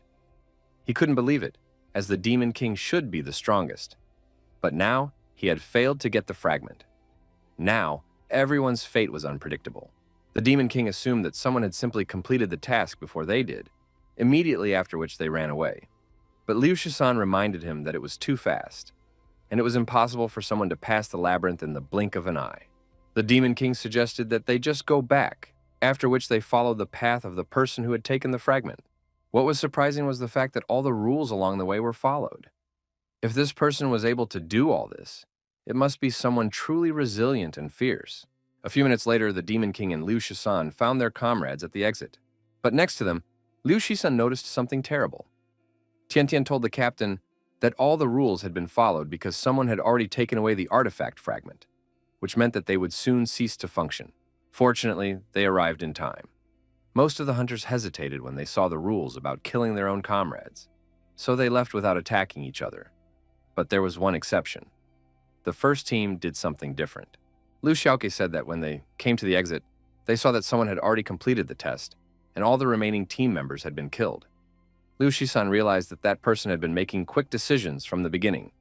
He killed all the comrades and then took his comrades afterward. Tian Tian was shocked that someone had already taken the fragment and clenched her fist in anger and said that this person must be a truly horrible person. The Demon King, at this moment, was surprised at the ominous premonition he had gotten. Suddenly, Liu Shisan realized what this was all about. The person who killed his comrades and took the artifact fragment is the one who will kill the Demon King in 2 months. The undercurrents continue to intensify. The fight between demons and humans is getting fiercer, which means it's time to distribute resources between the clans. 1,000 years ago, all the powerful people were from the Eastern clan, But after a few years, the East declined, while the West continued to strengthen. The 7 great clans, the home of the Ouyang family. Fortunately, an ancestor of the Ouyang family who lived 1,000 years ago collected 10 artifact fragments and sealed the demonic tower. And with that, he established the centuries-old reputation of the Ouyang family, which they still maintain to this day. The Lin and Li families emerged from the blending of the clans of the West and East, and both families have been gaining strength and advantages recently. But since the deaths of Linfun and Ling Xiao, the Li clan has started to fall behind the Li family, because of which the 6 great clans are going to fight for supremacy, which means that their Ouyang family should speed up their preparations. One of the elders asked if it was too dangerous to make contact with the other families while the demons were busy rebuilding the tower. Then another elder reminded him that heroes always appeared in troubled times. Thousands of years ago, a hero had appeared in their family and then made the clan famous by his deeds. That was why they needed heroes now more than ever. The old elder added that, no matter how it was, the Awakened Association was going to oppose the demons now. So it was too early for them to do anything against the demons. It was more important for them to bring the Ouyang family back to the peak of their greatness. Right in the middle of the meeting, one of the guards ran into the elders and shouted that their business was bad, as some strange man had appeared outside and had already dealt with many of the guards. The man who attacked the Ouyang family home was a Taoist on a winged horse. Next to him, for reasons unknown to himself, the guards couldn't even move, which was bad. The Taoist told the guards that they were too weak. It had only been 1,000 years, but it was enough for the Ouyang family to fall. Suddenly, the guards noticed that the Taoist's blade is quite unusual, as it contains a fragment of an artifact, which means that this awakened man is the mysterious hunter who has passed the endless labyrinth. The Taoist was surprised to hear the word awakened and immediately assumed that this was what cultivators were called nowadays. He then explained that he was not an awakened one. He was none other than Ouyang Wufeng. The others, however, could call him an ancestor. Upon hearing this, the head of the Ouyang family was astonished, because Ouyang Wufeng was the hero of their family, who had collected 10 artifact fragments 1,000 years ago. Except that legend has it that Ouyang Wufeng mysteriously disappeared after sealing the demon tower. Could it be that he had traveled to the future? The guards had to ask him, what could he do to prove his identity? Ouyang Wufeng replied that he didn't need to prove anything, because they should realize that the Ouyang family needed a strong man now, and only he could help them.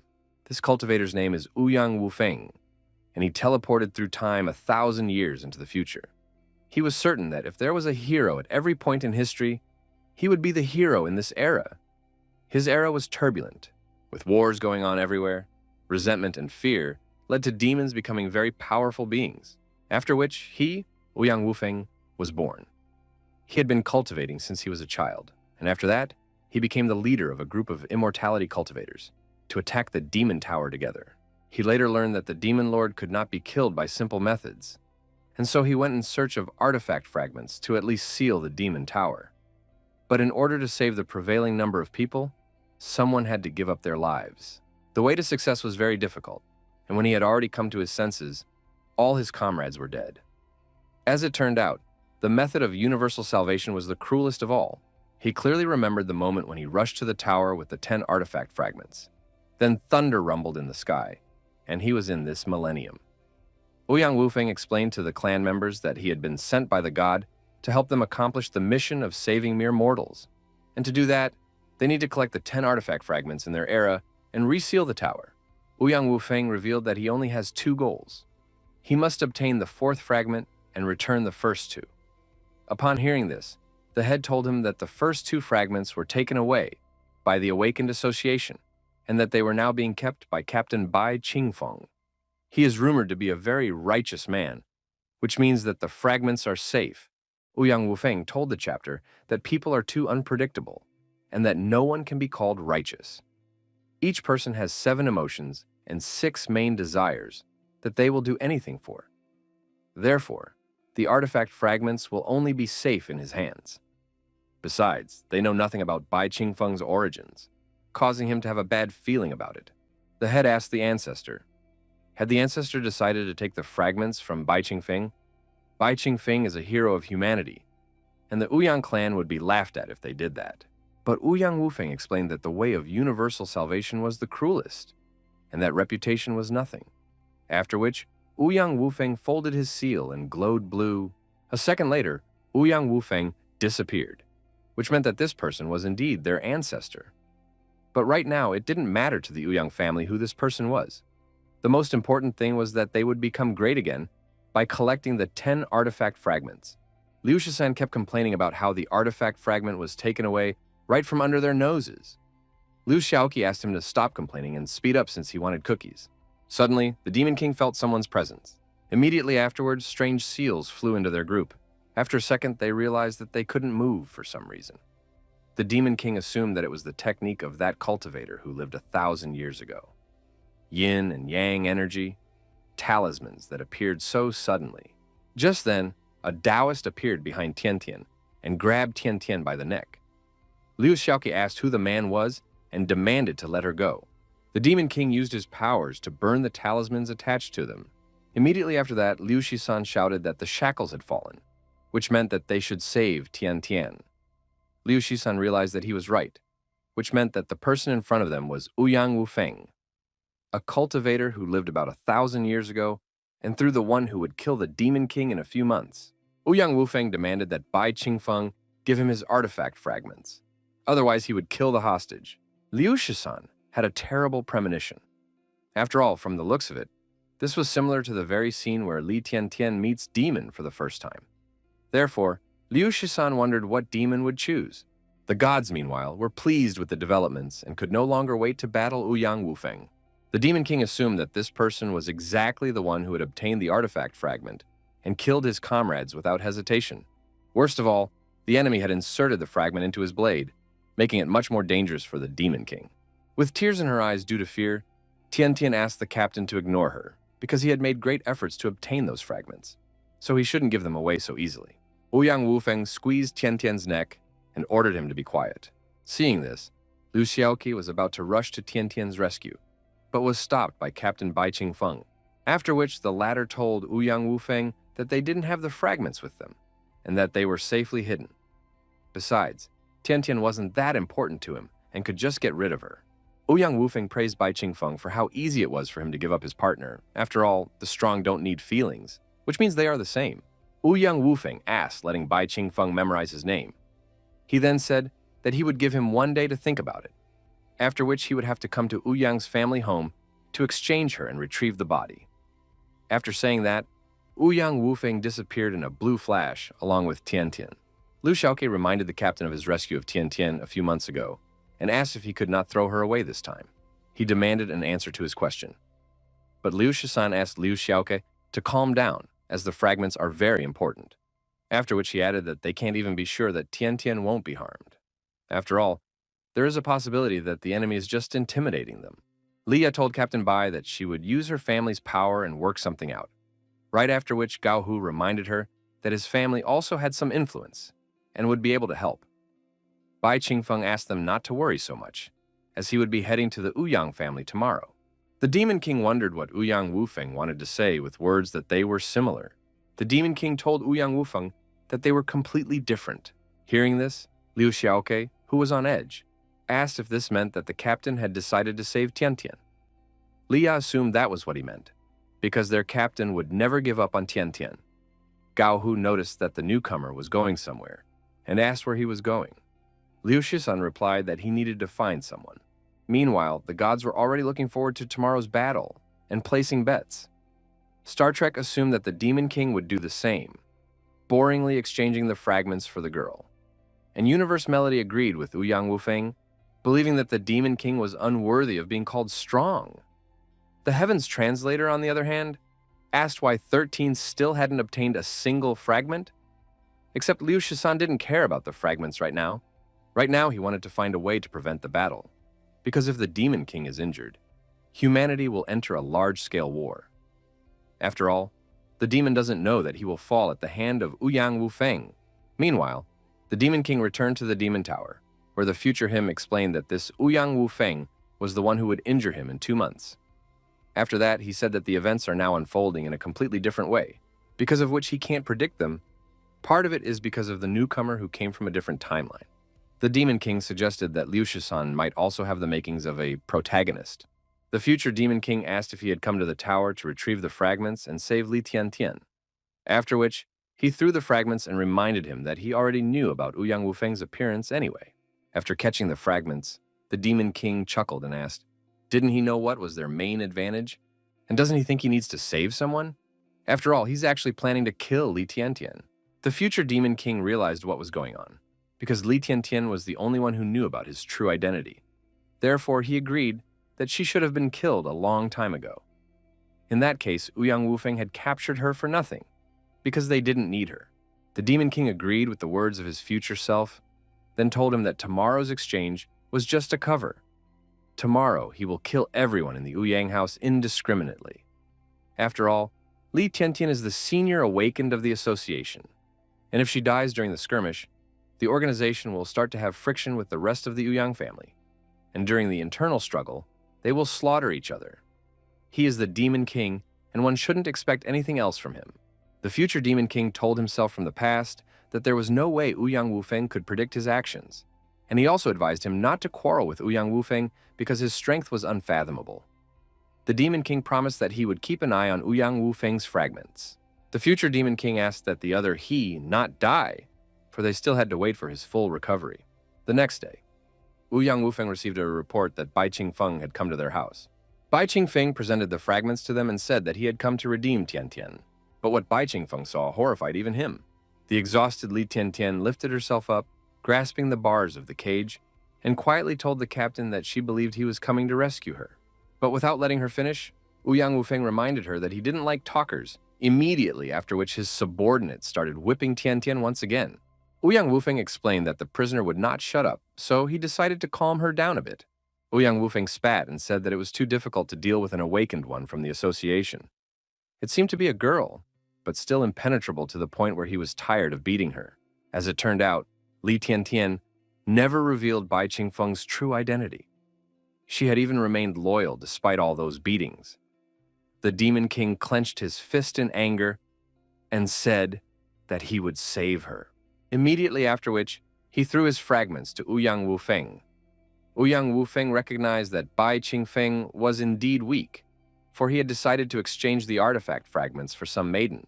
He called Bai Qingfeng trash, after which he ordered the maiden to be released. The Ouyang family let Li Tiantian go before throwing her towards Bai Qingfeng. Li Tiantian confessed to her rescuer that she hadn't told them anything, after which tears flowed from Li Tiantian's eyes. He had exchanged the fragments to save her, but she really didn't want to set him up like that. As suddenly something strange happened and the Demon King's head was pierced by a sharp pain that he couldn't understand. Meanwhile, Ouyang Wufeng was content to have gotten his hands on 3 fragments already, which meant that it was time to head for the 4th. Suddenly, Ouyang Wufeng sensed a sharp movement behind him and turned around. But before he could see anything, his face was met with Bai Qingfeng's fist, from which Ouyang Wufeng flew off, crashing into the house. The Ouyang family members were horrified by what had happened, causing the elder to ask, "What is that one doing?" Bai Qingfeng asked, "Do they really not understand this? Because now he's going to kill their ancestor." Tiantian heard a familiar voice and opened her eyes to see Liu Xiaoke trying to bring her back to consciousness with tears on her face. Tiantian reached out to Liu Xiaoke asking, "Why is he here?" Liu Xiaoke took Li Tiantian's hand and, supporting her, told her that everyone except the rookie missing had come to rescue her. They had ambushed her outside and were waiting for the captain's instructions. Meanwhile, reinforcements came to the Ouyang family. The head of the Ouyang family asked Bai Qingfeng, how could he dare to touch their ancestor? After all, after such an act, tens of thousands of their family members would not be able to stay away. Bai Qingfeng said that 10,000 was too weak, then flicked his hand, and at the same moment, many armed soldiers appeared on the walls. Bai Qingfeng told the head of Ouyang that times had changed. Immediately afterward, the soldiers started firing at the Ouyang family members. While the family members could only block the bullets with a barrier, a member of the Ouyang family reported to the head that they had just been attacked by people from the Li and Lin families. Before the members of the Ouyang family knew it, they were showered with many shells from the sky. Using their resources, the Li and Lin families took to the skies with airplanes, after which they began bombing the Ouyang family's residence. Leah reminded that, even though the members of the Ouyang family were awakened, they still needed to fear bullets, after which her subordinate added that even the most avid awakened should fear technology. Lin family long-range missile launch residence. Gao Hu pressed the big red button, Immediately afterward, long-range missiles were aimed at the Ouyang family residence. After they hit, a huge fire mushroom formed. Seeing an explosion in the middle of the city, the residents tried to figure out what was going on in the Ouyang residence. Rumors began to spread among the residents that the Li and Lin families were conspiring to attack the Ouyang clan together. Due to the shelling, Ouyang's residence was reduced to rubble in no time. The head of Ouyang, who had survived all this, asked if they had attacked just to save a comrade. Meanwhile, Tian became emotional again as she saw Li Ya and Gao Hu. Li Ya said that they had already dealt with the Ouyang family, after which Gao Hu laughed and asked Tian not to worry, as it was easy to destroy the Ouyang family. Lu Xiaoke told Tian that according to their captain's plan, the attack on the clan was to start immediately after her rescue. Besides, this was the captain's second plan, and unfortunately, he didn't tell them about the first one. Li Tian was flattered by how kind their captain was. The Demon King, on the other hand, was at this moment trying to detect at least a trace of Ouyang Wufeng, as he couldn't fall so easily. As the Demon King suddenly heard Ouyang Wufeng's shout, the latter called him an animal. Seizing the opportunity, Ouyang Wufeng activated one of his talismans. No sooner had the Demon King turned to the source of the sound than he felt some movement under the ground, and a second later, the rock rose into the air, immediately after which it rushed towards him. Before the others realized what had happened, their captain found himself sealed under the stone rubble. Li Ya ordered the soldiers to go in search of their captain right away, but Gao Hu immediately ordered them to stop, because at this moment, modern weapons would not play any role. After all, there was now a battle between the two strongest awakened ones. Head Ouyang turned to the ancestor and said that Bai Qingfeng needed to be dealt with, as he held a grudge against their family. From within the stone rubble, a rumbling sound was heard and a gap cracked along the shell. Preparing for what was about to happen, Ouyang Wufeng prepared a talisman in advance. Immediately afterward, Bai Qingfeng destroyed the stone captivity holding him back. The Demon King clearly understood that his situation right now was not the best, as Ouyang Wufeng was the strongest opponent he had ever faced. And the worst part was that he could only use his awakened ability to hide Bai Qingfeng's identity, making him unable to unleash his magic power along with his true power. Ouyang Wufeng used the Endless Life Talisman, causing it to glow green, and huge vines immediately sprouted from the ground and rushed towards Bai Qingfeng. Upon catching up with Bai Qingfeng, the vines immediately began to restrain him and stab him with their thorns. The Demon King noticed that the thorns of the vines were exuding poison and assumed that it was one of the 5-element techniques that had been lost for several thousand years. Since Ouyang Wufeng possessed such a thing, he deserved to be the one to kill him. Without giving Bai Qingfeng any time to ponder, Ouyang Wufeng immediately activated 2 more talismans of indestructible gold. Immediately after that, many assault rifles appeared around Bai Qingfeng, pointing their muzzles at Bai Qingfeng. Seeing what Ouyang Wufeng was capable of, the Demon King was forced to admit that there was no way he could defeat Ouyang Wufeng while awakened. Meanwhile, the assault rifles were ready and immediately began shooting Bai Qingfeng. Bai Qingfeng's comrades were frightened for him, while the head of the Ouyang family rejoiced at the punishment of the criminal and shouted about how wonderful it was. Bai Qingfeng managed to chop down the vines enveloping him and destroyed all the assault rifles in a flash. The Demon King realized that this could not go on, because in a few seconds, he lost several 100 million health points. But if he used his magic power, tens of thousands of people would be killed, and afterward, he would have to return to the Demon Tower. Ouyang Wufeng recognized that Bai Qingfeng was simply incredible and promised to remember his name, immediately after which he used 2 more talismans, Water Renewal and Fire Incarnation. Panic broke out in the city. The townspeople didn't understand what was happening in Ouyang residence, but unfortunately, the city began to flood, forcing them to flee. Water from all over the city rushed into the sky, after which it transformed into a huge water dragon, and that dragon flew towards Ouyang's residence. After which, a fire dragon flew out of the earth's depths and rushed towards Bai Qingfeng in sync with the water dragon. Ouyang Wufeng explained to Bai Qingfeng that the end of an era always required some sort of sacrifice. The Demon King couldn't help but wonder if the devil was fighting against him now. Either way, he could no longer hide his strength.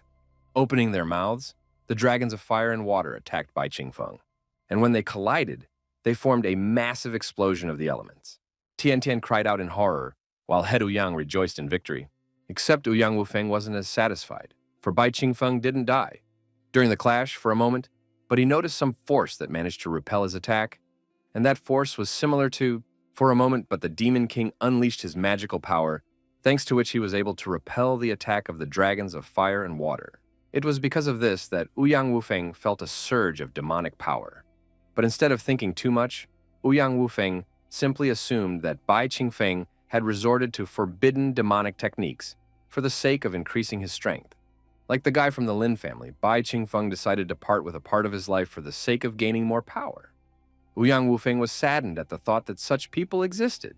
Bai Qingfeng told Ouyang Wufeng that for the sake of victory he decided to use a powerful and deadly formation. But everything was pointless, and many innocent people died as a result. Since Ouyang Wufeng had yet to reveal it, the Demon King assumed that he had not deeply thought about what had happened. This was not surprising after all. Who in their right mind would believe that the Demon King would strut around amongst people? Ouyang Wufeng called Bai Qingfeng ignorant and explained that he was only warming up, and took out a gourd and said that it was time to get busy for real. The purple golden pumpkin is an ancient relic from thousands of years ago, the ultimate artifact that can span the heavens. In order to use it, the user must call out the name of an enemy and then be sucked into the gourd. Ouyang Wufeng admitted that Bai Qingfeng was his first worthy opponent in years. He said that he had memorized his name. Ouyang Wufeng lifted the gourd, then shouted the name Bai Qingfeng, and the gourd began to suck in. Ouyang Wufeng said that he would let him come closer, but before he could react, Bai Qingfeng was already in front of him, and Ouyang Wufeng immediately received a punch to the face. Ouyang Wufeng wondered what had happened, and shouldn't the gourd have sucked Bai Qingfeng in? This gourd had either broken or Bai Qingfeng punched Ouyang Wufeng once more, causing him to drop the gourd and continue attacking him. Blocking Bai Qingfeng's attacks, Ouyang Wufeng assumed that since his gourd didn't work, his opponent's name wasn't Bai Qingfeng. In that case, the question would have to be asked, who is he? After a series of lunges, the Demon King kicked Ouyang Wufeng, knocking him further away. This was exactly what a person who managed to collect the 10 artifact fragments should be capable of. This is the strongest person the Demon King has encountered, and for the sake of killing him, he will use his powers. He is forced to reveal his identity, because if there is a threat that Ouyang Wufeng will kill him in the future, he must deal with him as soon as possible. Ouyang Wufeng dared to use his strongest weapon, a blade with artifact fragments embedded in it. The Demon King and Ouyang Wufeng decided to end the fight using all their strength and release their aura. They rushed towards each other for the final blow. Just as suddenly, a thunderous shout ordered them to stop, and Ouyang Wufeng and the Demon King's auras were instantly dispersed. Ouyang Wufeng wondered why his techniques had suddenly dissipated, while the Demon King felt something familiar, the same as it was during his first encounter with Linfun. This was the awakened ability of the head of the Awakened Association. The president of the association asked what they were doing here, and reminded them that they should be fighting demons, not each other. Liu Shisan stood next to the president of the association, and he was glad that he had made it in time. He had managed to prevent the Demon King from dying early in this duel. If he hadn't done so, the war between demons and humans would have started earlier. And the worst part about it was that God had not yet ascended, which meant that humans would not be able to save themselves. After realizing what the matter was here, Li Tiantian praised the newcomer for being smart.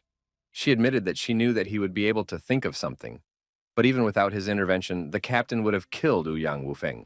Bai Qingfeng ordered the old man to cancel his ability, as he wishes to finish off this cosplayer. Ouyang Wufeng also advised the man to mind his own business, as he would get to that person anyway.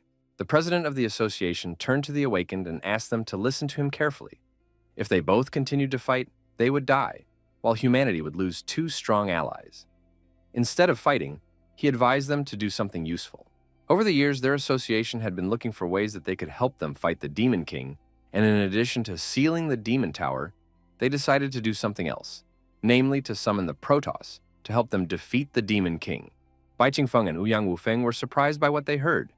Bai Qingfeng asked, hadn't the Protoss gone out of business 1,000 years ago? Ouyang Wufeng, in turn, had just learned that the Protoss had long since disappeared from this world. The president of the association said that humans and demons have been at constant war since ancient times, and now they only need 1 fragment of the artifact to open the Protoss portal. The history books say that if they can open the Protoss portal, the Protoss will come to their aid to help them fight evil. Ever since the first fragment was obtained, they had been continuously searching for the portal, and finally, after so long, they had learned of its location thanks to the newcomer's information. Now, the association would be issuing important quests that would greatly help in their advancement. And for that reason, the two of them should fight side by side and enter the SSS rank dungeon. Ouyang Wufeng said that he had also heard of such a thing. And since it was like this, he suggested that he should leave soon. In his era, the Protoss were the most powerful than the demons and humans, and if they came, the demons would definitely end. The Demon King, in turn, thought it would be great if he could convince the Protoss to work together with the demons.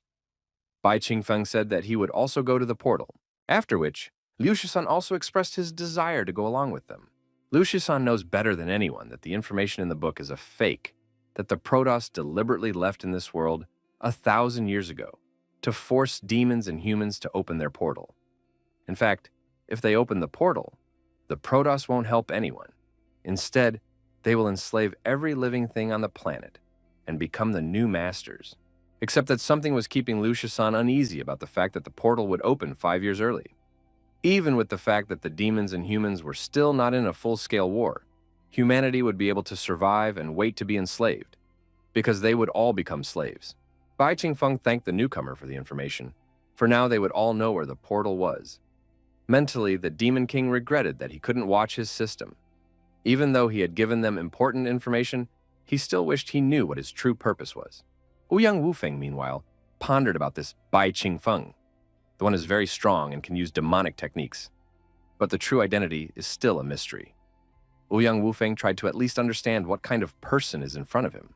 Uniting under one mission, Ouyang Wufeng, Bai Qingfeng, and Liu Shisan made a scene as if they had reconciled and were ready for a joint mission. But the president of the association didn't believe them much, and they were overplaying their hand. Hall of Elders.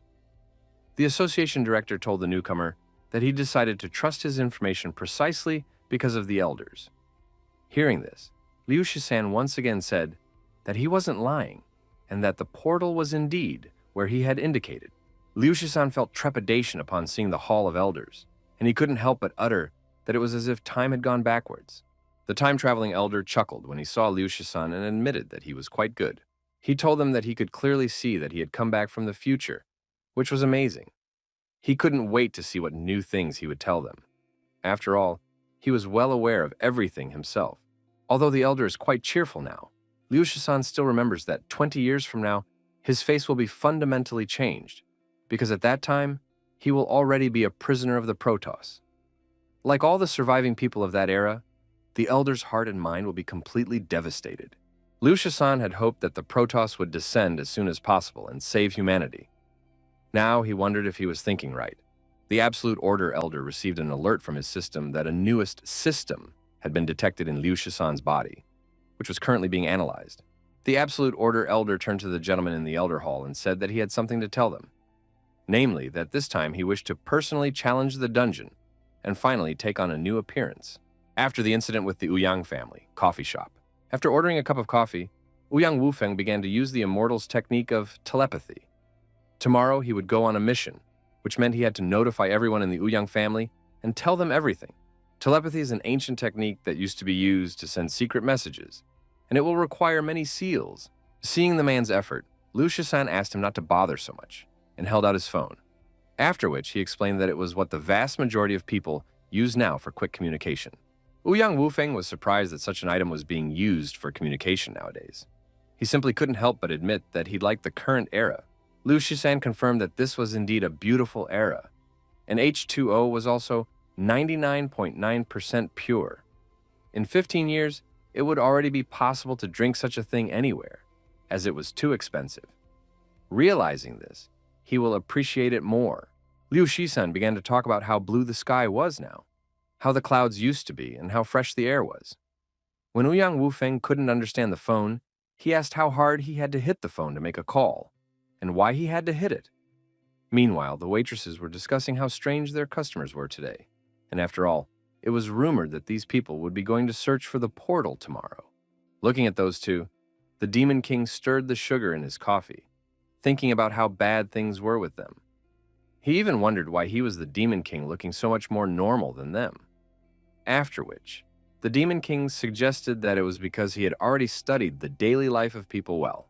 One of the waitresses turned to Bai Qingfeng sitting on the roof and asked him to come down and sit at a table. The second waitress added that they were all very strange. At this moment, the Demon King Ouyang Wufeng and Liu Shisan were pondering about how good the current era was. While the Demon King and Liu Shisan were enjoying the sky, Ouyang Wufeng dared to taste the black liquid in his bowl. It was only when he tasted it that he spit the coffee out, wondering what the hell it was and why it was so hard to drink. While Ouyang Wufeng was trying to cough up the coffee, Liu Shisan said that he would still get used to the taste of coffee, to which the Demon King also agreed. The waitresses silently watched the number of weirdos growing rapidly. The next day, a broadcast began on all the screens in the city, where Li Tiantian announced that the SSS rank dungeon passage would be broadcast live, so people could follow their favorites. And the live broadcast was suggested by none other than the president of the association himself. Li Tiantian explained that, since this was an important test that concerned the future of the entire human race and would be held in one of the most difficult dungeons, using the live broadcast format could give the hunters valuable experience and the public hope. Shi Li Tiantian and Liu Xiaoke, who are members of Bai Qingfeng's team, will act as hosts, and they will help viewers understand the progress of the contestants. According to research, the SSS rank dungeon is located in the ancient city, where Protoss and artifacts were first discovered. For thousands of years, this city was home to true nobles who prospered and thrived, but the place fell into decay.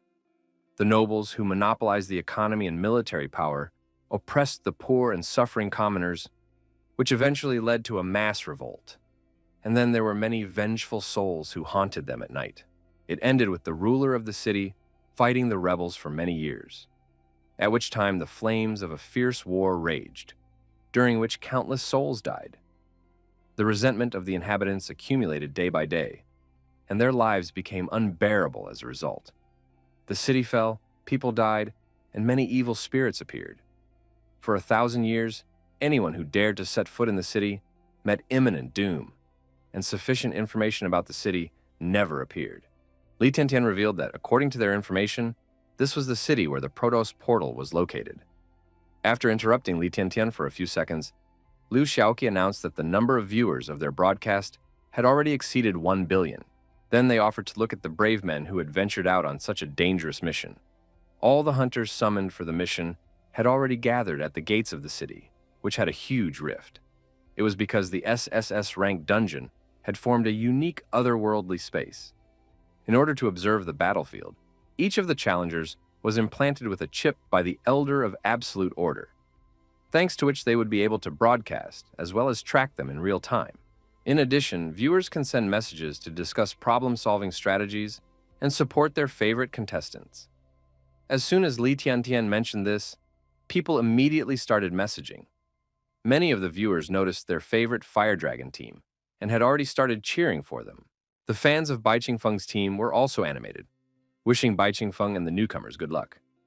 Not counting the fans, some of the spectators discussed how scary this dungeon was, and that it was one of the hardest dungeons that was probably harder than the Demon Tower.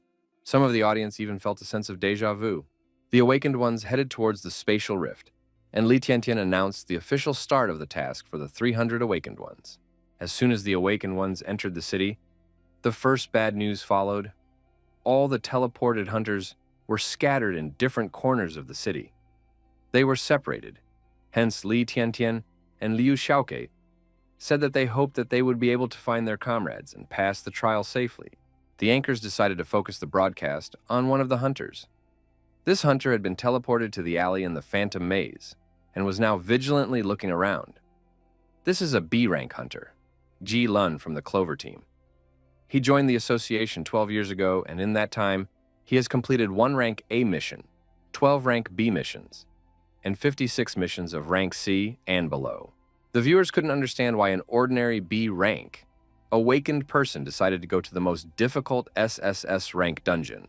And after all, there were bound to be rule-related traps in this dungeon, and he would have to make an effort to survive.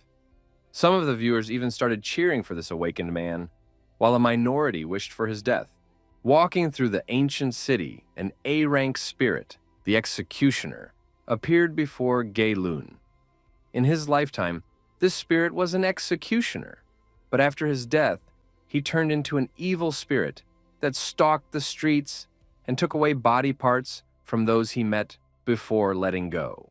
The executioner ordered the awakened man to leave part of his body if he did not wish to forfeit his life. When the audience saw the evil spirit, they were horrified by it and its eerie aura. Some of the spectators advised the awakened one to follow the executioner's order, while some advised him to just run away. There were also those who memorialized Galen beforehand, even those who were curious about which body part he would part with.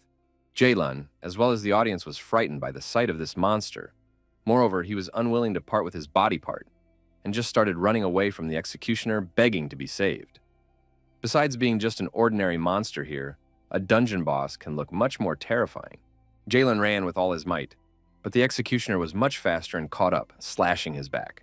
Immediately after the blow, a strange energy began to emanate from the awakened man, causing a heated discussion in the chat room. The host said that, judging from the information gathered from the awakened that were currently fighting evil spirits, the spirits of the ancient city were feeding on people's lives. It was as if these monsters were under some kind of curse that made them unable to live a normal life. The trials of the SSS rank dungeon had exceeded their expectations, which meant it was time to mourn the brave hunters. But at the same time, their victims provided valuable information to analyze the dungeon, as well as information about the executioner. Thanks to this, they can help some of the hunters by using their chips. The anchors focused the broadcast on another hunter who had just encountered an evil spirit. It was an A-rank evil spirit, the evil princess, who could often be found on the streets of the city. In her lifetime, she was a good-hearted person who was loved by all, but when the city fell, she was betrayed and died in misfortune. She would usually ask oncoming people questions, and if you didn't know the right answer, you would be left with no choice but to try to escape. The evil princess told the awakened one that she wanted to ask him one question. The evil princess asked if he loved her? The most faint-hearted of the audience could no longer watch what was happening in this town. Everywhere roams creepy evil, with which it is almost impossible to fight. Try to escape, you die. Stay for the challenge, you will also die. The evil princess began to slowly approach the awakened man, and the audience advised him not to do what the monster was saying, as it was an obvious trap, and there was no right answer. They advised him to run away, but it was too late.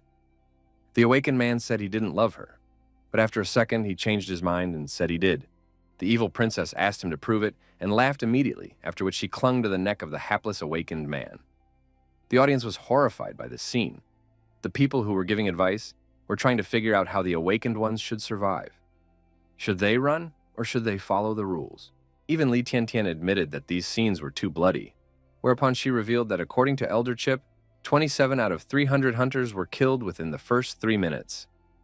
And worst of all, the death toll keeps rising. Putting her hand on her heart, Tiantian said that they would mourn for their heroes. Afterward, Liu Xiaoke said that they had received valuable information from the front lines. Evil Spirit City was once called the City of Gods and was the capital of the kingdom, but later, due to a cruel tyrant, the people were in dire straits, but they still managed to overthrow the rule of the royal family. But after his death, the tyrant king turned into an evil spirit and cursed the city, as a result of which people after death began to turn into evil spirits, and gradually this place became a city of evil. The king is the boss of this dungeon, and in all probability he knows where the portal is. They transferred all the important information into the chips of the awakened ones on the front lines to help them with their mission. But unfortunately, almost all the remaining 200 hunters are attacked by evil spirits. Liu Xiaoqi offered to watch the broadcast with another awakened one. Only the camera switched as viewers saw the awakened man yawning in the morgue as if he had just slept. Viewers wrote that he was crazy or hoped that he would survive being in such a horrible place. This awakened man was Liu Shisan, a member of Bai Qingfeng's team who had only recently joined the association and had yet to show himself in action.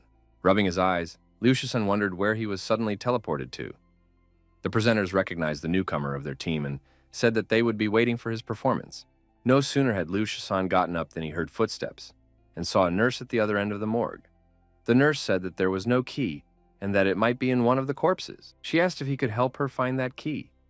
On the screen was the information that it was a crazy A-rank nurse who was not uncommonly seen in the City of Unholiness. In her lifetime, she was a dedicated nurse. But after the riots in the city, the number of people killed in battles was increasing day by day. The nurse couldn't stand the way patients were dying one by one and began to go insane. She ended up locking herself in the morgue and started stitching corpses together in an attempt to paralyze her own soul. The audience felt sorry for the nurse, but still, she was doing a horrible... Lucius-san jumped up from his bunk and giggled. The audience thought that the newcomer suddenly started giggling due to the fear of death and started feeling sorry for him. But to their surprise, Lucius-san suddenly told the nurse that there was no problem with it and that he could help her with such a small thing. The audience's opinion changed drastically. There were, of course, those who called the newcomer cool, but most of them were trying to understand what was going on here.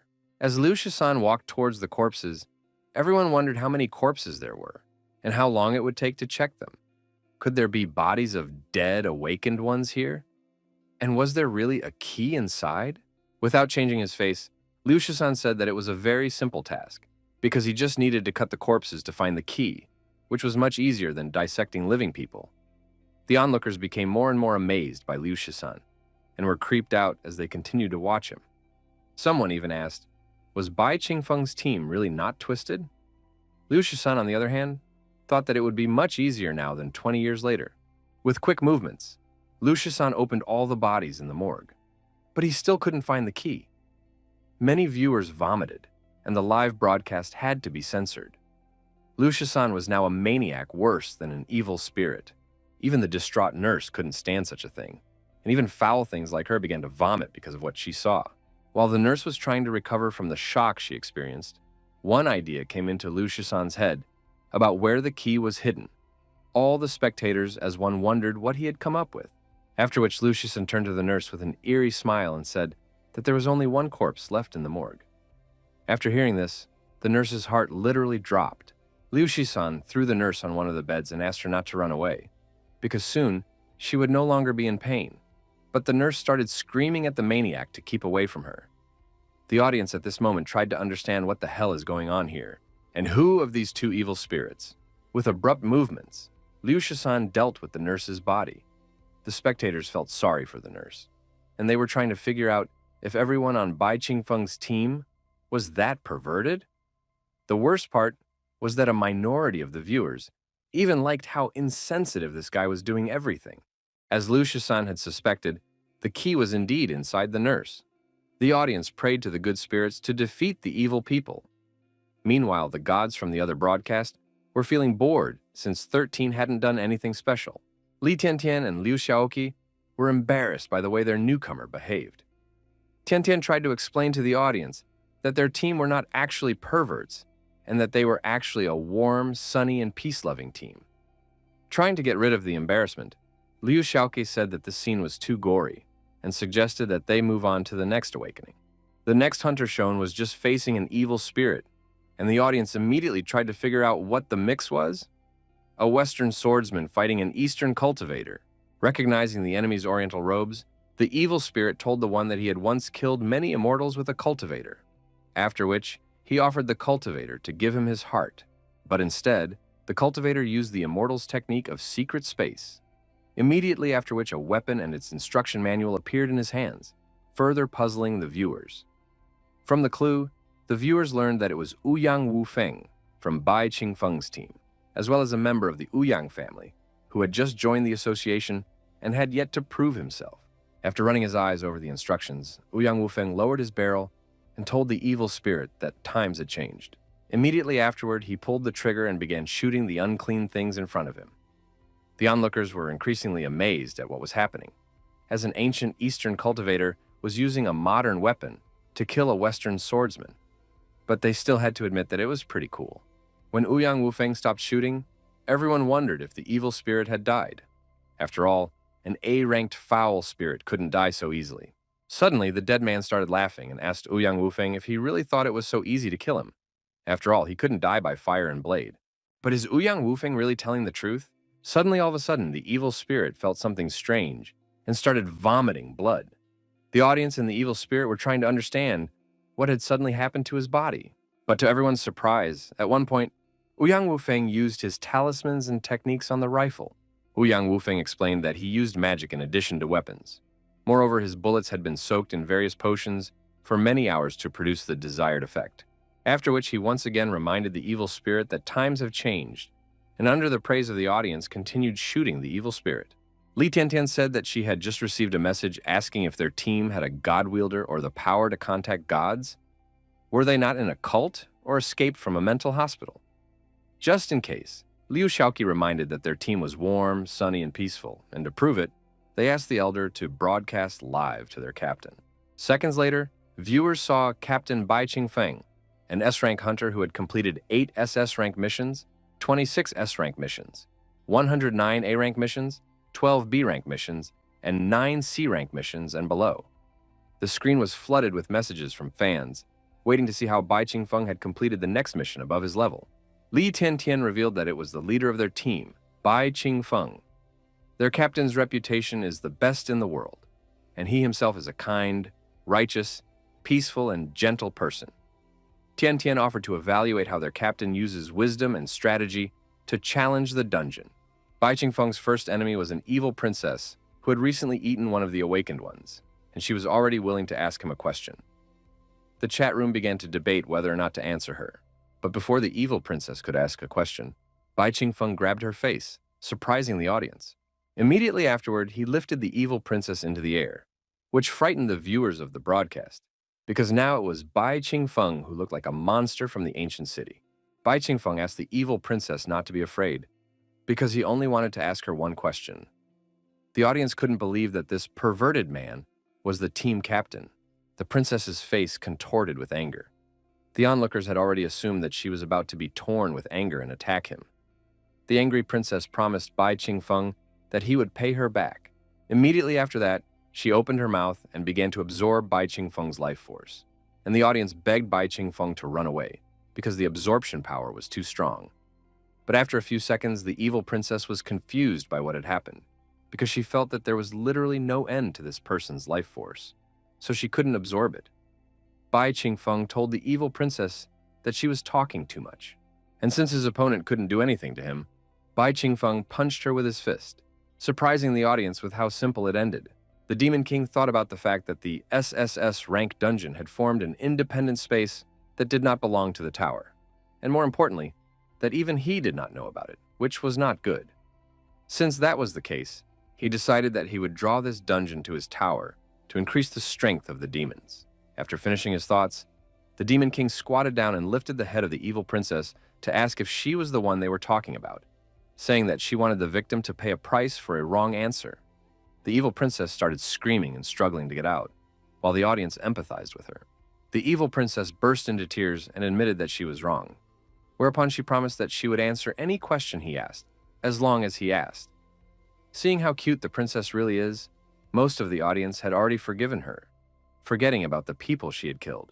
But to finish the poor thing off, the Demon King asked the evil princess, "What is the truth about the Fermi paradox? How to prove the gold bug hypothesis? And what does she think of the Riemann hypothesis?" Not knowing how to answer all these questions, the princess asked that he just kill her. It was now clear to everyone that this perverted devil was trying to finish her off. Once the princess gave in, Bai Qingfeng demanded information about the city and started pulling on her cheeks, which only pleased the viewers of the broadcast. The evil princess asked him to stop and promised to tell him everything she knew, but the viewers were against stopping the cuteness. Bai Qingfeng let the princess go, and so told her that this place was once called the City of Divine Gift because it was rumored that the divine gift had descended on the city. But in reality, because of the tyranny of her great-grandfather Chus, the first king, the people of the city were in distress due to constant wars. The nurse told Liu Shisan that the war continued until one day a nameless hero appeared and encouraged everyone to revolt. War and poverty engulfed the entire city. If he looked around, however, he would see many corpses left over from the war.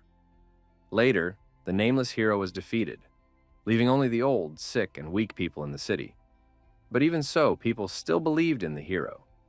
The nameless soul is still in the city, and one day it will appear to lead the people to overthrow King Chus. At the same moment, the swordsman was telling the same thing to Ouyang Wufeng. After the first Chus king died, his evil soul turned into the boss of the dungeon and cursed the city. Because of this, all the people of the city are forced to remain his servants forever, just as eternally as the blood moon, always hanging high in the sky, forever disgusting and terrifying. At first, the evil spirits didn't appear in the city very often, but gradually they began to crowd out the humans, until hundreds of years later, the place became the city of evil spirits. Ouyang Wufeng said he understood and reached for his blade. The bowed swordsman said that he had told everything he knew and asked if he would let him go now. Before the swordsman could notice anything, he realized that his head was separated from his body. Ouyang Wufeng explained that he couldn't let go of the evil spirit because it didn't belong to his race, because evil spirits weren't human beings. After listening to the nurse, Liu Shisan opened the locked door from 1,000 years ago and invited the nurse to come out with him. The mad nurse was surprised to hear this and asked if he really wouldn't kill her. After all, she is an evil spirit, not a human being. To which Liu Shisan replied that they were all indigenous to the planet, and that they all had their own positions and views. So why then should they kill each other? Plus, his greatest desire is world peace. Meanwhile, Bai Qingfeng asked the princess why she was still following him. The audience was delighted with Bai Qingfeng and wished all the guys were like that. The clearly changed princess replied that she wanted to go along with him. The audience at this point spammed that the princess had changed and that Bai Qingfeng had tamed an evil spirit. The evil princess admitted that she thought he was very strong and that he had a good character. That's why she wants to become his follower and support him in his quest to become the new master of the city. The Demon King didn't care, so he said she could do whatever she wanted. Just as suddenly a terrifying voice was heard. In the executioner, or in the viewer's opinion, the next foul thing that Bai Qingfeng would tame came out from behind the corner. Bai Qingfeng was surprised at how soon he ran into another evil spirit, and the princess, the sweetest princess in the audience's opinion, looked out from behind him and hinted at the executioner to run away. Not taking a hint from the evil princess, the executioner demanded a body part from Bai Qingfeng, unless of course he wished to die. But no one, including the audience, believed that the executioner would pull off the same scheme. Before the executioner could notice anything, Bai Qingfeng demanded his hand and ripped it off a moment later. The hosts praised their captain for how coolly he had disarmed his opponent. In pain, the executioner fell to the ground, and swaying began to complain that he was not talking about himself. The evil princess felt sorry for the unthinking executioner. Swinging on the ground, the executioner saw that person approach him again, causing the executioner to start sobbing in fear. The spectators began to give the spirit various advice, including a plea that it would not meet Bai Qingfeng in the next life. Raising its head, the spirit saw a sinister, even too sinister smile. Never had evil spirits feared humans so much. Bai Qingfeng called the executioner a poor man, which surprised the viewers, and asked for the location of the dungeon boss. Even in such a way, the audience still found Bai Qingfeng very attractive. The executioner replied that the king's evil spirit was currently in the palace, but warned Bai Qingfeng that he couldn't enter there now. No one can enter the palace, and all because a headless rider on a sinister horse was chasing the humans fleeing from him. Raising his blade, the rider ordered the men to lay their heads before him and offer him their blood. But no sooner had he spoken than the headless rider was kicked, throwing him off his horse. Upon landing, the headless horseman asked who dared to do this to him? But unfortunately for him, it was Bai Qingfeng, who had already taken possession of his horse. Bai Qingfeng turned to the rider and asked him to show him the way to the palace. The spectators were increasingly admiring Bai Qingfeng as they saw him on the flaming horse, but some were beginning to resent the fact that the broadcast was only focused on one person. Suddenly, the headless horseman noticed evil spirits, an evil princess, and an executioner in front of Bai Qingfeng, leaving him confused. The executioner and the princess extended a hand to the rider and suggested that they follow Lord Bai Qingfeng and attack the king altogether. While the headless horseman was trying to understand what was happening, the spectators had already managed to name them Bai Qingfeng's new team, which they dubbed Evil Legion. The anchors announced that they had just received new information. The evil spirit of King Chusa, who is the dungeon boss, is now in the palace, and it is very likely that he knows where the portal is. Li Tiantian then sadly told the audience that after the exciting battle, they only had 83 awakened, still continuing the fight, while another 79 awakened were killed and 138 retreated. Liu Xiaoqi further revealed that the Fire Dragon team had temporarily withdrawn from the trial, as they had received an SSS-ranked mission. The host revealed that currently, judging from their viewers' votes, Bai Qingfeng's team was second only to the Fire Dragon team in popularity. Since the Red Dragon team had left, they would switch the screen to a member of the Bai Qingfeng team right now. Only when they returned to Captain Bai Qingfeng did they see that he had defeated all the evil spirits he encountered one by one. After defeating another evil spirit, Bai Qingfeng took his halberd, which made some of the audience laugh. Using his new weapon, the invincible Bai Qingfeng continued to smash through the evil spirits with his destructive power. It was already clear to the spectators that SSS rank was the ceiling of the dungeon's power, but not Bai Qingfeng. Bai Qingfeng defeated the huge knight, after which the latter admitted that he admires the strong, and so he is willing to surrender voluntarily. He is willing to follow the mighty master and support him as the new king. One of the spectators couldn't resist and reminded the dead man that he was actually a general. One after another, countless evil spirits bowed down to his strength, as if he was a devil in human form. And gradually, Mr. Bai Qingfeng became the one who actually formed an army of evil spirits. The spirits were absolutely loyal to the new master and wished to throw the chains together. The man had become the leader of the evil spirits, and his popularity had already surpassed the fire dragons that had left the dungeon. The hosts said that they were looking forward to their captain finding the undead King Chus. After many years, the mad nurse finally got out of the morgue, and seeing the same moon, tears came out of her eyes. Suddenly, someone who looked like a human ran past her, almost knocking her down. Immediately after, the mad nurse was knocked down by a mob of evil spirits, suggesting that the others dedicate themselves to Mr. Bai Qingfeng to break the shackles together. While being trampled, the nurse complained about how difficult it was to recover this body and asked the undead not to push. Trying to collect herself as quickly as possible, the nurse asked what they had going on.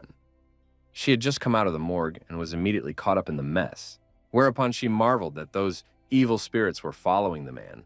The nurse wondered if this man was going to lead the undead to challenge the undead king, and all this to allow the undead to gain freedom in this city, and she had seen such a hero from the back once before, and now she had the chance to see him again. The nurse agreed that it didn't matter so much whether it was a human, an evil spirit, or something else. She hoped that he would be the hero who would free them.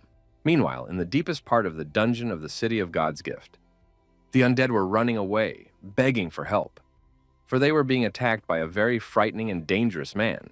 Not realizing who all these spirits were talking about, Liu Shisan wondered, what was this scary person and why hadn't he seen him yet? Further along the way, Liu Shisan found himself in an archive, where files containing information about the prisoners of the dungeon were kept. Previously, Liu Shisan had heard that when a nameless hero's rebellion ended in failure, he was secretly imprisoned in the deepest part of the prison. Therefore, Liu Shisan wanted to know if the hero's soul remained here after death. Walking a little further, Liu Shisan cried out in shock, for he saw a library of the City of Divine Gift. Following his path, Ouyang Wufeng dealt with every evil spirit he encountered. According to a later legend, during the brutal reign of the first king, a strange phenomenon occurred. A blood moon appeared in the sky, engulfing the entire city. But the legend also says that the gift of the gods came to this city already during the reign of the first king, and apparently the so-called gift is a portal. Ouyang Wufeng wondered if the blood moon in the sky was the result of the king's cruel reign, or was it because of the god's portal? Or is there an unknowable third option? If there really is one, the answer will be found in the books. Meanwhile, somewhere in the city, the awakened ones came across a huge blacksmith and tried to get away from him. Raising his hammer, the blacksmith shouted that he envied the humans, as they could live and enjoy the sunlight. But since they were here, they were out of luck, as they would forever remain in this forgotten city. The dead blacksmith brought his hammer down on the heads of the men with all his might. But at the last moment, a halberd crashed in front of the hammer, saving the lives of the awakened. Only one of them had already taken his breath away because of fear. The awakened, along with the blacksmith, looked up and wondered who this man was. This person was the main character of the broadcast, the handsome Bai Qingfeng.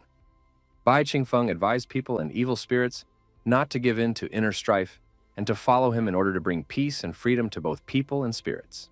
Then, one of the awakened shrieked when he saw reinforcements in the form of an army moving towards them. But the girl corrected him, saying that it wasn't quite what he thought. The evil spirits and the awakened raised their blades for their master, and the general ordered the awakened and evil spirits to stop fighting amongst themselves and join Bai Qingfeng to free the city and find the portal together. In front of the rescued, there was an army of evil spirits and awakened ones, which meant that they could fight together. But what kind of leader could lead these races? A short while later, the presenters announced that after several days of exciting battles, the awakened ones had managed to successfully find the king, which meant that they were about to win and find the portal. And of course, it was all thanks to the efforts and leadership of Mr. Bai Qingfeng. Captain Bai Qingfeng stopped the fight between the evil spirits and humans and united them into a single force, after which they all attacked the royal palace together. Li Tiantian revealed that in the current popularity ranking, Bai Qingfeng's team had already surpassed the Red Dragon team. Well, as for the audience's personal love for the challengers, Mr. Bai Qingfeng once again surpassed the captain of the Fire Dragon team, Gu Yan. Now it was time to take the broadcast to the palace and begin cheering on the bravely fighting fiends and the awakened. Everyone lined up in front of the king's huge statue. Thanks to Bai Qingfeng's leadership, almost all of the remaining awakened ones had united with his army of evil spirits. The awakened and evil spirits chanted about defeating the evil king and finding the Protoss portal. Defeating the undead king would finally free the souls of the city's citizens. The spectators were already anticipating a heated boss battle and wished for Bai Qingfeng to kick his ass. The Demon King wondered, what kind of soul liberation are they screaming about? After all, he has no plans to do so. On the contrary, he wants to clean up this dungeon to become the boss, because the demons will become stronger with the addition of all these evil souls. The Demon King suddenly remembered that he hadn't seen Ouyang Wufeng and Liu Shisan for a long time, which was quite suspicious. The anchors said that it was rumored that 1,000 years ago, the statue of the tyrant king was attacked by the citizens, who were angry at his cruel rule. Now, the formerly God-blessed city has turned into a dead city, and all of its inhabitants have become evil spirits. But even after 1,000 years, the former inhabitants of the city continue to hate the tyrant's statue. Raising his fist, Bai Qingfeng ordered his subjects to rush forward and join him in slaying the king. This was the last battle in this dungeon, and the spectators gave Bai Qingfeng their support. When the army reached the red portal, the headless horseman told them that the king was here, but the palace's enchantments automatically absorbed the lives of those who enter. It was because of this that no human for 1,000 years had ever been able to enter the palace. All hunters who touched the barrier in the blink of an eye lost their lives. The onlookers began to ponder over what to do now. Some of them were trying to figure out how the headless horseman was talking. The headless horseman added that evil spirits couldn't go inside either, as they weren't lacking in longevity either. Bai Qingfeng stretched out his hand and asked, would it really suck out all life at once? To find out, he dared to try it, striking down evil spirits and humans alike. The audience realized that Bai Qingfeng's crew was indeed made up of abnormal people, since even their captain was seeking death in such a way. Out of shock, the headless horseman turned to the Lord, for right before his eyes, the barrier was being overloaded, for this man had much more life than the barrier could handle. The audience wanted to understand how much energy Bai Qingfeng had, and if he was using any techniques to do so. Unable to withstand the Demon King's endless life, the barrier cracked, whereupon Bai Qingfeng said that they could go inside. The spectators and the army of evil spirits, along with the awakened ones, exalted Bai Qingfeng, but only he knew that things would soon change drastically. When they entered the palace, the figure of a huge king appeared in front of Bai Qingfeng. It was the SSS rank dungeon boss, an evil spirit of the king, who was a sinner during his lifetime, and after his death became an evil spirit ruling the city. The danger level of the boss was unknown, but due to the difficulty of the dungeon, it was rated as SSS rank. The king asked who dared to come to him. The members of the evil legion assumed that this ugly monster was the king and furiously rushed to attack. But as soon as the dead king snapped his fingers, all those who had just wanted to attack him suddenly stopped. None of them could even move. The king was much stronger than they had ever imagined. Next, the king struck the floor with his staff, and unleashing his power drove off all the invaders. The dungeon boss used two skills at once, which he used to discard an entire army, and therefore no one else was able to doubt that he had an SSS rank. The members of Bai Qingfeng's evil legion realized that they were no match for him, and should they approach him, they would all die. Even using the advantage in numbers, they're not capable of anything against the boss. The evil princess asked Mr. Bai Qingfeng what he was thinking right now. Bai Qingfeng replied that this king was not really an evil spirit, but a demon, after which he said that, according to their current information, after the king died, his soul started to control the city. But he can clearly see that there is a demonic aura in this monster. The princess asked if that was really true, and reminded that demons appear because of the fear and negative emotions of humans, while her great-grandfather was a human, and there was no way he could become a demon. At best, he could become an undead. So the princess asked again if Bai Qingfeng was sure of what he was saying. Bai Qingfeng replied that it didn't matter whether he was facing a demon or an undead. Either way, he would destroy them all. Once the demon king rid the dungeon of the boss, the dungeon would turn into a land without a master, and then the dungeon would automatically choose the strongest person present to make him its master, and that person would be the one who killed the boss. To be precise, it would be him. The members of the evil legion attacked the king again, but the king screamed, once again throwing back the adjusters and finally breaking the morale of the awakened men. Some of the awakened and evil spirits rushed to the exit of the dungeon in panic, not wanting to die. The viewers of the broadcast began to ridicule these cowards for having to fight for their fate. Bai Qingfeng entered the fight. With a sharp jump, he was right next to the boss and punched him in the face, managing to inflict damage. Everyone was surprised at how easily Bai Qingfeng was able to do it, as the awakened S rank was stronger than the boss. After his strike, Bai Qingfeng grabbed the king's staff and began to untwist it. He then threw back the king by breaking several columns in the palace with it. The evil king asked who dared to hit him and demanded the attacker to identify himself. But Bai Qingfeng once again tore towards the evil king and punched him in the face. Watching Bai Qingfeng humiliate the boss, the viewers were trying to figure out if Bai Qingfeng and the boss's ranks were really calculated correctly. After all, based on what they saw, the boss should be the one with the S rank, while Bai Qingfeng is the SSS rank. The members of the evil legion were marveling at Bai Qingfeng's might, and some hoped that they could become just as great in the next life. The evil princess fell even more in love with Bai Qingfeng and folded her hands in her heart and said that he was truly handsome, which was supported by many of the audience. Even Li Tiantian hugged Liu Shaoqi's arm and said that he was very cool. She even suggested that the legendary SSS rank was not much different from the S rank. The depths of the divine gift city. Liu Shisan was stunned by what he had just seen, for in front of him is none other than a prisoner of the dungeon, a nameless hero. The nameless hero asked who had come to see him, after which he introduced himself as the king of Divine Gift City. Liu Shisan was surprised to hear that he was the king and asked, shouldn't he be the nameless hero that rebelled against the tyranny of the king? The king admitted that he didn't know what he was talking about and told him that he was Chus, the king of the city. He used to lead soldiers for the sake of resisting the invaders, but he was later captured and imprisoned in the depths of the city. After his death, his soul never dissipated as he was concerned about his people with all his heart. King Chus advised Liu Shisan to check the bookshelf next to him, as it had all the information about the prisoners of the prison, and various aspects of his life were recorded there. From the records, Liu Shisan learned that the Divine Gift City contained a gift that attracted the attention of countless city-states and kingdoms that coveted the divine gift. King Chus exerted all his strength to defeat the invaders, but he was outnumbered, and after his death, he was imprisoned in a dungeon where he passed away. Later, the invaders nominally took control of the city, and to fully justify themselves, they laid the crimes on others. Interfering with history, they withheld information about the confrontation between King Chusa and his victim, after which they began suppressing the inhabitants on behalf of the king. As it turns out, King Chus is not only a hero, but he died a long time ago, and all the subsequent harm was caused by a smear campaign of invaders. King Chus turned to the young man and asked him to break the chains that held him back. He wanted freedom, for the people of his city needed him now.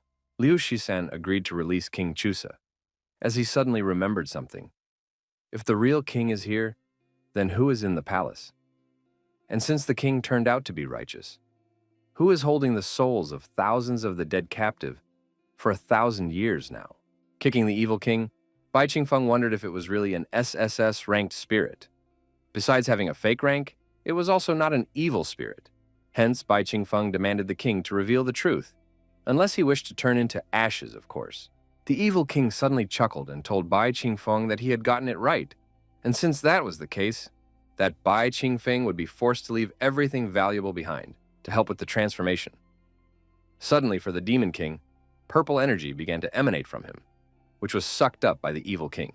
The evil king said that even though he had killed him, there was no stopping the possibility of resurrection. Now he was using Bai Qingfeng's emotions as his food to become even stronger. The viewers had already realized that the boss had entered the second phase and had finally received the SSS rank. The Demon King laughed at the vain attempts of the evil king and told him that he had nothing to lose. Demons have no desires or emotions, and all they need is the eternal enjoyment of an infinite lifespan. He is the Demon King and he simply cannot have human emotions. Suddenly, Bai Qingfeng felt a painful prick that made his head start to tear up in pain. He felt as if something was leaving his mind, and the feeling was painfully familiar. Ever since he had entered the human world, he had often had headaches, and even the moment they were in the chess dungeon, the souls thanked him for their freedom, even though they knew who he was, and even the real Linfun.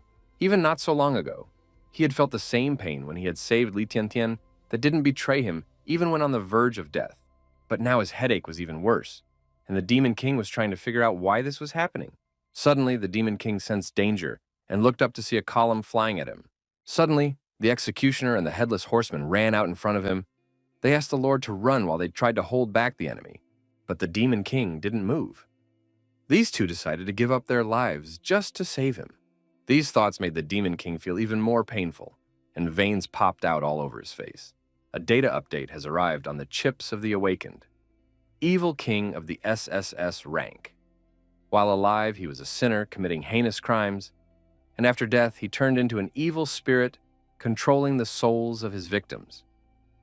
During the first phase, he was the boss of the SS rank, but at death he begins to suck the emotions from the heart of the enemy, turning into a more powerful demon. The evil king admitted that this was the first time he had seen such strong emotions. He had only sucked up a small portion of it, but he had already broken through to the SSS rank. Even the presenters were amazed that the boss has a second form, and they wondered if he was an evil spirit or a demon. They thought he was undead, but he looks more like a demon. The evil king told the ants that in the end, they would all crawl at his feet. They would all stay here forever and could never be reborn again. Just as suddenly, a forgotten hero appeared in the middle of the hall and immediately blocked the evil king's staff and ordered him not to touch his men. The evil king increased the pressure, and looking at his opponent's face, began to chuckle as the real Chus was finally here. King Chus said that he didn't care who the impostor in front of him was. He had come to protect his people, even after his death. The members of the Evil Legion, as well as the audience, were stunned by Lu Shisan's words about the real King Chusa, and the entire history of the city was faked, while the huge evil king is actually a demon formed through a millennium of fear, hatred, and hostility of thousands of the city's residents, countless generations of hardship. Lu Shisan explained that the real King Chus had always been a great hero. He took care of his people until the day he died, yet he had 1,000 years of shame on him. The audience began to praise Liu Shisan. For all this time, he had been dealing with all of this. Meanwhile, the Demon King felt as if a void had formed in his heart, as if he had lost something important. So, did the demon really suck all the feelings out of him? Except it's impossible, because he never had those feelings. The Evil King said that he was a monster who would defeat even the Divine King, and that he didn't even realize how much future generations would hate him. For he is truly evil. Whereupon the wicked king reminded Chus that he had sacrificed himself for the people. But the answer was that they had censured him for 1,000 years. Wherefore he asked if he regretted giving himself to the people. King Chus replied that he would never regret it. He had done the right thing, and there was no regret in his heart. The members of the Evil Legion once again dared to attack the evil king, because this demon came from their fears, and so they must defeat him. Hearing King Chusa's words, Lu Shisan realized that deep down he already knew how he should act.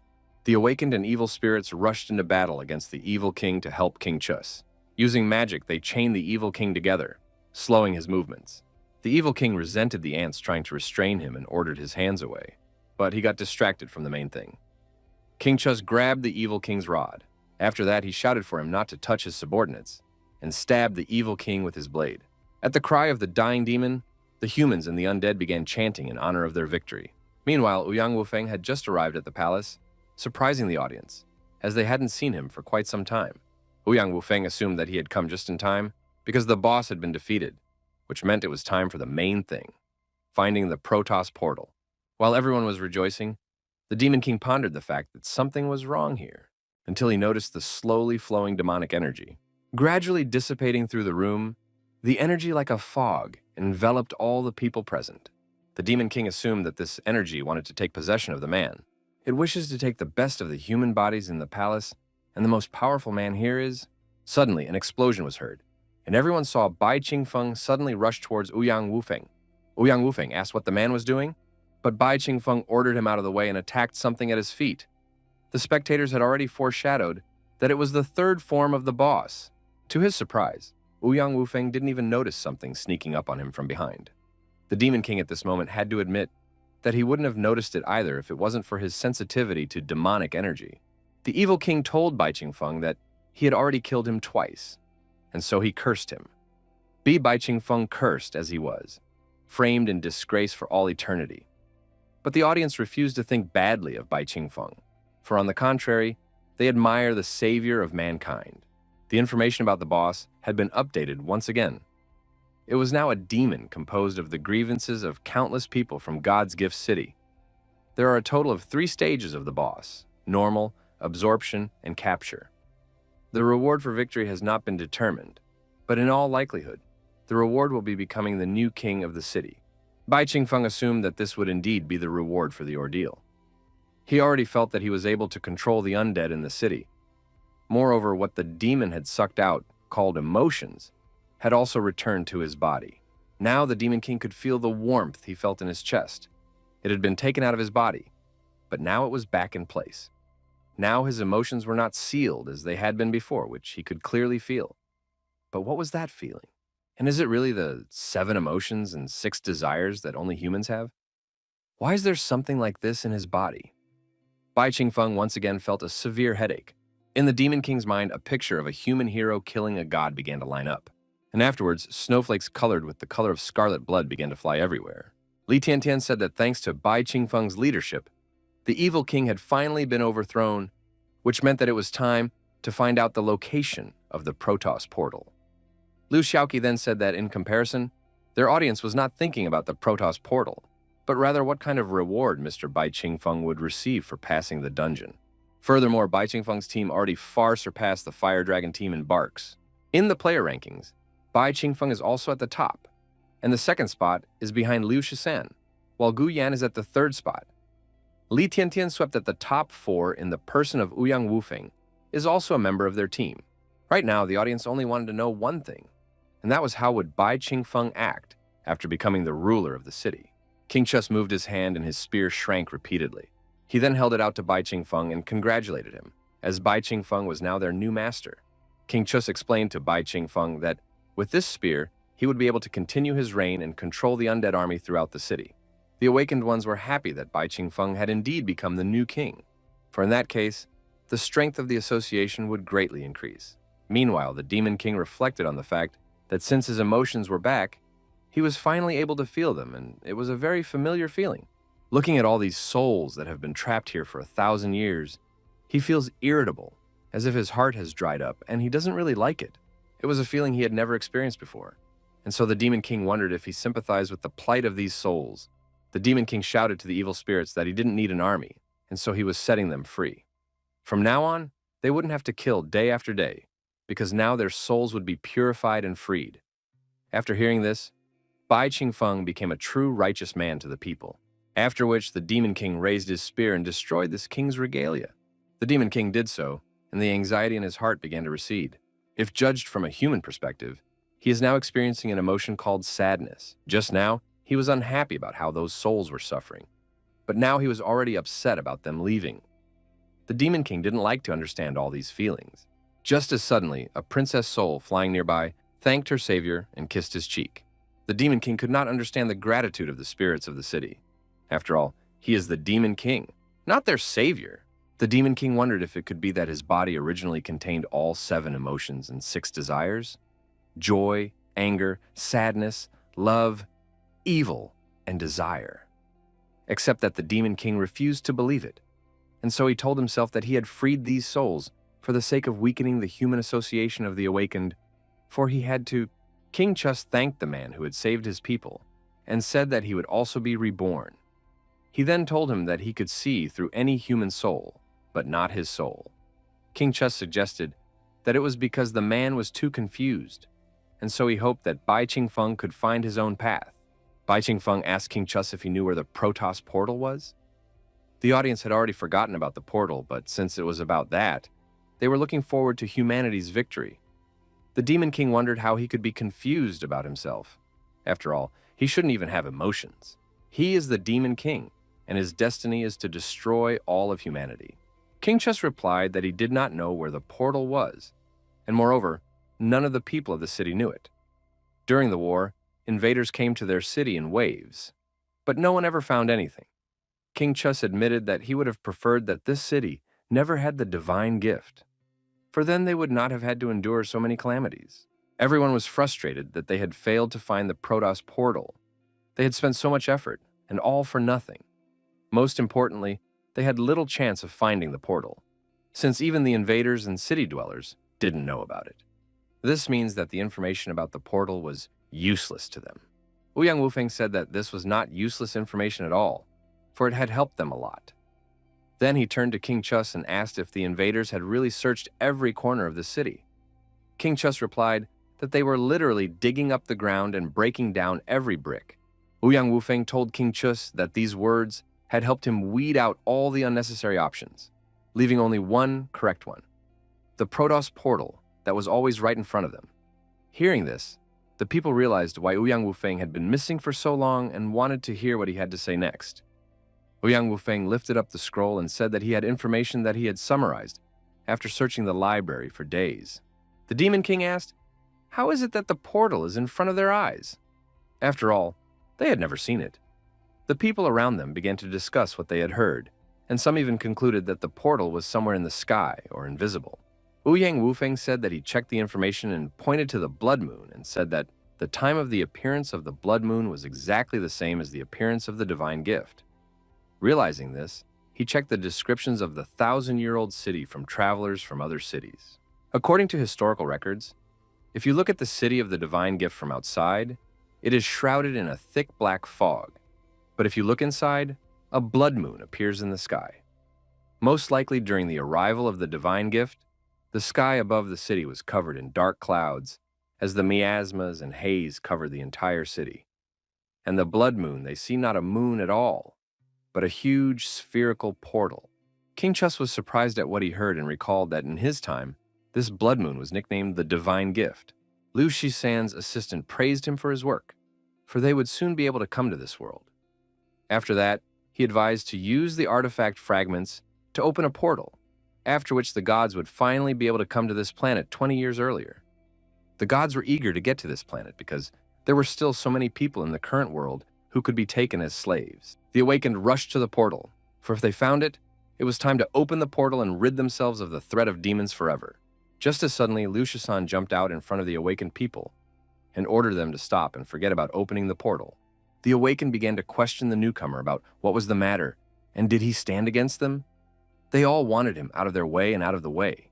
Liu Shisan explained to the people that the gods were not as kind as they thought, and if they came to this planet, they would immediately enslave everyone. So he again asked them to refuse to open the portal. But people did not take Liu Shisan at his word, because such creatures could only be called gods because of their righteousness. Literally, everyone was sure that he was talking nonsense. The awakened said it was all nonsense, for a legend passed down over thousands of years could not be wrong. The gods are righteous beings who protect all living things, and the opening of their portal is an important decision made by all mankind, and some newcomer dare not change it. Liu Shisan said that he already knew that they would not believe his words and would think he was crazy. Therefore, he would not only prevent them from approaching the portal, he would completely destroy it. The awakened were greatly angered by such words, while King Chus pondered over what was happening. Some time ago, King Chus asked Liu Shisan to break his chains so that he could save his people. Liu Shisan asked, "Does the man know how he is being slandered everywhere? And after all this, does he really want to save them?" King Chus explained that he wished to do the right thing and he was not ashamed of it. He then told Liu Shisan that he could see his soul, and apparently he was facing the same dilemma. Realizing this, King Chus said that doing the right thing sometimes comes at a huge price. Therefore, he hopes that Liu Shisan will hear his heart. King Chus congratulated Liu Shisan on finding his heart and wished that he would not regret his decision. The awakened ones wondered why the hell they should even listen to this guy. They asked him again to go out of his way to invoke the gods, but Liu Shisan refused them, saying that they could only pass through his corpse. Both gods and humans were amazed at what this abnormal man was doing, so they wished for this scum to die. The awakened asked him one last time to retreat for the sake of the future of all mankind. Suddenly, Liu Shisan instantly dispatched all the awakened ones in the air, astonishing both the spectators and the remaining awakened ones. Liu Shisan was indeed very strong. As he continued to deal with the awakened, Liu Shisan reminded them again that he would never let them in. The spectators were angry at the traitor, but there were even some who liked it. Liu Shisan realized that he simply could not yield to the awakened ones. After all, he was the person who had survived a generation of war and a generation of slavery. In the past 20 years, he had even become the strongest star player on the planet. As Liu Shisan descended to the ground, the non-flying awakened ones rushed to attack in order to open access to the portal. Still without taking any action, the Demon King asked Ouyang Wufeng if he was going to help the awakened ones. After all, he had all 3 artifact fragments in his hands, and if he used them, he could summon the Protoss to them. Then, they will fight for him, and in the end, Ouyang Wufeng will become the hero of all mankind. Ouyang Wufeng replied that since Bai Qingfeng was not coming, he would stay away.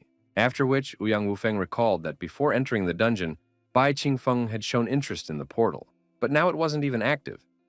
Therefore, Ouyang Wufeng asked, could it be that he had gotten information that he didn't have? Bai Qingfeng acknowledged something right after which he said that whether Ouyang Wufeng believed him or not, he hoped that Ouyang Wufeng didn't believe in gods. Especially at present, they had too many doubts about the Protoss. A while ago. After meeting Liu Shisan, the Demon King asked him what he wanted to talk to him about in private. Liu Shisan said that his system was very advanced, so it was able to transfer the broadcast to the Fire Dragon team so that they would not be overheard. At the same moment, Liu Shisan's system announced the start of the product advertisement from M77 from the Gamma constellation, which made the god who owned the rights to the product laugh, and the other gods dispersed for the duration of the advertisement break. Liu Shisan went directly to the Demon King and told him that when he found the portal, he wanted to destroy it, so he asked him not to interfere. In that case, Ouyang Wufeng would also not act rashly since the Demon King would not try to interfere with him since he is suspicious by nature. Especially without the Demon King, the other hunters will not be able to do anything to him. The Demon King showed surprise that Liu Shisan's system was stronger and that he knew his true identity.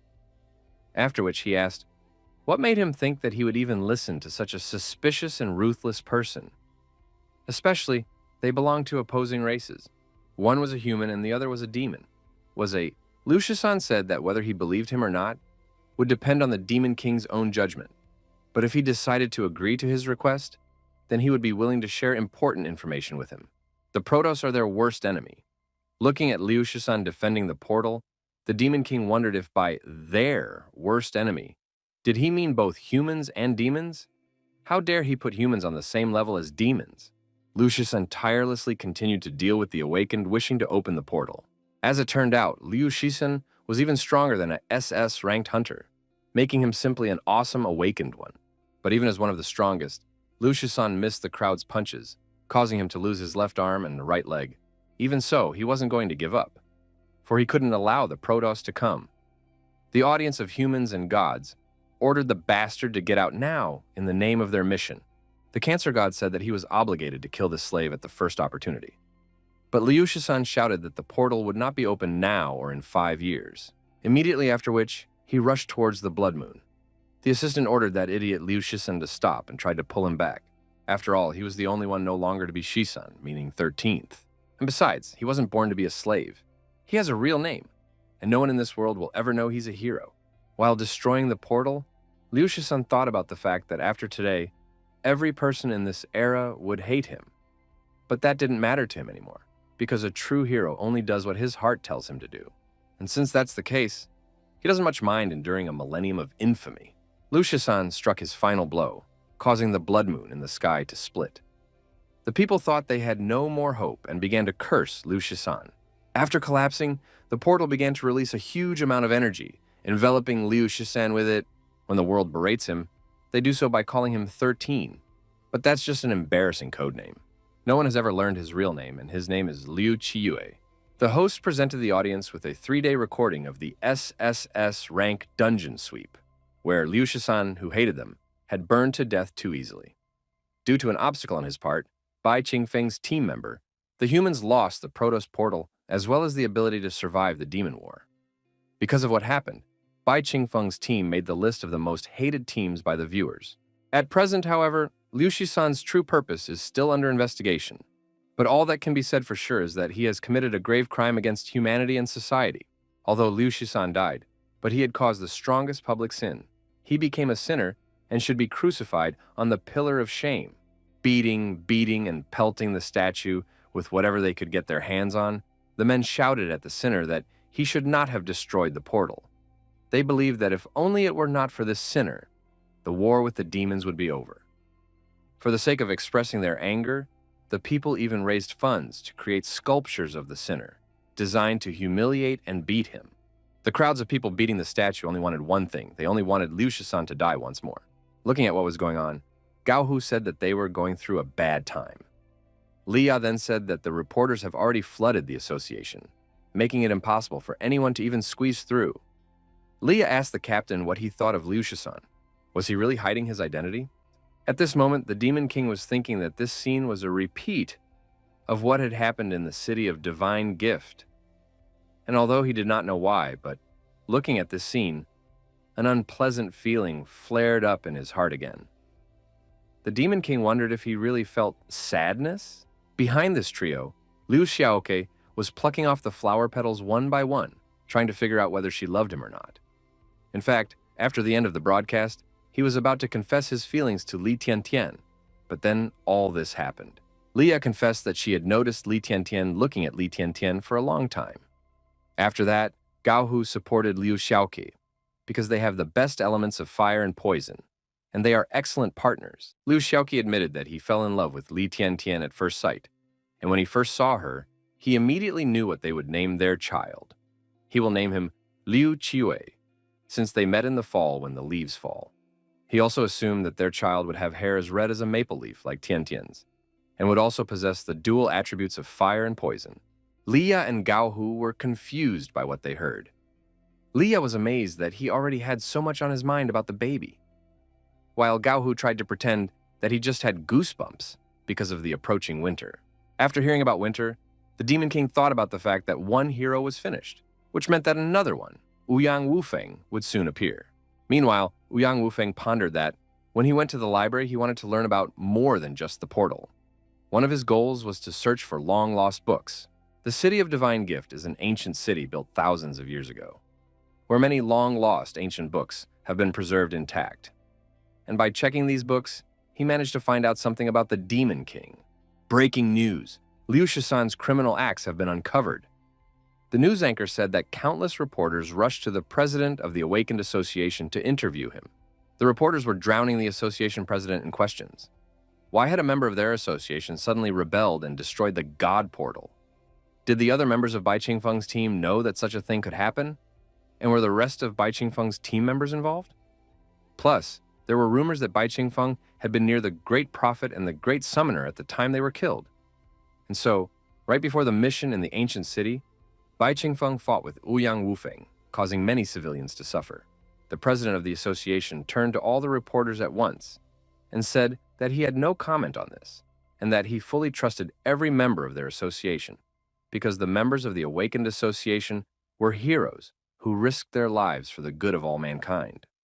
Furthermore, he trusts the time-traveling elder who transported Liu Shisan to their days, indicating that Liu Shisan's actions were also for the good of humanity.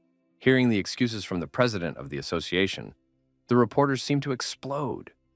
The reporters began to demand proof that it was true, because after what had happened, people could no longer trust the Awakened Association, which was currently protecting the team captain, Bai Qingfeng, who might have been Liu Shisan's mastermind. The reporters demanded that the members of Bai Qingfeng's team clarify everything themselves without the association director's favoritism. The association president said that Mr. Bai Qingfeng had nothing to explain to them. As for the gods, although the portal had been destroyed, they still had ways to defeat the demons. They still had hope for the future of humanity. An outsider suddenly appeared among the reporters and pointed out to the president of the association that they had two ways to get rid of demons. The first way was sealing, while the second way was extermination. After which, he recalled that after Ling Xiao's death, the association president had not allowed anyone to challenge her because no one had ever managed to escape alive from the top of the tower. Except he's ready to challenge the demonic tower, and he's fully confident that he'll manage to reach the top. Except that before he does, he has a request.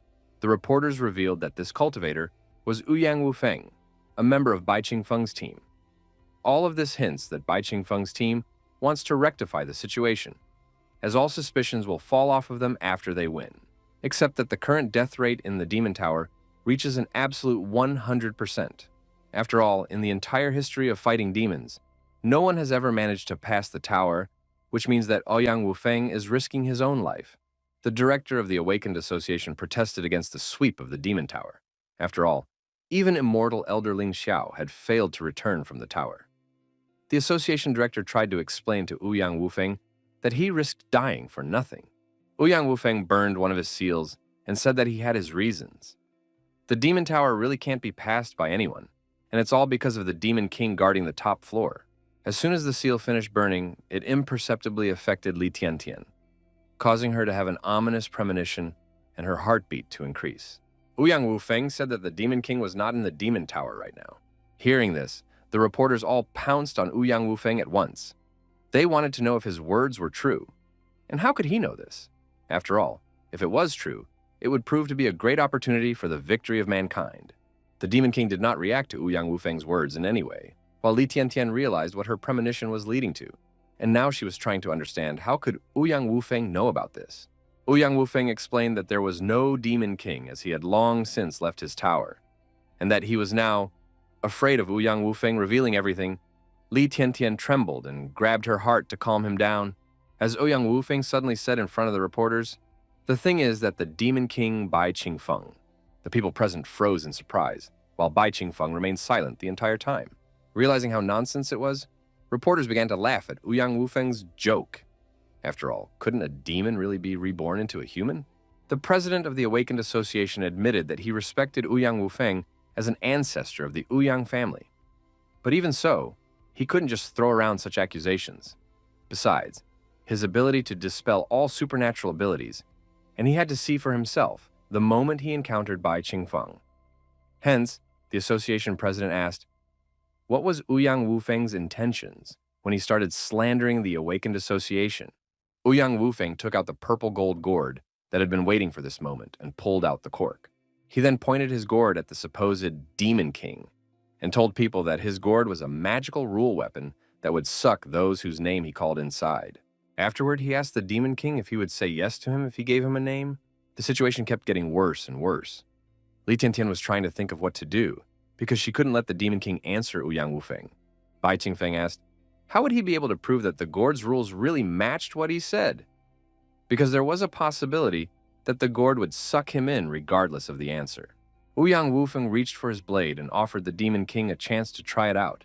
Ouyang Wufeng explained that the artifact fragments were extremely dangerous to demons, and so he suggested that the Demon King could withstand at least one hit from him. Upon hearing this, the reporters began to question Ouyang Wufeng. Was he telling the truth or a lie? Li Tiantian wondered what she should do to resolve everything. After all, the Demon King simply cannot agree to injure himself with a blade. Bai Qingfeng recognized that Ouyang Wufeng's strength was obvious to everyone, for he was so powerful that neither humans nor demons could withstand his strike. Ouyang Wufeng chuckled and reminded him that Bai Qingfeng was not the kind of person to avoid his questions so easily, given his arrogance and smugness. Therefore, Ouyang Wufeng asked, did this mean that the Demon King was just starting to panic? Li Tiantian felt as if a stone had been lifted from his soul. For in such a situation, the Demon King did not act impulsively. Tired of what was happening, the president of the association ordered a halt to all this.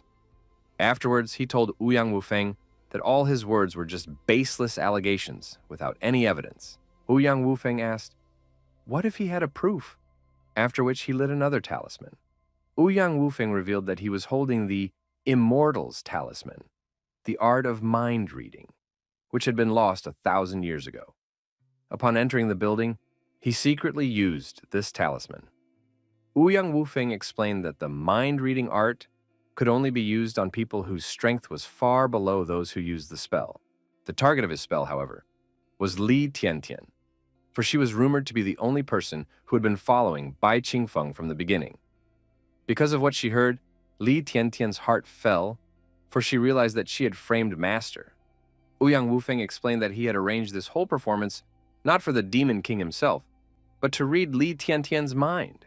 Using the amulet, Ouyang Wufeng was broadcasting Li Tiantian's thoughts. During his performance, she was trying to understand, how did he know this? What is she going to do? After all, the king doesn't have to answer.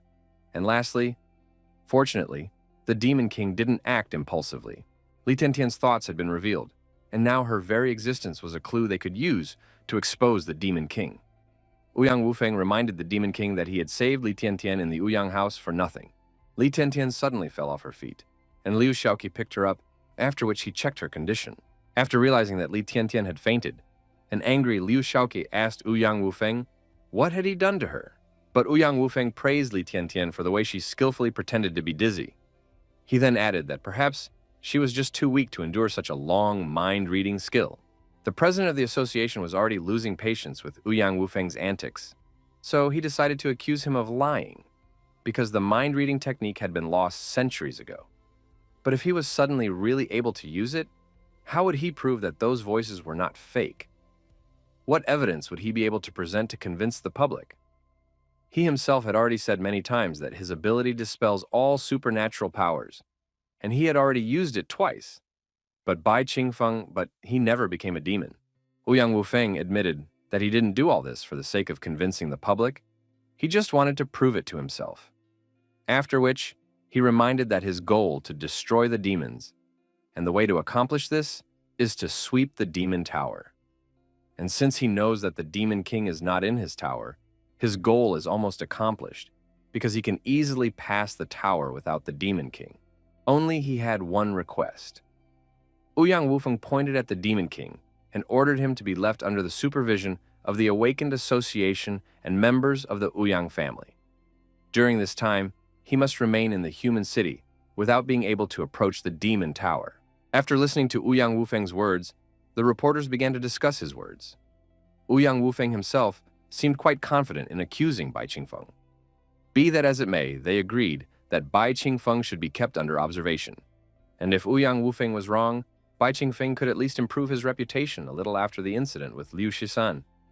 After all, they really don't know anything other than that he's a mysterious hero who came out of nowhere.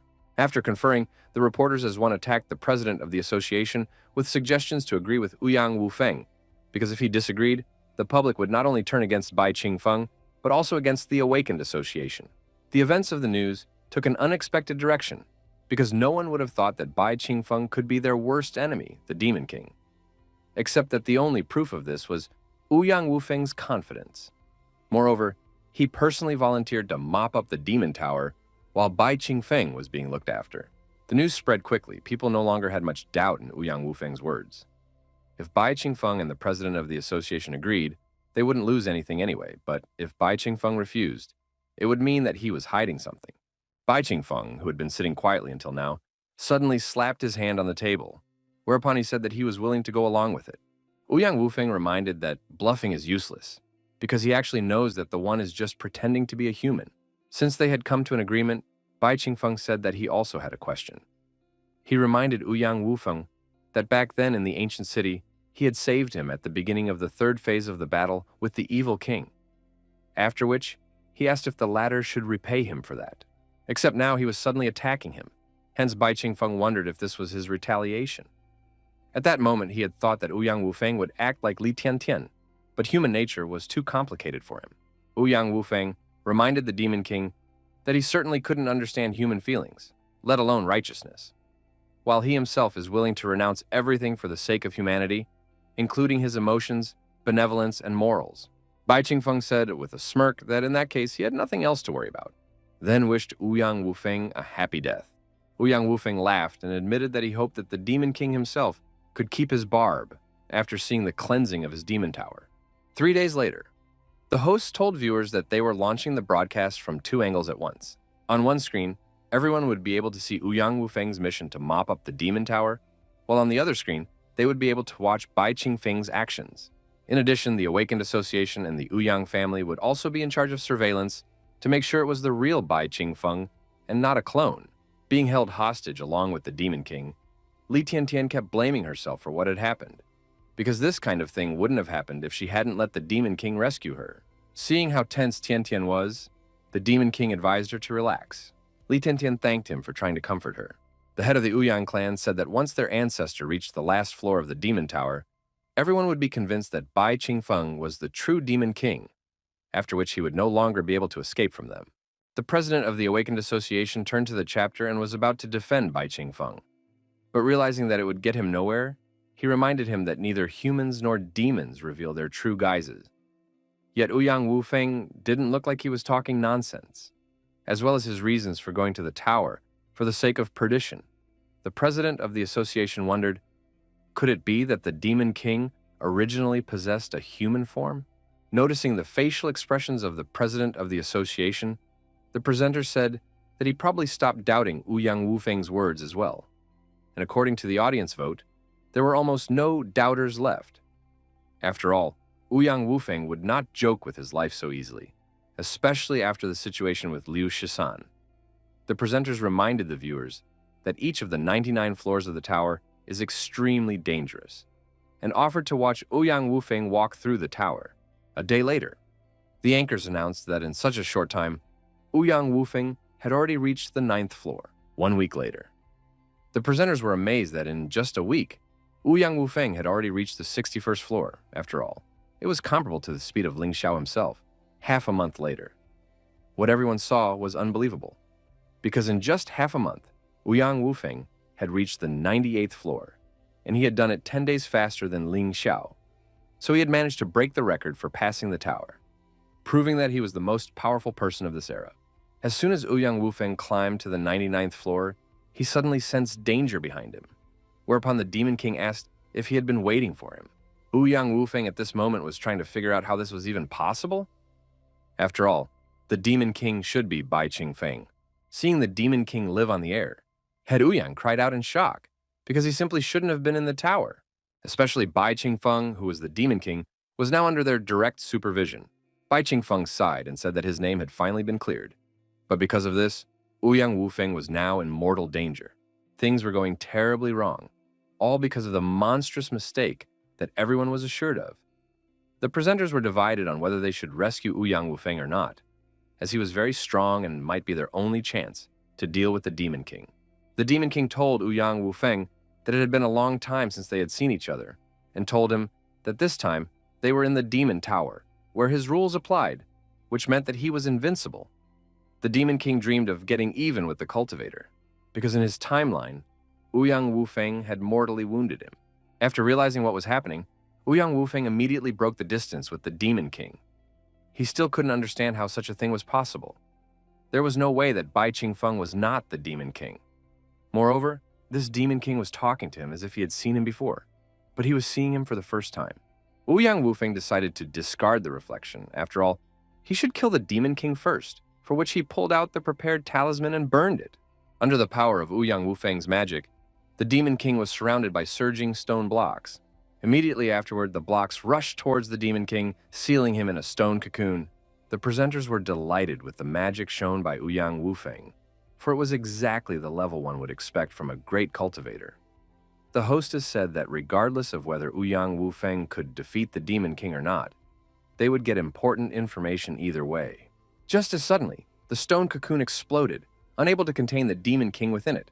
The Demon King shook off the dust and asked Ouyang Wufeng, was this really all he could do? Ouyang Wufeng was stunned to see that his spell had failed to delay the Demon King even a little, and was already panicking as he prepared the next talisman, trying to understand why he didn't have a scratch on him. Ouyang Wufeng checked the Demon King's stats and was horrified as he possessed endless amounts of health and mana. This kind of power could prove that the Demon King in front of him was indeed a true Demon King. Since the battle was being broadcast live, the viewers could also see the status of the Demon King. The head of Ouyang cried out in shock when he saw that their enemy was unbeatable. When the director of the Awakened Association saw this, he realized the exact reason why their immortal elder, Ling Shui, had lost, as well as everyone else who had tried to pass the tower. Knowing this, he decided that the association had to block the entrance to the demonic tower, so that no one else would die trying to accomplish the impossible. The host who had admired Ouyang Wufeng so much a short while ago panicked. He shouted into the microphone, telling Ouyang Wufeng to run away, because there was no way he could stand up to the Demon King. Even after seeing the Demon King's status, Ouyang Wufeng refused to believe in his immortality, because there simply could not be such a powerful opponent in the world. He believed that even a Demon King must have some weaknesses. Ouyang Wufeng took out 2 talismans and used endless life, wood, and indestructibility, gold. Immediately afterward, vines with thorns sprouted on the 99th floor of the tower and immediately began to surround the Demon King. In a matter of seconds, the vines wrapped around the Demon King, making it difficult for him to move around, but the Demon King himself was disappointed at this moment, as the cultivator didn't show him anything new from the last battle. After chaining the Demon King, Ouyang Wufeng raised his blade above him to execute the enemy. With a shriek, Ouyang Wufeng sped up his seal blade to finally deal with the threat to humanity. The Demon King called Ouyang Wufeng a pathetic worm and reminded him that he controlled the entire Demon Tower. After which, he snapped his fingers and added that he controlled the whole thing. Using the power over the Demon Tower, the Demon King switched himself with Ouyang Wufeng, due to which it was the cultivator who was delayed by the vines, and before he realized what was happening, the blade with artifact fragments fell straight onto its master. The Demon King reminded the cultivator that in his playground, they were playing by his rules, and as long as he was in the Demon Tower, he was invincible. The Demon King snapped his fingers again, immediately after which the cultivator bug talismans appeared in his hands. The Demon King asked if he wanted to try out his own skills on himself. In that case, he asked him not to die too quickly. Burning the talismans, the Demon King used purification, water, and deadly fire. Immediately after, he summoned a huge water dragon and a fire phoenix. Seeing his talismans being used against him, Ouyang Wufeng wondered what the hell was going on. The elemental beast created talismans attacked Ouyang Wufeng at once without even giving him a chance to dodge. Even so, even though it was difficult, Ouyang Wufeng managed to survive the attack with serious wounds. Ouyang Wufeng reached for the gourd and popped off the lid, deciding that since techniques against the Demon King were useless, in that case, he would go against him with his rules. Whereupon he lifted the gourd with a sharp movement and called out to the Demon King, but in the next instant, the Demon King destroyed Ouyang Wufeng's artifact, depriving him of his strongest trump card. Seeing his gourd shattering into shards, Ouyang Wufeng asked how such a thing was possible. The Demon King asked, "What's the big deal?" Ouyang Wufeng was astonished because right before his eyes, the Demon King had managed to destroy the Immortal's weapons, which shouldn't be possible. The Demon King grabbed Ouyang Wufeng by the neck and approached, reminding him that he owed him his life for saving him in Divine Gift City. Since that was the case, it was time to return the favor. The Demon King squeezed his neck, causing Ouyang Wufeng to vomit blood. At this moment, he was trying to figure out what the Demon King meant, since Bai Qingfeng had saved him back then. So was his guess right? Ouyang Wufeng immediately dismissed the thought, for Bai Qingfeng was currently under strict control. Ouyang Wufeng took out his blade with the divine artifact fragments and tried to slash the Demon King with it, but he dodged. Immediately after, the Demon King explained to Ouyang Wufeng that nothing in the Demon Tower was capable of harming him, including artifacts. With a slight movement of his hand, the Demon King destroyed Ouyang Wufeng's blade and said that he would take these 3 fragments for himself, after which he squeezed Ouyang Wufeng's neck tighter and slammed it against the floor. On the verge of life and death, Ouyang Wufeng wondered how this had happened. He shouldn't have defied the tower headlong. And more importantly, he shouldn't have doubted Bai Qingfeng from the beginning. After all, he had saved him in the end. But it was too late. Preparing to end it all, the Demon King told the cultivator that it was time to end it all. Looking up at the Demon King from below, Ouyang Wufeng noticed a wound on him and wondered who could have inflicted the wound on the Demon Lord. He simply could not understand it. After finishing with Ouyang Wufeng, the Demon King returned to the throne and imprisoned his body in a crystal, just like the bodies of the previous outsiders who had reached him. The Demon King noticed that there was a live broadcast, and since that was the case, he had something to report. The Demon King said, "Don't let me down," immediately after which the live broadcast signal was interrupted. The end of the live broadcast meant that Ouyang Wufeng had died. Thanks to his sacrifice, people had learned that the Demon King was invincible, but 3 fragments had been lost, meaning that they would never be able to collect all 10 again. Realizing that they could neither defeat the Demon King nor seal the Demon Tower, even the hosts couldn't contain their emotions, because all this meant the end of humanity. Meanwhile, the Ouyang clan's residence was in an uproar because their ancestor Ouyang Wufeng had just been killed, and the Demon King had decided to cheer people up by mocking them, which showed his fearlessness of heaven and earth. Meanwhile, the president of the Awakened Association shouted orders that the association would no longer allow any hunter to challenge the Demon Tower since the Demon King was invincible. One of the members asked what was the point of collecting the remaining fragments now if they lost 3 of them, because now they wouldn't be able to completely seal the tower. Upon hearing this, Bai Qingfeng offered to personally climb to the top of the Demon Tower to retrieve the lost artifact fragments. Bai Qingfeng explained that, although he had no chance of defeating the Demon King, there was a small chance that he could snatch the fragments and quickly escape. The president of the association told him no, because the move was too risky, whereas they should no longer act rashly. They should now consider a longer-term perspective. Moreover, the artifact fragments would only increase the chance of sealing the tower, so they still had a 70% chance. The president of the association recognized that Bai Qingfeng was a righteous person, but he had offended him, and so he immediately vowed that he would never suspect him again.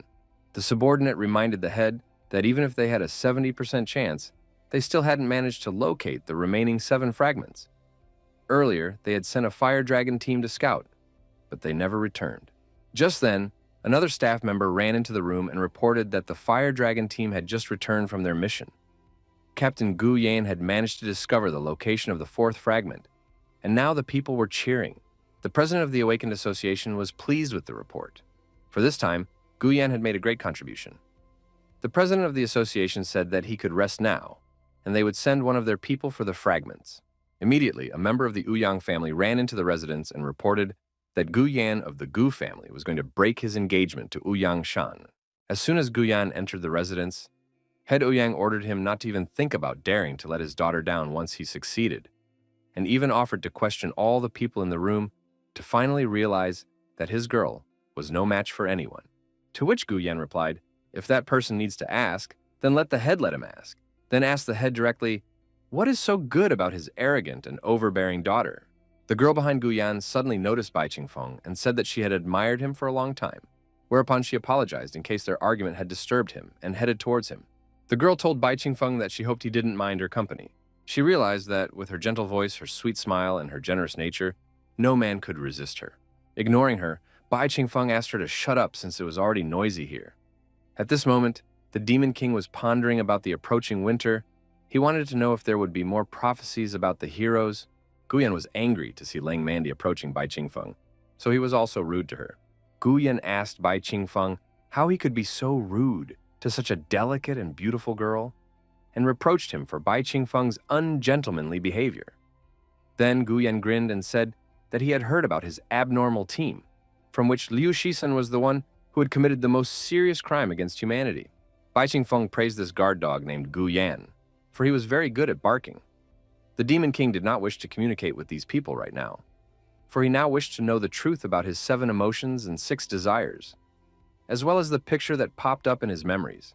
Meanwhile, Lan Mandi clenched her teeth and tried to understand how any man could treat her like this, and she had even increased her charm to the highest stage. In fact, she comes from a lower stratum of society. She had no family, no wealth, and didn't even have superpowers. Such a weak person like her, beauty did not bring luck. On the contrary, it brought her only bullying and humiliation. That was until one day a text message arrived on her phone that completely changed her life. New mobile game, Otomi game about love, in which men will be her stepping stones. Will she agree to implant herself with a chip for the sake of it? It was a mobile game that surpassed current technology and allowed her to conquer any man. Power, truly the greatest hallucinogen of all, and it is addictive. It was interesting to her to watch men, who were usually powerful men, fall down before her skirt and ready to twirl around in front of her if she only wanted to. All men are her toys. There can be no exceptions. Bai Qingfeng has caught her attention, and from the looks of it, the game will bring her more bountiful rewards if he is captured by her. Making an innocent appearance, Len Mandy asked Bai Qingfeng and Gu Yan not to fight over her. After all, two of them were their main trump card in the fight against demons, and they had yet to collect the remaining fragments. She wanted to reconcile them since Bai Qingfeng would be easier to subdue if he went with Gu Yan. Gu Yan's favorability increased by 2% to 72%. At the same moment, Gu Yan told Ling Mandy that she was very kind-hearted and the best girl he had ever met. After which, he explained that he didn't want to team up with such a rude and suspicious person. Hence, he asked for the opportunity to collect all the fragments alone. Bai Qingfeng reluctantly said that he wasn't going with him as it was. He was going to wait for Gu Yan to return and steal the fragments from him. After checking on him, Lan Mandy found out that she still had 0% of Bai Qingfeng's favor, and it was starting to make her angry. She wanted to understand why his favor for her was not increasing. And could it be that he wasn't interested in relationships between men and women? The president of the Awakened Association turned to Bai Qingfeng and Gu Yan and said that he had an idea. According to the information Gu Yan has gathered, the fourth artifact fragment is in an SSS-ranked dungeon with a long history, where information about demons and gods should obviously be preserved. Gu Yan has the information while Bai Qingfeng has the experience to obtain the three fragments. Only when they put aside their enmity and join forces to save humanity can he entrust them with this task. The information about demons and gods has attracted the attention of the Demon King, because there is a possibility that he can unlock the secrets of his emotions and memory fragments. Placing his hand on his chest, Bai Qingfeng said that, for the sake of the future of all mankind, it was his duty to accept this mission. Bai Qingfeng's righteousness shone so brightly that Gu Yan had to shield himself from the light. Gu Yan admitted that he didn't expect that this guy's sense of justice was so strong, and since that was the case, he also agreed. Except he decided to make his own condition. Len Mandy would go with them. Suddenly the head of Wu Yang ran up to Gu Yan shouting and grabbed him by his clothes, for he had betrothed himself to his daughter, but now he was suddenly taking another lady with him. After which, he threatened to get rid of the girl right now for the way she was seducing other people's men. At the same moment, Ouyang Shan came out to them and asked her father not to be angry with Gu Yan, after which she agreed to break off the engagement, but only on one condition. She would also join their team. Head Ouyang let Gu Yan go and asked Shanner, didn't she like Gu Yan? So then why did she suddenly decide to break the engagement? Realizing what Ouyang Shan was trying to achieve with his words, Gu Yan said that it was useless. Passing by, Ouyang Shan knocked Gu Yan's hand away, and after asking where this daffodil came from, ordered him to get out of here.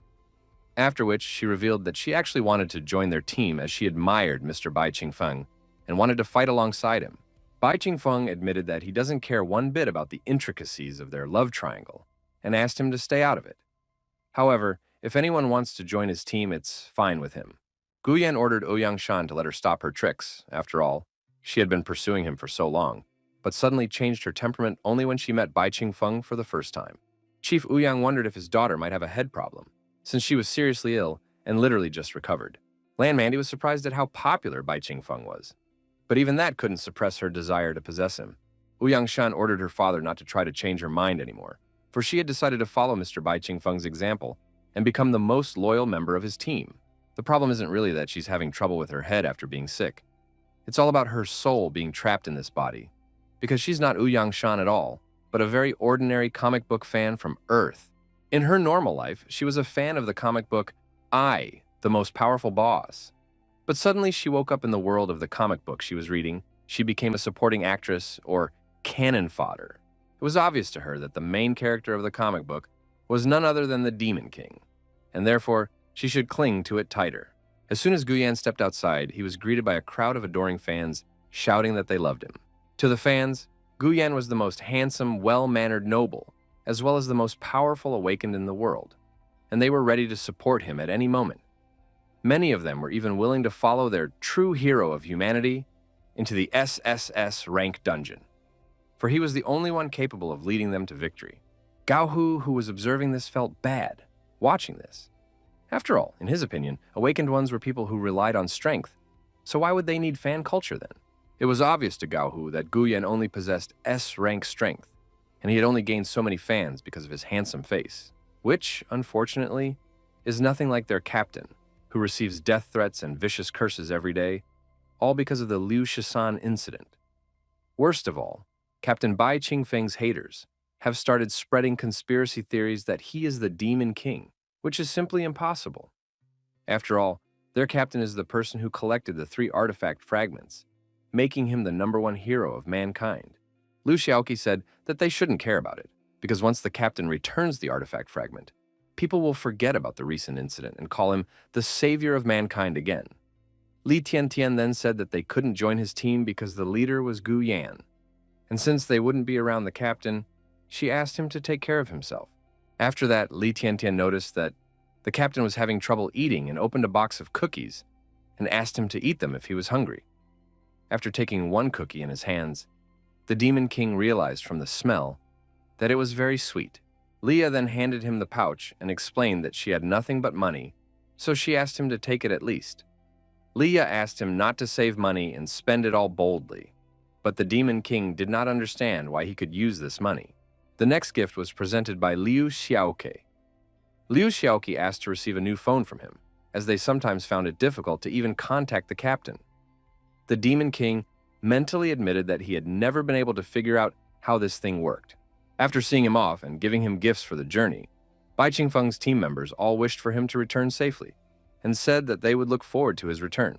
Holding his friends' gifts, the Demon King looked at them, after which he said a simple aha to them and followed Gu Yan. As he left, the Demon King smiled slightly. He hoped that they would wait for him. The Absolute Order Elder summarized that Ling Xiao's system, Li He's system, Liu Shisan's system, and countless other direct broadcasting systems. There are more and more systems. At the same time as there is more data, a great prophet has the ability to look into the future. A time-traveling elder controls the past, while he is able to control the present. All because he knows everyone in this era, and he also has data on everyone. Now, he had a few more systems left to collect, and after gathering all the data, he would finally be able to get to work. 3 days later, a game reminder arrived on Lan Mandy's phone. Although her Bai Qingfeng's favorability was still 0%, she should increase it as she would be able to obtain very valuable rewards, and so she shouldn't waste any time. Lan Mandy wondered what these valuable rewards were. After all, this was the first time she was being offered something like this, but if it was really worth it, she should try her best. As he continued traveling with Guyan's team, the Demon King wondered why these girls were staring at their phones the whole way. And what did they see so interesting about these pieces of iron? The system sent the Demon King an alert that Lan Mandy had something similar to the system, which didn't surprise the Demon King much. After which, the Demon King asked the system, "Does Ouyangshan have a system?" After all, it was rumored that her character had suddenly changed dramatically. The system replied that she didn't have a system. In that case, the Demon King assumed that she was reborn, as he did not see any other options. The system praised its master for his awareness. Looking at her phone, Ouyangshan was jubilant because she hadn't even thought about the fact that even after being reborn, new chapters would continue to be added to her phone. She even speculated that she was now looking at the world from the perspective of a god, because she would be able to be the first to see all the events. So far, the story has been updated to the last moment where she appeared. And what's even more important is that she's actually in the comic. She's on the same screen as the comic book character she's been following, which was a huge honor for her. Rejoicing at this, Ouyangshan started rubbing herself on the phone, thinking about how much of a high-level VIP privilege this was for a true fan like her. As Ouyangshan was daydreaming, she didn't notice how she accelerated, causing her to accidentally crash into the Demon King. After which, she received a murderous look from him, for Bai Qingfeng didn't like those people who took over other people's bodies. Frightened, Ouyangshan apologized and explained that she didn't do it out of malice. She realized that she had to win his favor as soon as possible, or he might kill her. Noticing what had just happened, Guyan wondered if Ouyangshan was really interested in this Bai Qingfeng. Wouldn't she be in trouble if she continued to pester him like this? Since she is a member of his team, Guyan decided to help Ouyangshan. Guyan turned to Bai Qingfeng and reminded him to be nice to girls, but his gesture of goodwill was not appreciated. Bai Qingfeng, along with Ouyangshan, ordered him to back off. Hearing this, Gu Yan stumbled back and reminded them that he was their captain, which meant they should listen to him. But the team members completely ignored him. Gu Yan, of course, knew that Ouyang Shan was always bold, but what he didn't expect was that even Bai Qingfeng wouldn't take him seriously. While Gu Yan was tormented, Lan Mandy offered to wipe the sweat off Bai Qingfeng's face, and Ouyang Shan offered to get a drink, but Bai Qingfeng didn't care about them.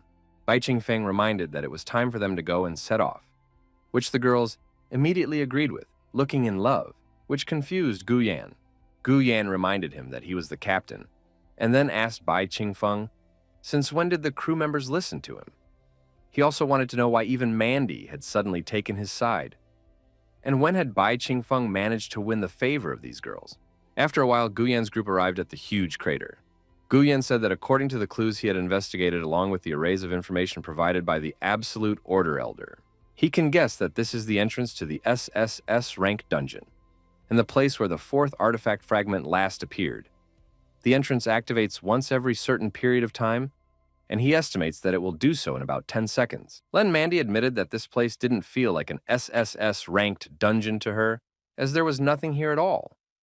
Ouyang Shan, on the other hand, was pleased, as personally participating in the trials from the comics was the best thing to happen to a fan. Gu Yan explained that it was just an entrance and that he was confident in the information from his intelligence. The dungeon they needed was a rare, very rare dungeon called World Inversion, which was very rarely visited. It was rumored to be the place where the only cultivator who had managed to collect all 10 artifact fragments disappeared about 1,000 years ago. And from the looks of it, there must be some sort of space-time node here, with the help of an Absolute Order Elder. After a long search, he learned that the next opening time was tonight, and it was 5, 4, 3, 2 before the dungeon opened. Looking at the crater, the Demon King wondered, where in the desert could such a thing suddenly form? Suddenly, as if to answer his question, a meteor shower began. The meteorites headed toward a huge crater. Then there was a huge explosion that illuminated everything, with a bright flash, after which it faded. The morning after the meteor shower, waking up as the first of the team, Gu Yan was surprised that it was already dawn. Then he remembered the most important thing. Where was the entrance to the SSS rank dungeon? The Demon King suddenly woke up and jumped up abruptly, causing Ouyang Shan, who was lying on top of him, to hit her head on a nearby rock. The Demon King wondered, how could he only fall asleep? Besides, there had been a huge meteor shower last night, so why were they unharmed then? The Demon King refused to believe that this had no consequences, plus, he had a very strange premonition. Hitting his head, Ouyang Shan also woke up and had already started sobbing in pain. But she quickly regained her senses and, hiding behind the Demon King, began to look around while asking where the entrance to the dungeon was. After all, it was exactly as it was yesterday. Ouyang Shan asked if they could be in the wrong place. Lan Mandy looked out from behind the other side of Bai Qingfeng and suggested that the meteor shower had simply collided with the energy of the dungeon, causing it to prevent it from opening. After which, she asked, would they really have to wait for the next dungeon opening? In the meantime, Gu Yan disguised himself, then suggested that they return to the city to ask the association what they should do next. Bai Qingfeng asked Gu Yan why he was dressed up like that. Gu Yan replied that he was hiding his face, because if he entered the city, he would be mobbed by fans. A while later, upon returning to the city, almost all billboards and even merch had Bai Qingfeng's picture on them. Ouyang Shan couldn't help but wonder why there were pictures of Mr. Bai Qingfeng hanging everywhere. These people had even started calling him the hero of humanity and the light of humanity again. Lan Mandy agreed that this was very suspicious, because not long ago, he was the object of everyone's scorn. Gu Yan also agreed that it was strange, but his only concern here was that people were only paying attention to the guy behind him, and after all, he himself wasn't even covering himself, so why wouldn't anyone recognize him? The people around Gu Yan's group were amazed when they saw Bai Qingfeng and wanted to tell everyone they knew that they were lucky enough to see him. Seconds later, shouts of, "He's here!" went up, and the crowds wanting to see their idol grew larger and larger. When Gu Yan heard this, he realized that his fans had finally shown up, which was not surprising since it was impossible to hide from them. So what should he do now? The throngs of fans could barely tolerate such a close presence of their idol anymore, as suddenly they all ran towards him. Realizing this was his star opportunity, Gu Yan finally dropped his disguise and said he was ready to sign autographs. Realizing where this was going, Mandy hurriedly moved away from him before she was run over by the crowd. Unexpectedly, people suddenly started shouting out Bai Qingfeng's name and asking for his autograph. Trying to make their way towards him, people told their stories about how they had been a fan of him since they were kids.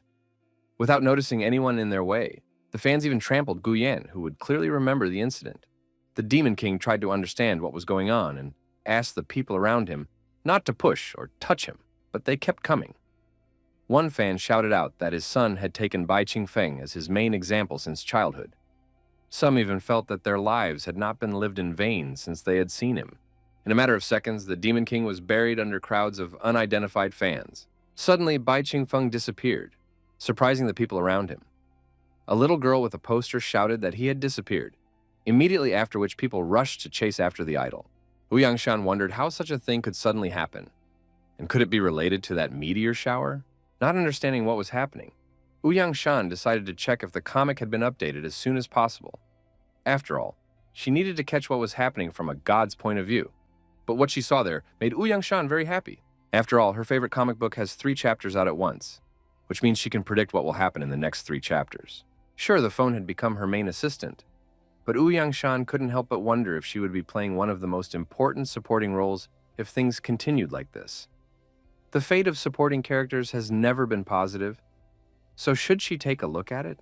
Meanwhile, the Demon King finally managed to escape from pursuit by hiding in a small street. Adjusting the clothes that had almost been stripped off him, he wondered once again what the hell had just happened. For the first time in his life, he was afraid of people. Just as suddenly, Bai Qingfeng was discovered by a certain girl and asked the Lord why he was here. Upon hearing the voice, the Demon King immediately became a fighting stance. But after taking a closer look, he realized that it was Li Tiantian, with Liu Xiaoke standing behind her. Li Tiantian complained about the absence of the master because the association had been looking for him for half a day, and Liu Xiaoke just said hello to him. Already unable to be surprised, the Demon King asked what had happened to them, and why did they look so strange? Liu Xiaoke was surprised by the commander's question and reminded him that actually, they always looked like this. Just as suddenly, Li Tiantian hit him on the head and asked him how dare he talk to their master like that. After all, she had taught him how to do things. Liu Xiaoke apologized and asked for permission to speak.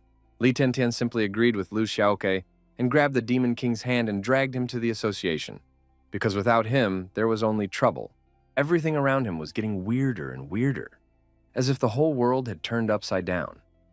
The Demon King assumed that it was because of the meteor shower. But how could it turn the world upside down? And how powerful a meteor shower is needed for something like this? The headquarters of the Awakened Association. Bai Qingfeng's fans gathered in front of the association's walls and shouted their idol's name. Li Tiantian told the gentleman that they would have to go through the back exit as usual, as the gentleman's fans have been waiting for him outside the association all day long. The Demon King noticed a figure sitting nearby and asked Tiantian about that person. Li Tiantian recalled that this beggar had been begging for food outside the Awakened Association for years. Afterwards, I asked the gentleman, didn't he remember that? And why is he acting so strangely today? The Demon King could not accept that this man was a beggar, after all. Gu Yan came from a noble family. Gu Yan's situation could only change if the whole world changed. But how could there be 2 of them? But if there really are 2 of them, does that mean that...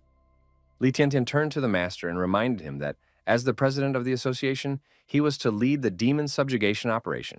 As Li Tiantian suddenly fell silent, for ahead of them was... The Demon King was waiting for them, so why are there 2 of them now? Looking at one and the other, Li Tiantian cried out and began to question why they looked the same. And how is such a thing even possible? Upon seeing the other Demon King, the Demon King realized that it wasn't the meteor shower that had turned the world upside down. In fact, the meteor shower had transported them to a parallel world. The exact opposite parallel world. That meant that that meteor shower wasn't an accident, and it was the meteor shower that opened the gate to the SSS rank dungeon. The Demon King even recalled Gu Yan's words that this dungeon was called World Reversion. The Demon King told them that whether they believed it or not, he was Bai Qingfeng from a parallel world, and he had come to find a fragment of the artifact, for which he and his companions had entered the SSS rank dungeon, after which they had been teleported here. Hearing this, Li Tiantian got angry at the stranger with Bai Qingfeng's face, because no one would believe such a thing and started threatening him. The local Bai Qingfeng accepted the version of himself from the parallel world and greeted him. then introduced himself as Bai Qingfeng, the president of this world's awakened association, whom people prefer to call the Light of Humanity. Bai Qingfeng admitted that he did not consider himself a hero, and that he simply had a sincere heart that was willing to dedicate himself to all of humanity. Li Tiantian shouted at the president that he was an idiot, and asked if he couldn't at least try to defend himself instead of being a peon. Hearing people praising the president of the Awakened Association, Bai Qingfeng felt nauseous, and he could barely contain himself anymore. Just as suddenly, he threw up a rainbow straight into the face of his parallel self. The local Bai Qingfeng took out a napkin to wipe his face, immediately after which the Demon King approached the parallel self and ordered him to stop talking nonsense. What was wrong with his smirk anyway? After all, it looks too disgusting, and his face should not be able to adopt such an expression. The Demon King was sure that even in the parallel world, he couldn't be like this, unless he himself is a bigger devil than this. Suddenly, the local Bai Qingfeng grabbed his hands and said that his identity was not important, because no matter what kind of person he was, they were compatriots as long as they were on the same front. The Demon King mentally apologized after all. He wasn't even human. The local Bai Qingfeng offered to work hand in hand, and pointing to the portraits on the wall, said they needed to defeat their common enemy. It was the Demon King and his 7 generals. Except, why were the portraits showing the old president of the association and his elders? Why did they become demons? Shining a light on the humans, Bai Qingfeng announced that starting tomorrow, they, the humans, would officially move against the demon race for victory. This world was too strange for the Demon King. The Demon King said that in any case, he had come here for the artifact fragment, and he was willing to help them if they handed it over to him. Besides, he had lost 3 comrades here. Suddenly shining even brighter, Bai Qingfeng asked his subordinates to help the other himself with the search, for the 3 of them were clearly having a hard time right now. Li Tiantian was against helping him, as she didn't trust the stranger, but Liu Shaoqi agreed with the boss and dragged Li Tiantian along. Ouyang Shan had finally read the 3 new chapters of the comic book, but she was clearly not satisfied. Like suddenly she threw her phone down, screaming that this comic was insane, because it would all end in 3 chapters, where the Demon King would die at the hands of that guy. This was too serious a turn of events, and if the main character of the piece dies, what's the point of the whole thing anyway? This ending was a total mess. Beating the phone with her foot, Ouyang Shan cursed the author and asked, why did he put her in this manga in the first place? Just as suddenly lightning struck her. While she was being struck by lightning, Ouyang Shan began to apologize to the author, and even admitted that she was wrong, after which she began to beg for mercy.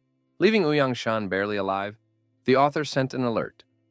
The comic is about interfering with the causal storyline of this world and preventing the Demon King from dying at the beginning of winter. He hopes that she can get the Demon King to change his fate so that he can live a few more chapters, after which he will allow her to return to Earth. The author bid her farewell and wished her not to die. Before Ouyang Shan could be surprised that so many comments flashed before her eyes, the author advised her to read the comments for inspiration. Ouyang Shan got angry about the last comment and asked the author, can't he just figure out how to keep the Demon King alive? He shouldn't leave all the work to innocent time travelers like her. Suddenly, a vortex opened up in the sky, spewing lightning bolts. When Ouyang Shan saw it, she apologized to the author and agreed to do whatever the author ordered. Sometime after the lightning incident, Li Tiantian found a strange, sparkling girl and asked if she was on that guy's team. A while later, Li Tiantian, along with Liu Shaoqi, finally found their guests' comrades, after which she suggested that they head to the association to contribute to the future of humanity. Finally gathered together, Guyan revealed that he had visited several large families and found that the servants had become patriarchs, while the patriarchs had become laborers. He suggested that this dungeon was a space tunnel leading to the opposite parallel world, after which Leng Mandi added that not everything had changed in people, but only one trait. Guyan was born into a noble family, but became a beggar. The cute girl, Tian Tian, suddenly became a violent punk, but the other traits remained the same. The Demon King recalled that before he left, the president of the association had said that there were clues about demons and gods here and now. He understood why. Since this world was the opposite of their world, if they learned something about gods and demons from this world, that information would come in handy in their world. Guyan suddenly asked, could it be that since this world is upside down, and Bai Qingfeng is such a bright and good person in this world, then their Bai Qingfeng is truly a sinful person? Everything was exactly like the last chapters of the comic book, and even the characters' lines were exactly the same. Ouyangshan realized that she had to intervene somehow if she wanted to return home. Ouyangshan asked if he had forgotten that although the world was upside down, it worked differently with everyone. Li Tiantian and Lu Xiaoke have only changed their personalities, but still remain excellent awakened associations. This meant that Bai Qingfeng could only change his personality, as they could see from the sunny and kind Bai Qingfeng. Ouyangshan suddenly had a feeling that the description was getting darker and darker, as if she was scolding the Demon King himself, which is why Ouyangshan decided to just drink tea. In the story, Guyan and the Demon King started fighting over a disagreement, but there were no lines from her in the comic, which means she can actually change where the plot is going. Noticing how oddly she was acting, Len Mandy wondered what was wrong with her. Guyan admitted that it still felt as if there was something wrong here. As they were suddenly interrupted by the local Bai Qingfeng, he suggested that they immediately start a demon extermination operation, after which he said that he felt that they were very capable, and because of that, they would definitely contribute to the future of humanity. With a glow of righteousness, Bai Qingfeng suggested that they all hold hands together, for a bright future awaited them. The Demon King could barely contain himself because of this saintly man's luscious words. In the end, he once again threw up a rainbow right in the face of the local Bai Qingfeng, scaring his comrades. The Demon King apologized, as he really couldn't stand it when his face made such a righteous expression. Bai Qingfeng's group joined forces with an army of knights and headed towards the demon lair. The inhabitants of this world were even willing to give their lives for the future of all mankind. The local Bai Qingfeng offered another meal to himself, as they would soon arrive at the demon lair. The Demon King admitted that he wasn't used to the local dish and took out the cookies Li Tiantian had baked for him. The local Bai Qingfeng remarked that it looked like a handmade cookie and that it was made by someone who appreciated Bai Qingfeng very much. Instead of answering, the Demon King began to silently eat Li Tiantian's cookies. Then he reached for his new cell phone. He'd had a hard time learning how to use it, and once he'd gotten to the other world, he'd stopped getting a signal. That meant he'd have to get out of here first to communicate with the people in his world. The last messages he received came that night, just before the meteor shower. Liu Xiaoke wished the captain to return safely. Li Tiantian wanted to know if her cookies tasted good. Li Ya wrote that they were waiting for his return, and Gao Hu wrote that it didn't matter to them whether he could accomplish his mission or not. The most important thing was that their captain was okay. The local Bai Qingfeng said that this was an operation that humanity had been planning for the past 10 years. During that time, they have gathered the best awakened from all over the world, and careful calculations have been made, making them confident that this time they will almost certainly be able to destroy the demon lair. It is rumored to give only a 10% chance of sealing the lair, but it is also located on the 100th floor. Except that once they get the fragment, it will become useless, so they can give it as a reward. The Demon King assumed that the only artifact fragment from this world was a fragment from their world that had accidentally come here. He had already noticed that the humans in this world were much more powerful than the demons, which meant that they would have no problem destroying them, even though he had nothing to do with it. The Demon King asked why he said demon lair and not demon tower. The local Bai Qingfeng was surprised to hear about the tower and explained that demons were always in the demon lair, which extended 100 stories underground. He then asked them to remember that they only needed to capture the Demon King and not to kill him, because if he died, the lair would disappear and the rock would collapse on their people, burying them alive. Demons in an underground lair? This world really appeared to be the opposite. As the Demon King suddenly remembered something, if the risk of the operation was so great, why didn't they ask the gods for help? To which the local Bai Qingfeng replied that the god race had long since disappeared and asked, "Hadn't this been mentioned in the other world?" The Demon King replied that unfortunately, there were very few mentions of gods, demons, and even humans left in their world. Another Bai Qingfeng said that there were countless documents and ruins of civilizations in this world that clearly said that the god race was merciful and that they protected all living things in this world, while demons are an evil race that can only devour all living things. Humans are wise and are the first creatures created by the gods, so they are forever loyal to them. After talking to the local Bai Qingfeng, the Demon King was lost in questions, because judging by what he said, this world is exactly the same as the parallel world, except that this world is opposite and everything must be different. So what is the true world?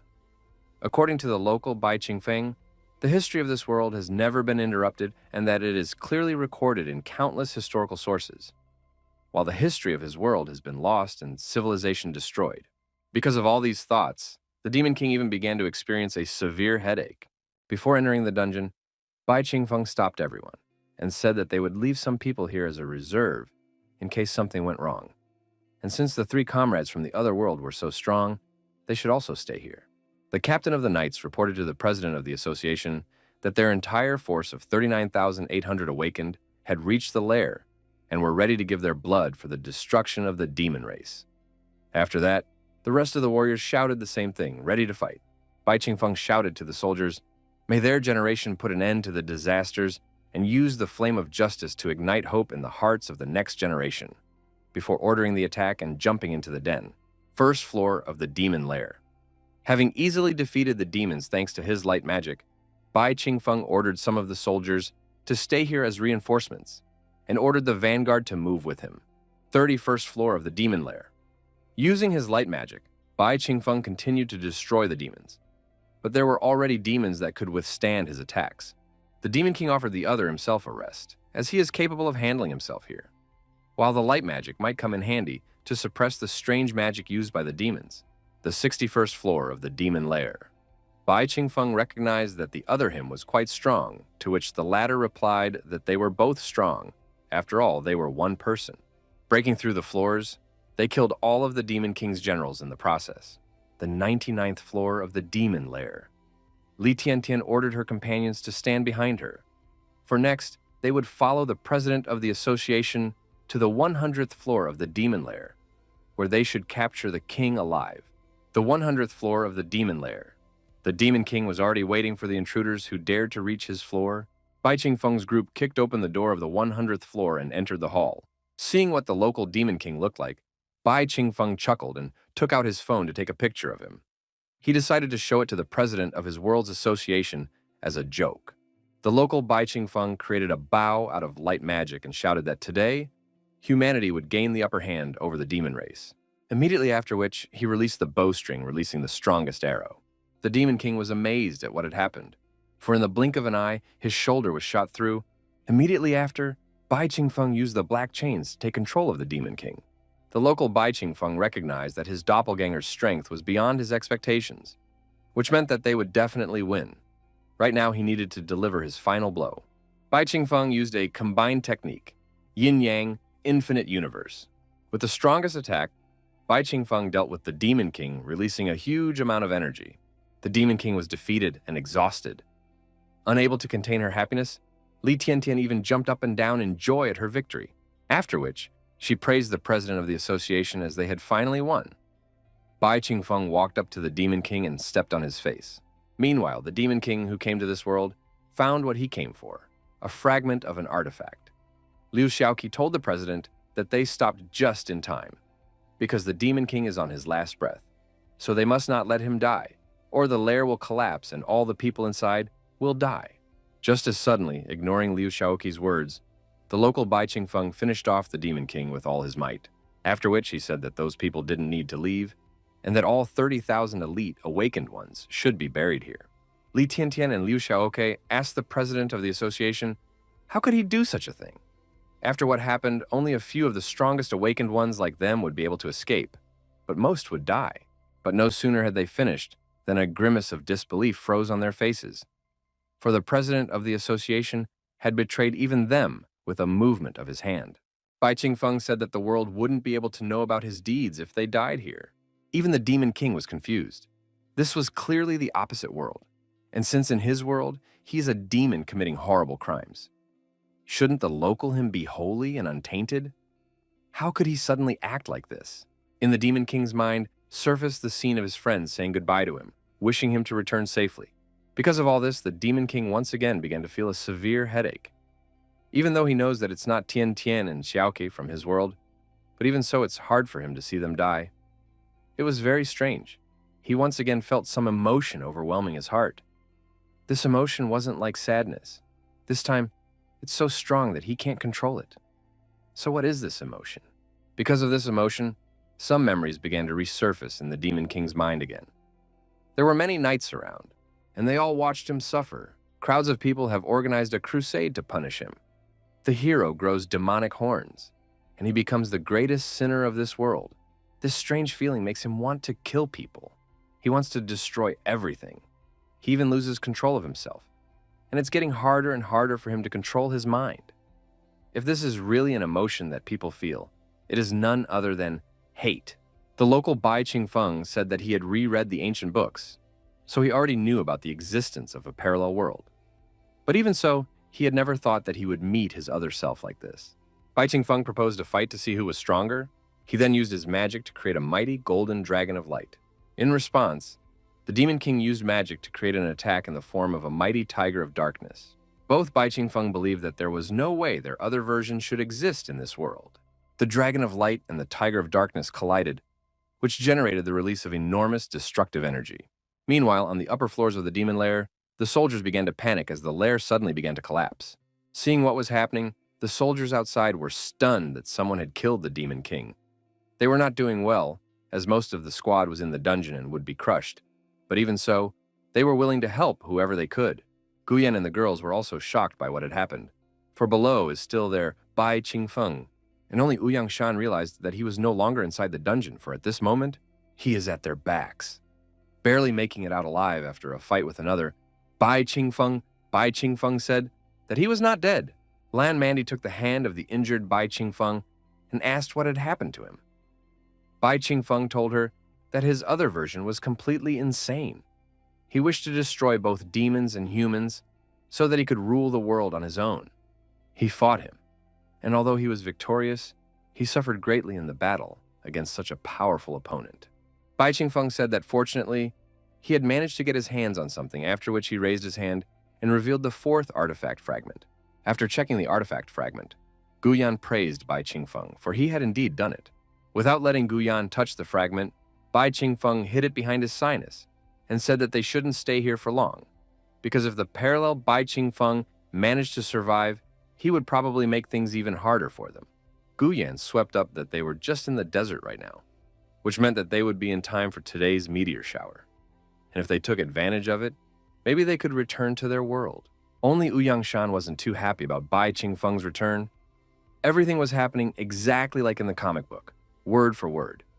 They were currently in the third of the chapters she had read recently, which meant that the Demon King would soon have to die. But what if the Demon King had already been killed? Yangshan pulled out Guyan's blade.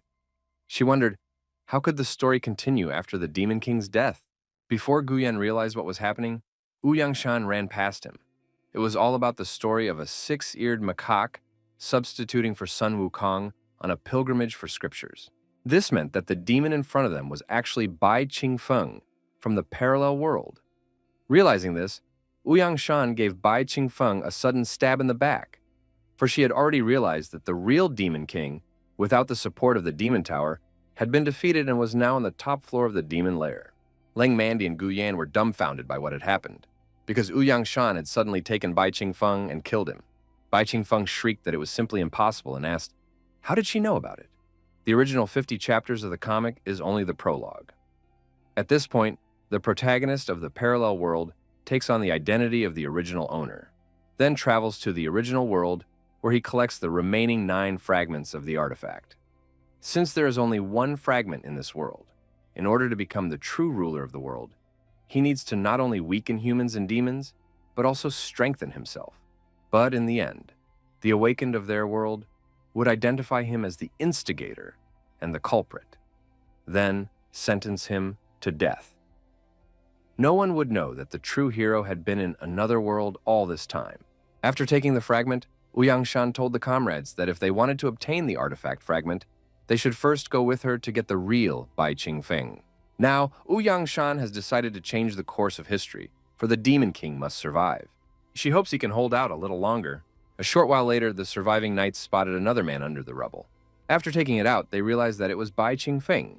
The knights immediately realized that it wasn't their Bai Qingfeng because they were only similar in appearance, so it was a Bai Qingfeng from a parallel world. The knights began to wonder, Why was only this Bai Qingfeng here if he was with the president of the association? In the end, they agreed that their master had defeated the Demon King, but Bai Qingfeng from the parallel world had deliberately dealt him the final blow, putting everyone at risk. The man lying beside them was a despicable criminal who had betrayed the human race and killed many awakened ones. If they only saw him here, then he could have killed their Bai Qingfeng as well. The knights decided to kill the barely breathing Bai Qingfeng to avenge, but no sooner had they accomplished what they had intended than someone's shout ordered them to stop, immediately after which their blades were reflected. After regaining consciousness, Bai Qingfeng wondered what had happened. Guyan shouted to the awakened people surrounding them that the killer was not their Bai Qingfeng, but the hero who had killed the Demon King. The true culprit is Bai Qingfeng of this world, the president of the Awakened Association, who deliberately killed the Demon King to bury them all alive. The Awakened refused to believe this nonsense and rebuked the outsiders for lying and pretending, and then attacked the group of aliens. Ouyangshan asked Guyan to hurry up and leave this place with them, as it was useless to change these people's minds. The Demon King at this moment was suffering from a severe headache. Guyan accepted Ouyangshan's words, and a second later, they disappeared in a flash, much to the annoyance of the local awakened ones. A short while later, the announcers told the people the good news. Thanks to the efforts of their president, Bai Qingfeng, the demon lair had been destroyed and the Demon King had been killed.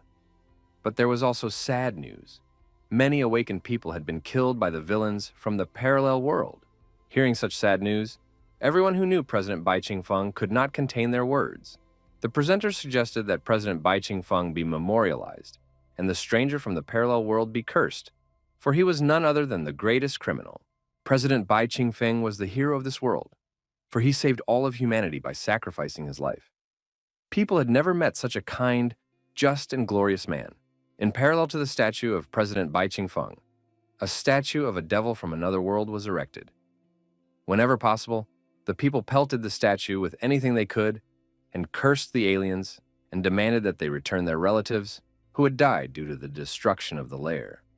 Because of the outsiders, the fighting power of their world had been set back 100 years, and now they could not defend themselves if they were attacked from the outside. All of this was secretly watched by Gu Yan's group. Gu Yan admitted that it hurt even him to watch this, because these people were turning the story too much. The real villain had been declared a hero, while the hero had become inglorious. If the real story is never cleared up, they will probably be cursed for 1,000 years, and what will be written down in history might be even worse. The scene with the wrong story reminded the Demon King of Liu Shisan. Not only Liu Shisan, but also his crowds of people have organized a crusade to punish him. The hero grows demonic horns, and he becomes the greatest sinner of this world. The Demon King's headaches began to happen more and more often, and he wondered what these waking memories meant. There was no point in them staying here anymore, so Ouyangshan suggested that the group prepare to leave, because tonight, the meteor shower would repeat, which they needed to use to return to their world. Just as suddenly, Bai Qingfeng asked her to stop for a while and asked, "What does she know? And why is she acting like she knows more than she should? What was she up to?" To which Ouyangshan replied that it didn't matter, because the important thing was that she had saved them. After which, she asked if that was true. They might not believe her, but she has known him for a long time, and she has always liked him a lot. The author congratulated the Wanderer on completing the Life of the Demon King challenge, and then said that he would now take her back to her homeland, Earth. Ouyangshan was surprised for a second to realize that she would finally be able to return to Earth, but was immediately happy about it. There are thousands of time travelers, but not every one of them is able to return home. That means she is truly the lucky one among the other 10,000. Noticing Ouyangshan looking at one point and talking to herself, Guyan waved his hand in front of her face and asked, "What's wrong with her?" Now the Demon King was convinced that she was indeed a time traveler. The system alerted Ouyangshan that a portal leading to Earth was opening in front of her. Ouyangshan turned to Bai Qingfeng and admitted that she knew he hated the time travelers because they had invaded the bodies of the inhabitants of this world. So she asked him not to worry about it because, as soon as she left, the soul of the real Ouyangshan would return to this body. After that, she told him that she was actually an ordinary person, an actor in a small theater in Binhai City, on Earth. And Bai Qingfeng was her favorite character, and she was very happy that she was able to experience this adventure with him. She said that this was the last time they would see each other and said goodbye. The Demon King said goodbye to Ouyangshan and wished her to return to her hometown. But Guyan was not as calm as his comrade at this moment. Guyan asked her to stop and asked Ouyangshan, why did she suddenly say goodbye to them? Where did this strange light suddenly come from? And where would it send her? Guyan rushed towards Ouyangshan, but Bai Qingfeng suddenly grabbed his arm. Guyan shouted to Bai Qingfeng to stop her now, but Bai Qingfeng asked him to calm down as she was returning to her world. Guyan realized that everyone had forgotten something and asked him to let go and listen. With all her might trying to get out, Guyan shouted out that the artifact shard they had gotten in the demon lair was now in her hands. Hearing such a thing, the Demon King was abruptly thrown into a shudder. Immediately after, he rushed after Ouyangshan, trying to remind her of the artifact fragment. At this moment, Ouyangshan received an alert that the portal to Earth had been opened and that 2 people were being teleported through it. The Demon King realized that something was wrong, as he was about to be teleported to Earth. While Ouyangshan was amazed at what was happening, after all, the Demon King is a comic book character, and he clearly shouldn't be able to get him into the real world. So, which world is the real world in that case? When the Demon King woke up, the first thing he wondered was where he was now. An unknown man suddenly appeared in the middle of the road. The people of the town were amazed by this, and tried to understand whether it was some supernatural phenomenon or an alien. After that, the people around them started filming the unknown man in case they could become popular with his help. The Demon King wondered what was wrong with these Earthlings. After all, even with his teleportation, nothing much had happened. The Demon King assumed that these people have never seen awakened people who can move through time and space, or awakened people who can teleport. Or is it that there are no awakened ones in this world at all? More importantly, where is Ouyangshan and the artifact fragment now? Stuck in a traffic jam, the firemen started shouting to people to make the road clear as soon as possible because they are in a hurry. But only people were almost not to this case, because they have already taken out phones and began to film the magician who appeared out of nowhere. Everyone around him was talking about the wizard and how he was sure to become a star. The Demon King thought about it, hearing about it. He wondered, could it be that people from Earth had never seen teleportation? And who were these wizards? At that moment, the Demon King realized that there was a profession in this world that did not exist in his world. A wizard. While he was standing in thought, a policeman drove up to the Demon King. The policeman asked the wizard why he was blocking the road. Moreover, he hadn't received any notice that there was a show to be held here today, so he asked the wizard to get out of the way as soon as possible. The Demon King greeted the policeman and said that he was looking for Ouyangshan, then asked who he was, which infuriated the policeman. The policeman bluntly replied that he was a policeman and asked if it was possible that no one in this world knew about them. The policeman was angry that the current generation is just trying to piss people off, just like the people around them who take pictures of them and post them online, embarrassing them both. While the policeman was trying to deal with the problems on the road, the Demon King suggested that he wouldn't be able to find Ouyangshan here so easily, which meant that he should become popular, after which Ouyangshan would take the initiative to find him herself. The Demon King decided to become the wizard that everyone around him is talking about, so that he could be put on the net. He put on a hood and used magic to create a purple glow around him. A little flew up, which has already amazed the people around him. The Demon King himself was surprised at how easy it is to amaze these Earthlings, because the traffic was not responding. The firefighter got out of the car and asked the wizard, with a loud shout, what was wrong with him? After all, because of him, the firefighting team was stuck in the middle of the road, and they had more urgent things to do than he could think of. He then pointed to the burning building and explained that it was on fire, which meant they needed to get closer to put out the flames. Worst of all, there's a little girl stuck on the burning floor, and if they don't get there now, the girl could die because of him. As the wizard continued to stand still, the fireman grabbed him and ordered him to clear the way now, because the child would die if he didn't put out the fire in time. The Demon King admitted that he didn't understand the point of being a fireman, because people could just use the awakened one with the element of water. Well, as for saving people, Bai Qingfeng glanced at the burning building. Then he took off, which shocked the fireman. The fireman wondered if he was a real wizard, except it can't be magic, and it all has to have a reasonable explanation. Bai Qingfeng flew to the burning floor in a flash, which again amazed others, and the fireman even called him the strongest magician in history. When an unknown person appeared in front of the girl, she immediately assumed it was a superhero.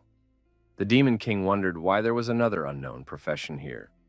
Their number could only mean that the awakened ones of this world were divided into many different industries. The Demon King pulled the girl out of the burning building and was about to go downstairs, as she suddenly cried out and said that the cat was at home and asked to save him. The Demon King flicked his hand, immediately after which a large dog appeared in his hand, whereupon he told the girl that there was no cat in the house, but a dog was found. But the girl explained that cat was actually the name of her dog. Then he began to lick the surprised Demon King. Taking the captives out of the fire, the Demon King lowered them both to the ground. After seeing such a thing, those around him nicknamed him a hero and began to question whether it could have been a magic show. And could it be that the fire was also fake? In that case, this is the best performance ever seen. A rescued girl asked the hero how he managed to fly so high. The Demon King was confused by the words of those around him. Had he already become a hero? Pictures quickly began to spread all over the web of a wizard who came out of nowhere, flew up, and rescued a girl trapped in a burning building. Everyone saw him flying, but he didn't use any tools. Some time later, after her adventures in the pages of the comic book, Shanshan suddenly woke up in her room. Shanshan was a bit confused. She was suddenly back in the theater dormitory. Besides, she was really back on Earth. Unexpectedly, but Shanshan felt her hand touch something very hot. Shanshan was stunned to realize that she had accidentally brought the artifact fragment after her, back to Earth. But how could it have happened? After all, that world was only supposed to be in comic books, a fake world. So then, how can something like this exist here? And since the artifact fragment is real, does that mean the characters in the comic book are also real? What the hell is going on here, and who is the author of the comic book? Suddenly, Shanshan's grandfather said to Shanshan, then frightened Shanshan, who was absorbed in thoughts. Shanshan told her grandfather that she had just woken up and that she would put on her makeup, choose a script, and then start work. But right after that, Grandpa said that he had decided to sell the theater. Shanshan was amazed by what she heard and asked if this theater was his life's work. Grandpa explained that in recent years, their audience had become smaller and smaller, and with him as the head, the theater had no future. But there was still a chance that the theater could be resurrected if a large company purchased it. Grandpa admitted that he had let Shanshan down. After listening to Grandpa, Shanshan silently walked away.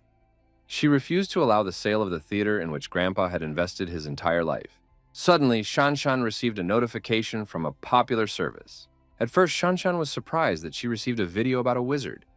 But after watching it, she noticed that this wizard was the Demon King. At first, Shanshan was surprised that the Demon King had followed her to Earth. But after a second, she realized that he had come for the artifact fragment that she had forgotten to give back. Thanks to the Demon King, Shanshan had hoped that she could save her grandfather's theater.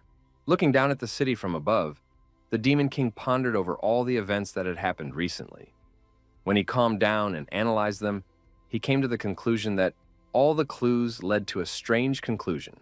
In their world, countless historical records, relics, and civilizations clearly describe compassionate gods protecting all living things in their world. Evil demons devouring all living things in the world. The wise human race being the first creatures created by the gods, and they are always loyal to the gods. In a parallel world, he learned that even there, the gods are righteous and the demons are evil. Liu Shisan then said that whether he would believe him or not would all depend on his judgment.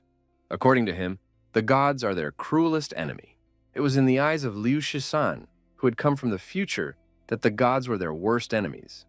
As for the two artifact fragments he had awakened during those two events, a human hero killed a god as the snow fell in flakes and blood stained them scarlet. Suddenly, the Demon King wondered why he considered him a human hero. After all, if a man who killed a god was a hero, then a god must be evil. Since gods are bad, what about demons? In the second flashback, he sees crowds of people on a crusade to punish him. The hero grows demonic horns and becomes the world's greatest sinner. Because of all this thinking, the Demon King's headaches are once again severe, and the clues he's gathered have suddenly turned into a terrifying fact. Except that if the gods are evil and the demons are oppressed, then who is he? And what are the artifact fragments, really? While the Demon King was absorbed in contemplation, someone approached him and placed a hand on his back.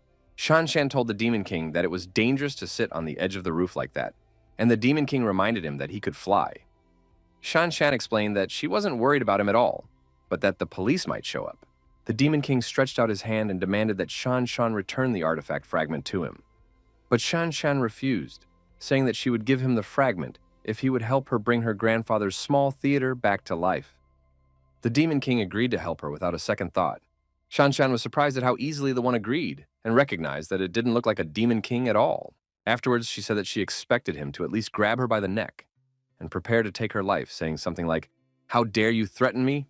You signed your own death warrant with that." Based on what he heard, the Demon King assumed that she was a very novel-reading person.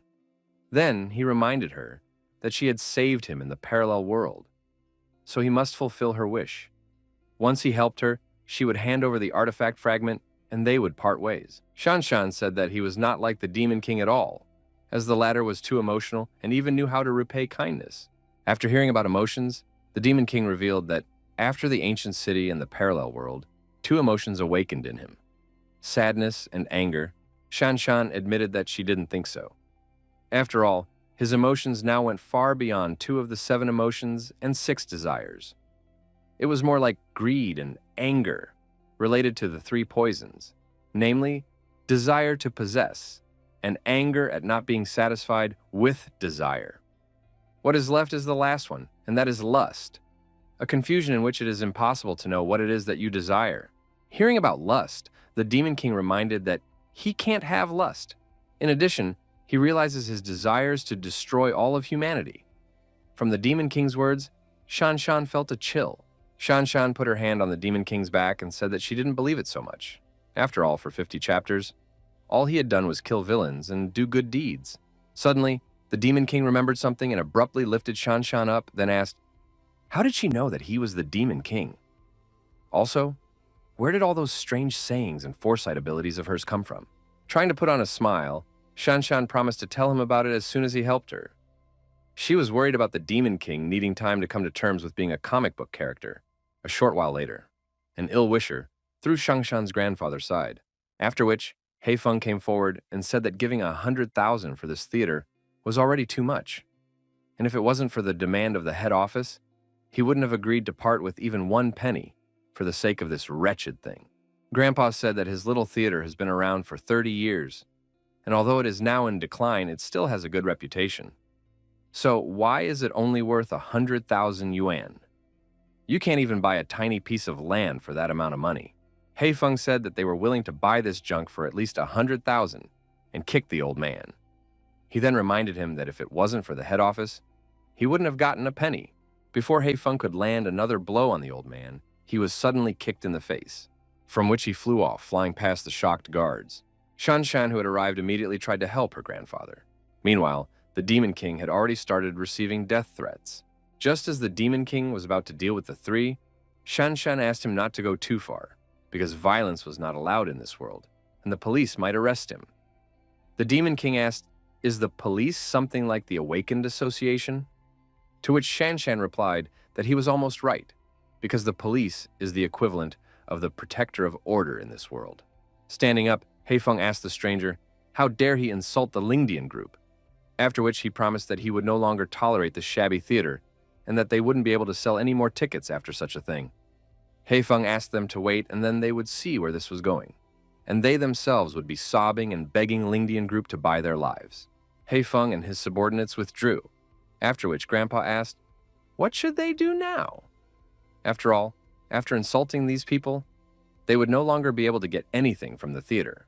The Demon King asked the old man not to worry about it, because his granddaughter had hired him to bring this theater back to life.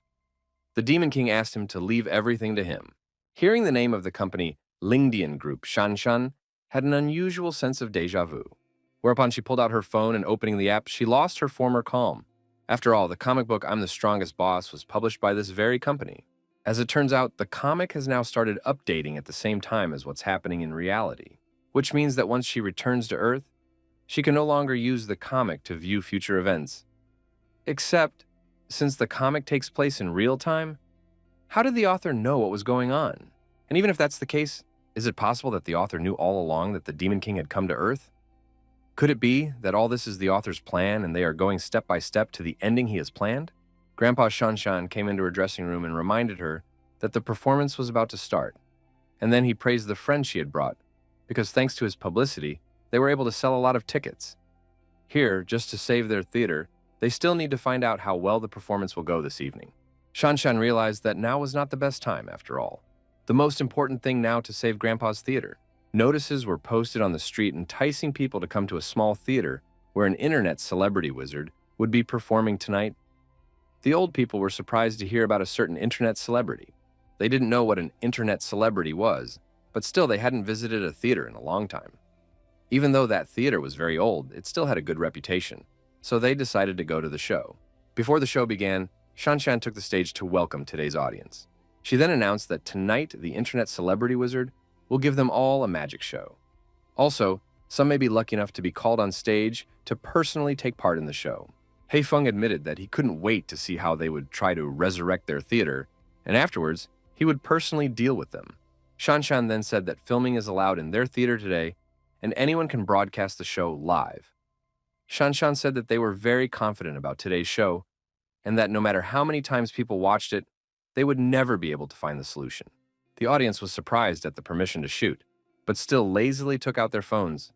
Many of them were already tired of the same type stunts and were sure that it would not be so interesting. Shanshan invited the audience to enjoy sawing a man, after which a dressed-up Demon King came on stage. Hearing the trick they were about to be shown, Heifeng started laughing out loud at the fact that someone was seriously willing to show such an old-fashioned trick. He was bored and thought that he could at least have some fun. The Demon King said that they would randomly choose a person from the hall, after which he pointed at that lucky person. Heifeng was surprised that he had been chosen for the trick, but still took off his coat to go on stage and see what they had come up with. He thought it was an outdated trick that could hardly bring anything new to the table. When Heifeng got up, the audience began to discuss amongst themselves that they had chosen a fake spectator for the trick. A classic trick is sawing the girl. A girl is placed in a long box, from which her head and legs are visible, after which a magician with a saw cuts the box in half. After sawing, the box is reassembled and the person appears to be intact. But the trick is actually that there are two people in the box. Heifeng turned to the brat in charge of the trick and asked him not to even think about playing along. Just as suddenly, the Demon King prematurely began to display a trick, splitting Heifeng in two. Heifeng cried out in pain and asked, "How is this possible?" After which, the Demon King loudly said that he was done with sawing. Grandpa was astonished that this guy just took and sawed Heifeng because it was too cruel. The audience, however, was trembling with terror and had already begun to leave the theater, screaming that the killer was here. The Demon King said that this person was not dead yet and that he could still be saved, then applied supreme healing magic. Unexpectedly, Heifeng was once again unharmed, causing him to think that he was already dead, as there wasn't even a scratch on the recent cut. Having seen such a thing, none of the spectators dared to doubt today's performance, because it was the most amazing trick that could be seen. Everyone wanted to know how he did it. The Demon King asked the audience to let him perform for them a few more times, immediately after which he vertically chopped the panicking Heifeng in two. And after a second, he used the healing magic again to make him whole again. Heifeng screamed in pain. He realized that it was all real, and mentally asked him to stop it. But the Demon King continued to saw him and heal him time after time, filling the theater with even all too realistic pleas for mercy. The audience continued to marvel at how cool that performance was, because no matter how many times that guy died, he kept coming back to life. Everyone was sure that a video like this would go viral all over the internet. This was the most powerful wizard they had ever seen. After which, the Demon King reminded that he was the strongest wizard. Soon, Heifeng could no longer tell whether he was alive or dead, and all he felt were echoes of that pain. Meanwhile, the audience was in awe as they filmed it, because they had never seen such a performance before. And besides, the acting skills of this fake audience member were just on top of their game. The audience rushed to publish the performance he had filmed in the hope that this theater would become much more popular. One of the bodyguards helped Heifeng up, after which he shouted to the most powerful magician that he would sue him for such strange magic, and afterward, he would kill him. As for the theater, Heifeng promised to trash it. Suddenly, a woman who identified herself as an inspector from the Lingdian group headquarters appeared and told them that Heifeng had already been fired because, according to their investigation, he had deliberately engaged in money manipulation and bullied the small theater to save up money to forcibly purchase the theater. In addition, their company decided to actively support the small theater without interfering in its management, in order to make it a key object of their business. From the shock Heifeng experienced, he fell to the floor, then asked the inspector, how could he be fired because of some small theater? Grandpa was very excited about what he had just heard, because it meant they could save the theater. After dealing with Heifeng, the woman greeted the wizard and said that she was the assistant to the president of the Lingdian Group Company, and that their president would like to meet with him tomorrow at 9 o'clock in the morning to offer to join their company. The Demon King ignored her, saying he wasn't interested in it, but the company's assistant to the president said he should come to them. A short while later, in Shanshan's room, the Demon King recalled that he had already saved the theater and asked for a fragment of the artifact. But before doing so, Shanshan recognized that there was something she had always wanted to tell him, namely the reason why she knows his true identity. The Demon King had saved her, and therefore she was willing to tell him everything. Shanshan revealed that he is actually a comic book character. The world they are in now is not a parallel world, but the world in which he was invented. In addition, the company that produces his comics is Lingdian Group, whose members have just arrived for the sake of acquiring the theater. The Lingdian Group is the largest entertainment company in the country. Ignoring Shanshan's words, the Demon King asked, where are the artifact fragments now? Shanshan asked, isn't he surprised that he's a comic book character? And did he even know what she was talking about? The Demon King wondered, what did this change for him? Besides, he already knew that he was a comic book character, because how else would Linfun be a time traveler who knew everything about the past? All because he had read the story with Li He as the main character. He had always wondered why in his world the main character is him, but in some comics it's Li He. Maybe there are even novels they don't know about where Ouyang Shan or Liu Shisan are the main characters. Does that mean his world is real? But another author in her world is recording the story of another person in his world as the main character. In any case, none of this mattered to him anymore. The Demon King once again asked for the artifact fragment to be given to him, because his friends are still waiting for him to come home. What difference does it make whether the world is real or not? Shanshan said that everything in this world is flesh and blood, and if the senses are real, then the world is real too. After which she agreed to give him the fragment and reached under her pillow. Shanshan asked how he was going to get home after he got the fragment. It had nothing to do with her anyway. Shanshan wished the Demon King good luck. To her surprise, Shanshan noticed that something wasn't right here, and the Demon King suddenly turned gloomy. Not finding anything under the pillow, Shanshan picked it up and cried out that the artifact fragment had disappeared, and someone had left a note under the pillow. The note was meant for the Demon King to remind him to come to the Lingdian Group at 9 o'clock tomorrow. Shanshan noticed that this was the time when the president of the company wanted to schedule a meeting with him. The Demon King said that in that case, it was time for him to go, after which he agreed with Shanshan's words, for he really needed to find a way to get home. The next morning, the president of the company told the Demon King that he could give him the artifact fragment and could even tell him that the artifact fragments were passageways connecting different time and space, through which he would be able to return to his home. However, since he has already arrived in this world, why doesn't he explore something interesting before returning? The president of the company threw the artifact fragment to the Demon King, after which the latter admitted that it was quite interesting, because the president must have the information he needed. The president replied that he had all the information he wanted to hear. The author of the comic book is a man from his company, and if the Demon King does him a favor, he will tell him the story with all the details, so that the Demon King can find out who he is. The Demon King asked, who is he? If he wasn't Bai Qingfeng, the Demon King, or a comic book character, then what other identity could he have? The Demon King felt a severe headache again, and he began to feel as if the last memory was waking up. The Demon King trembled. He could feel the emptiness inside him, and what it felt like to be lost. The Demon King seriously wondered who he was. The president of the association laughed, then suggested that the Demon King had a headache again. The Demon King's memory was blocked while he had everything he needed. The president of the association told the Demon King that they have on Earth a planet with a very thin aura. Most people do not have the abilities of the awakened ones. However, they have a few people who have had a gift awakened. They were born to record what happens in other parallel worlds, and every flash of light in their minds is due to the illumination of what happens in other parallel worlds. So they are able to record everything that happens there.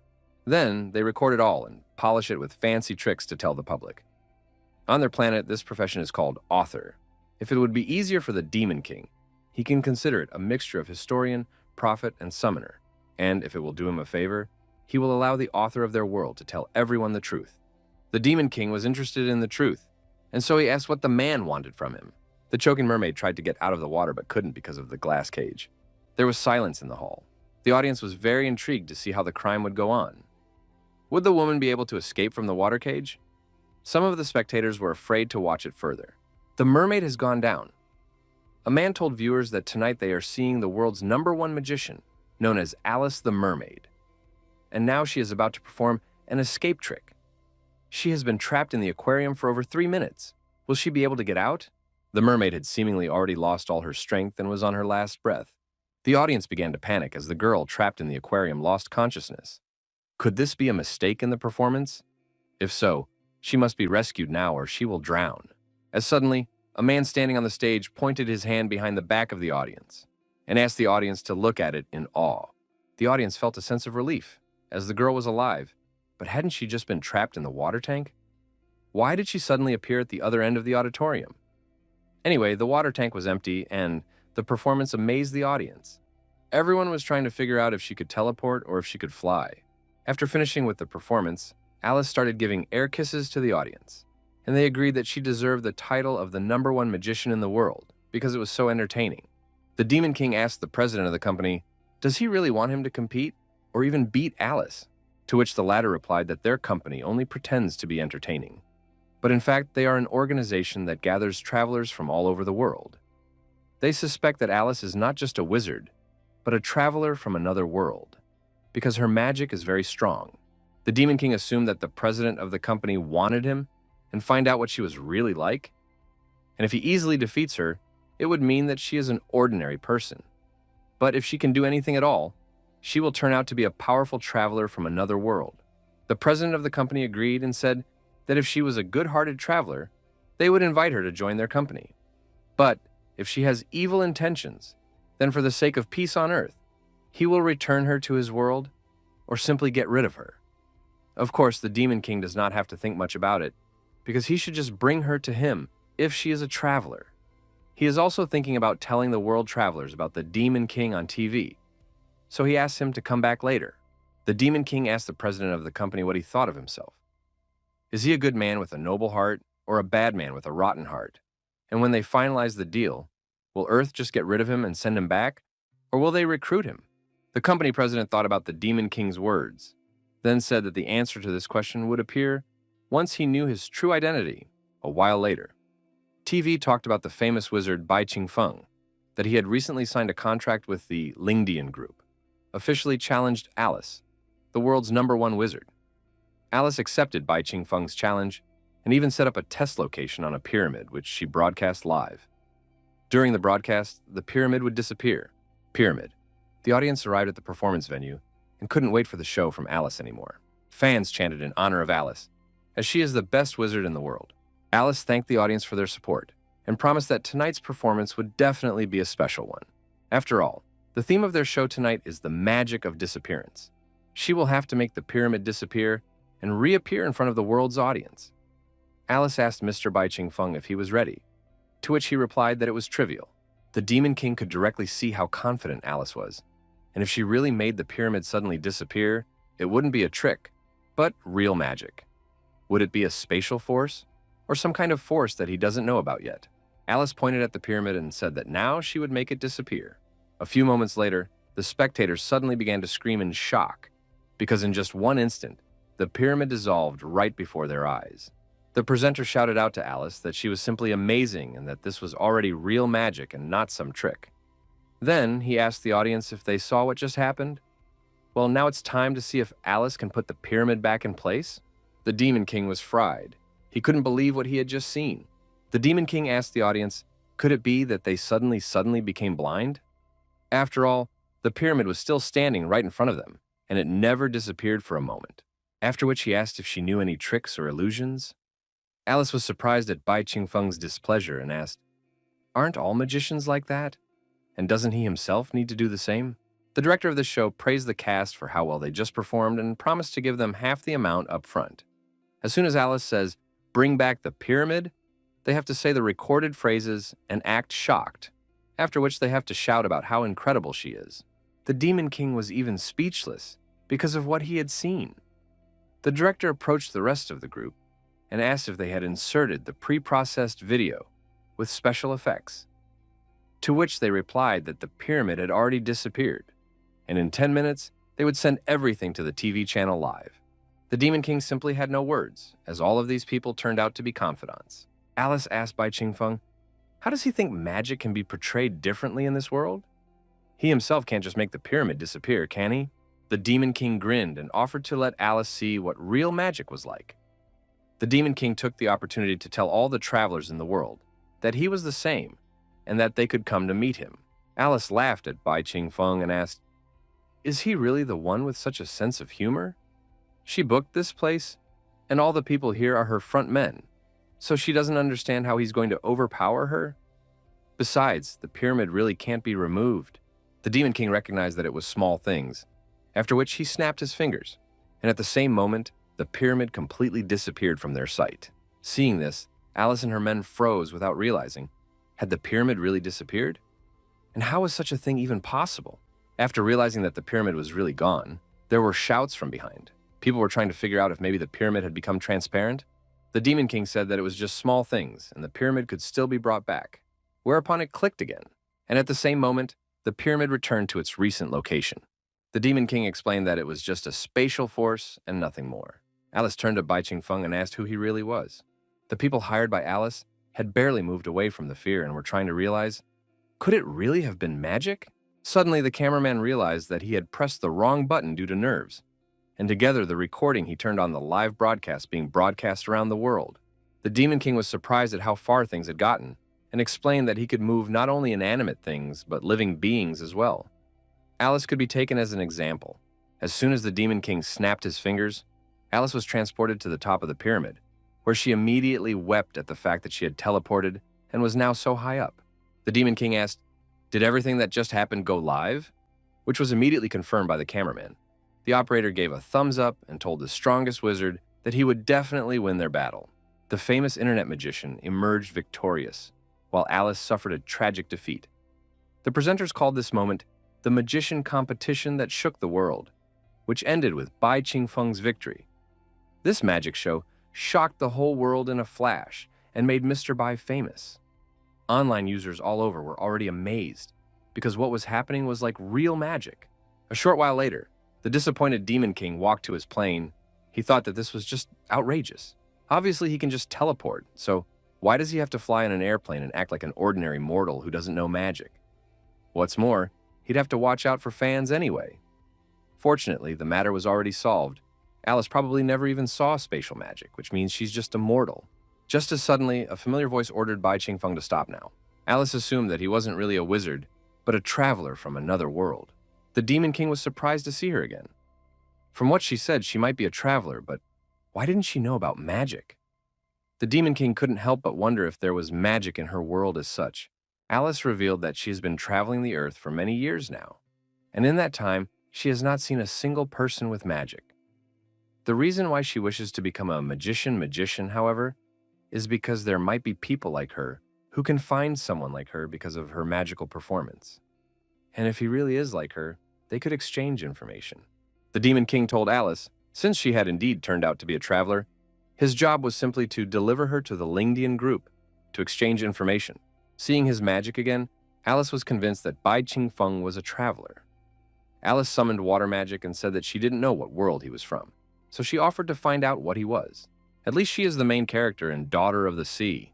Upon hearing this, the Demon King realized that Alice came from a fairy tale, and therefore it was not surprising that she had not seen any spatial magic. After that, the Demon King assumed that she had only seen attacks manipulating seawater. Alice revealed that her sisters had secretly made a deal with a sea witch to take her soul, after which she turned into bubbles. But, unbeknownst to her, she was in this world. The problem is that Anderson has been dead for a long time, and so she's never been able to find her way back to her world. Mermaid Alice shouted to Bai Qingfeng that she would definitely defeat him, after which he would tell her everything and attacked him with her water blade. But no sooner had Alice's attack caught up with the Demon King than he released a dark sphere that absorbed the water blade and rushed towards Alice. A moment later, Alice found herself in midair due to Bai Qingfeng's attack, but she couldn't understand how such a thing was even possible. The Demon King explained that her powers might be enough to make her a Poseidon in his world. But in his world, she would only be able to become a B-rank hunter. Still, her abilities are pretty amazing compared to mortals on Earth. Mermaid Alice refused to accept defeat and used her strongest attack. Except that for the Demon King, this attack was so weak that he could shower her with it. Alice was embarrassed at what he did at her attack and covered her eyes and said it was insulting. The Demon King asked if she had had enough fun fighting him. After all, it was time to go home. A dark net flew out of his finger and enveloped the mermaid Alice. Alice asked him what he was going to do with a nice girl like her, and threatened to sue him for human trafficking. But the Demon King asked, why shouldn't she sue him for illegal fishing? Whereupon he lifted the net and dragged the mermaid Alice into his airplane. Sometime later, in the office of the president of the Lingdian group, the president of the company was amazed that the mermaid Alice turned out to be the heroine of Hans Christian Andersen's famous work, Daughter of the Sea. Meanwhile, the Demon King sprinkled the mermaid Alice with spices, wondering what mermaids taste like. But Alice was clearly against it, and therefore demanded that he stop mocking. The president of the company asked if they were listening to him. Trying to ignore the pepper pot beside her, Alice admitted that she was indeed Ariel, the main character of Daughters of the Sea, and even though over 100 years had passed, she still wished to return home. After which, she once again asked Bai Qingfeng to stop showering her with spices. The Demon King left Ariel alone, after which the president of the company said that her problem would be easy to deal with. If she wished to stay in their world, he would check if she was good or evil, but if she wished to return to her world, he would help her. After that, he took out a fragment of an artifact and explained that this fragment had different names in different worlds. Somewhere they call it an artifact fragment or a spiritual stone, but he calls it a spatial transmitter. Using it, Ariel can return to her world, except her story is long over.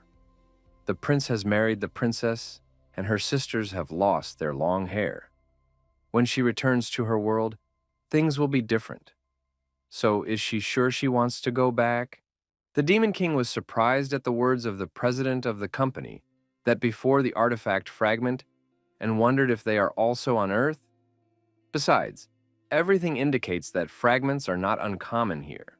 The company president admitted that he knew what the Demon King was thinking right now and revealed that Earth was very different from their blue star.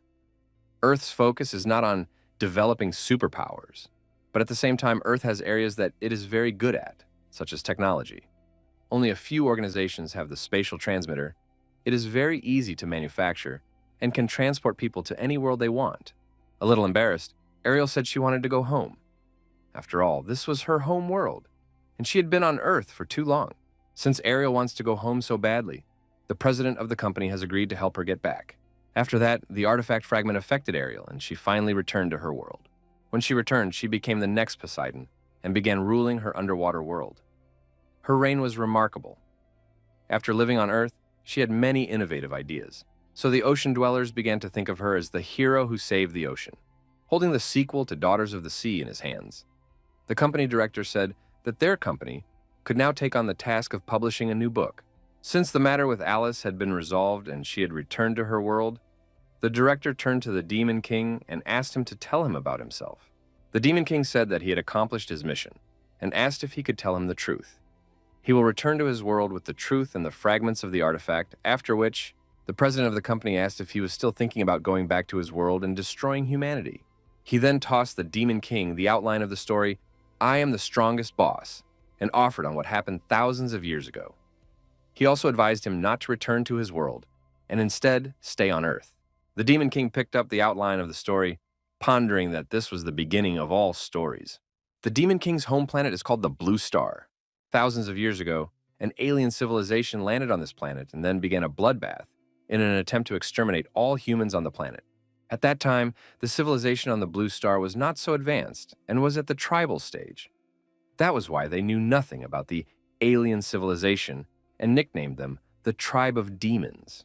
In order to resist the demonic tribes, the people led by their leader began to unite, and the leader who led all mankind was hailed by the people as a hero.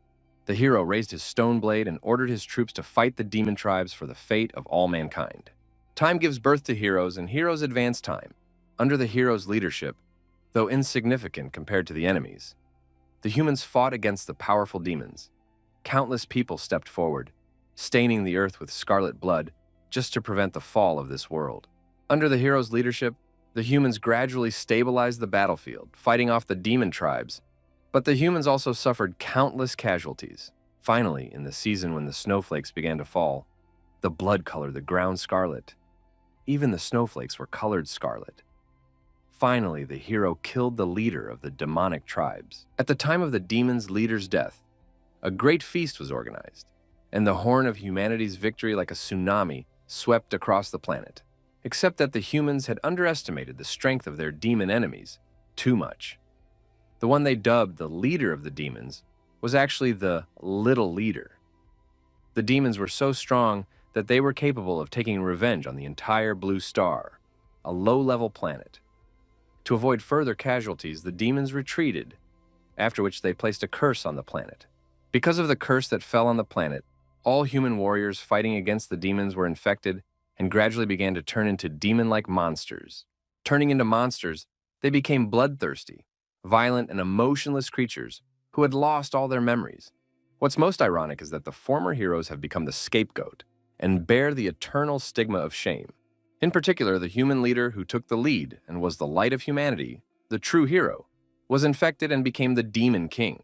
According to the plan of the alien civilization, a demon tower rose from the ground, imprisoning the former heroes as demons. Thousands of years of life have warped the remnants of former heroes' memories, causing them to actually believe they are demons. The real purpose of the demons, who cursed the heroes, was to get people to kill each other. The heroes of the past became enemies of mankind and killed one by one for thousands of years. The real demons are just waiting for the demons and humans to kill each other. Once one side is finally dead, the other side will inevitably suffer serious damage, and then the alien demons will return to devour the rest. That's what they left the artifact fragments on the blue star for, all to teleport to them and also to make the war more intense.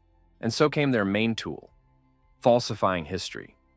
Now, the alien civilization that was the invader thousands of years ago became known as gods, and human heroes became known as demons, imprisoned in a demonic tower.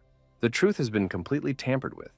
Sinners have become gods, and heroes have become sinners.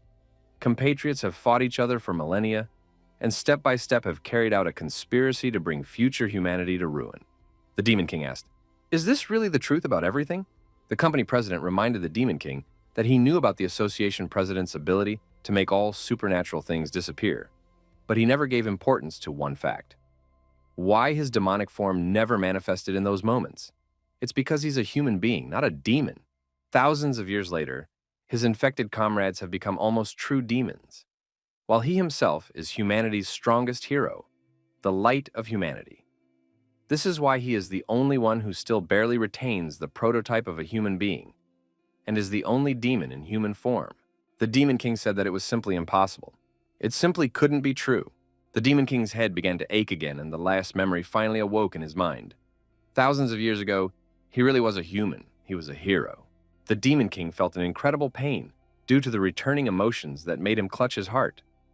Greed, anger, obsession, confusion, and uncertainty swept over him.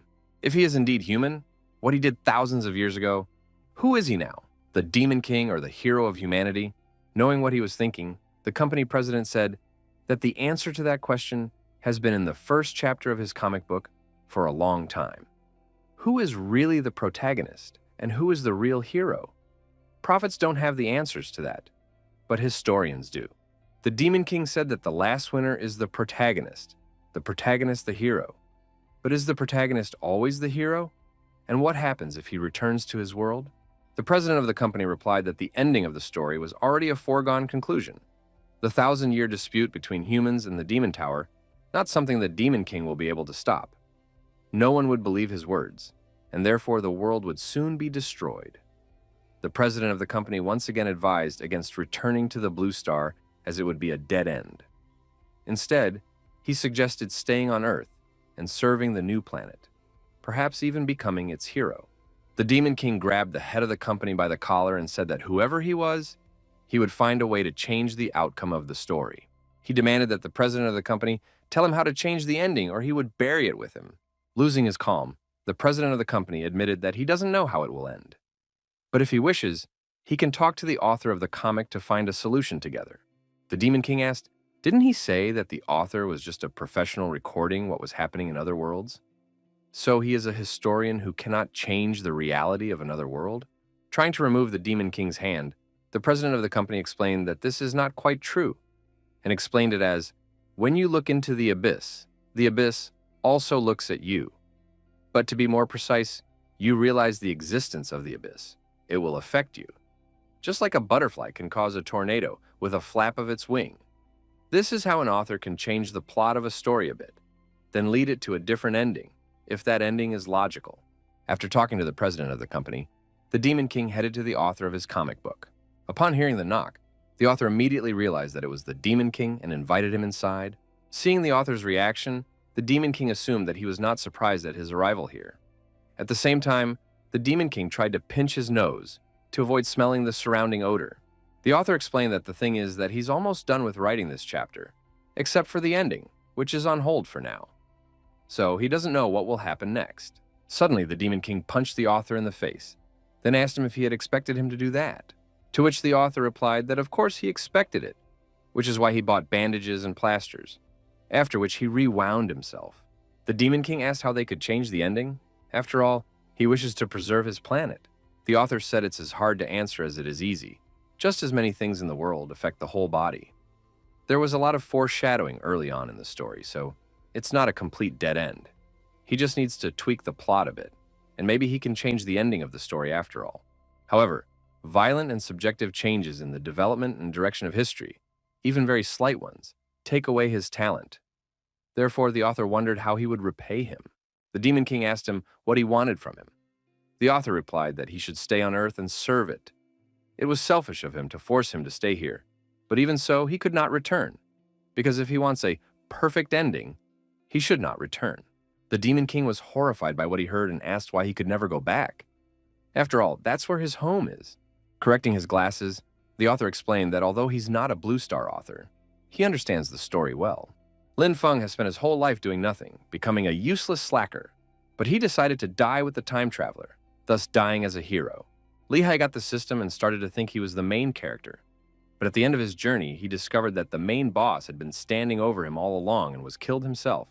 To prevent the gods from coming, Liu Shisan risked his life to destroy the portal. He is a true hero. But in the end, he was burdened with eternal disgrace and began to be considered an enemy of humanity. He may even have altered the timeline so that he will never be born. Ouyang Wufeng was the hero who first collected the 10 artifact fragments 1,000 years ago. Also in the last 1,000 years, he was the person who had come the strongest close to destroying demons. He was incomparable. In the end, he fell in the demon tower at the hand of the Demon King, and also Gu Yan, who was supposed to be a great character, but he would never get a chance to prove himself because the story would never be told. The author asked the Demon King if he really didn't notice it. Fate is not up to anyone. All these people want to be heroes, but end up becoming a laughingstock, and some people even consider them sinners.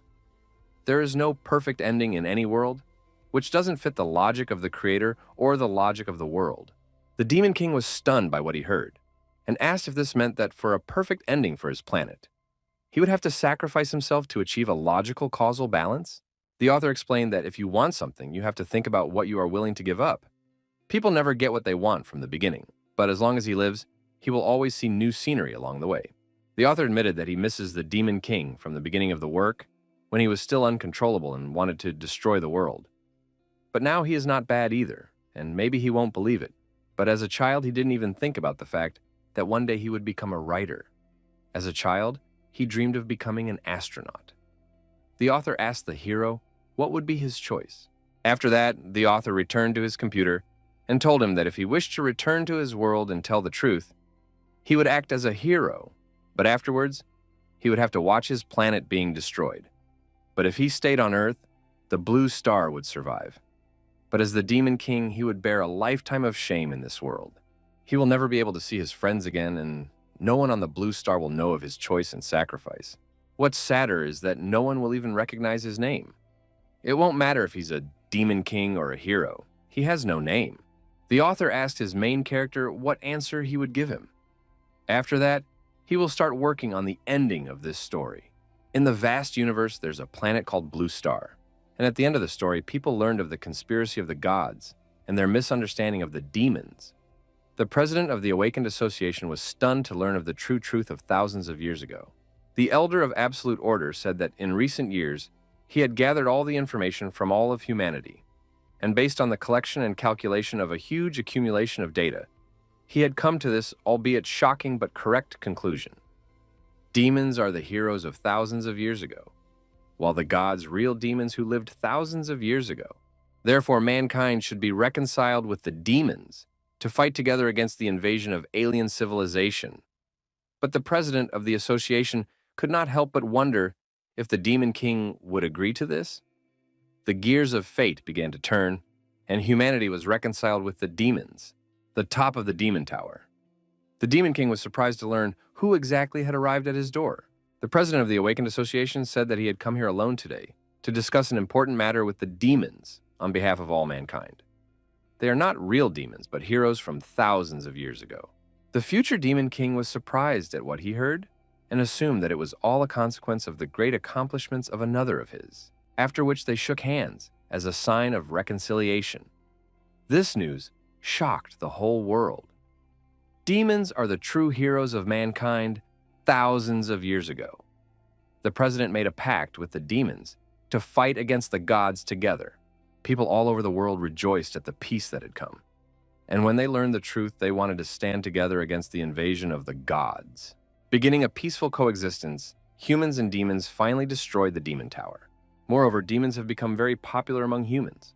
The heroes of the past also got their well-deserved finale. Upon returning to life, Ling Xiao's companions met their hero, who had become human again. Ling Xiao tried to understand what was going on, as he had been turned into a throne and his companions into crystals. Ling Xiao became human again, after which he took over as the head of the Lin family. Linfun became a hero, and the story of his exploits, along with the time traveler, touched everyone's. The truth about Lu Shisen was also revealed. He sacrificed himself to destroy the God Portal, becoming a true hero. When the shopkeeper was visited by children, he recommended the new comic book, The Story of Lehigh, to them. Lehigh was also written into the story. He probably headed to another world and began his new adventure. Ouyang Wufeng also turned from crystal to human, after which he returned 1,000 years back. Ouyang Wufeng's companions were surprised, for their hero had just disappeared, and now he was already at their backs. They asked him, wasn't he busy collecting artifact fragments? Then let him seal the Tower of Demons. He is the first person to collect all 10 fragments, and he is the only one capable of doing so. But to their surprise, Ouyang Wufeng said that he would seal all 10 artifact fragments to prevent future generations from obtaining them, and that he would no longer seal the tower and would simply return home. Knowing the truth about the fragments, Ouyang Wufeng placed them in hard-to-reach places to prevent future generations from obtaining them. As for Guyan and Ouyang Shan, they finally got married. But they are not the only companions in love. Leah and Gao Hu were pleasantly surprised to suddenly learn that Li Tiantian was pregnant and congratulated her. Liu Xiaoqi pressed against Li Tiantian's belly and said that he would name him Liu Qiyue. His child was very lucky, as he would be born in a peaceful era. Bai Qingfeng appeared nearby and asked them to prepare for the journey. Everyone was happy that their captain had finally returned. The comrades admitted that it was unexpected to find out that their captain was the Demon King, after which they laughed from that and admitted that it was pretty cool. Gao Hu said that he had indeed tried to fight the Demon King, and that was enough for him to brag about for the rest of his life. While Tian Tian was tearfully reaching for the Demon King, Li Ya reminded her that the captain was not the Demon King, but the hero of 1,000 years ago. But no matter who he was, he would always be their captain. Li Tiantian said that he had saved them countless times, and so they would always follow him. The Demon King agreed with them and told them to pack up, as they still had to find the remaining fragments of the artifact and completely destroy them, so that there would be no more teleportation paths, and they could stop the coming of the alien civilization forever. Li Tiantian admitted that for some unknown reason, the captain seemed different to her. He was even a bit weirder than he was before. Liu Xiaoke assumed that it was because she was thinking too much, but in fact it was because of the way he had disappeared recently, after which he seemed unfamiliar to them. The important thing is that after a while, they will get to know each other again. The Demon King said that winter was approaching and it was getting cold. Looking up at the sky, the Demon King wondered where the other him was now, And what price had he had to pay to keep this planet? Li Tiantian asked her friends to look up, because the first snow had started to fall. Holding out his hand, the Demon King thought about the fact that this was the first snow in this winter. For 1,000 years, on the day he killed the leader of the gods, the same kind of snow had fallen from the sky. The comrades laughed as they recalled the words of the great prophet, that with the first flakes of snow, a hero would appear to kill the Demon King. And, apparently, his prediction did not come true, because the Demon King is still with them. The Demon King has become their hero.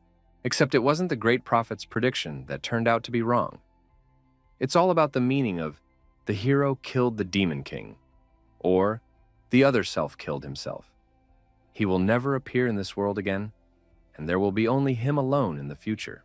In that case, he would take care of their mutual friends and their planet on his behalf. A new journey has begun, but no one will ever know that the real hero will never return. After reading the comic, the children were surprised at how emotionally the author managed to tell the end of the Blue Star story, and they wondered if the Demon King had really come to their Earth. The boy in the headphones asked his friend, "Is he really that stupid?" After all comic book stories are fiction, while they live on Earth, not on the Blue Star. There is no Blue Star in their world at all. Suddenly, his friend notices someone suspicious. The uncle passing nearby was just like the Demon King from the comic book. The boy in the headphones asked his uncle what the man's name was, but the man just looked up at the sky, after which he turned around and, walking away, replied that he didn't have a name.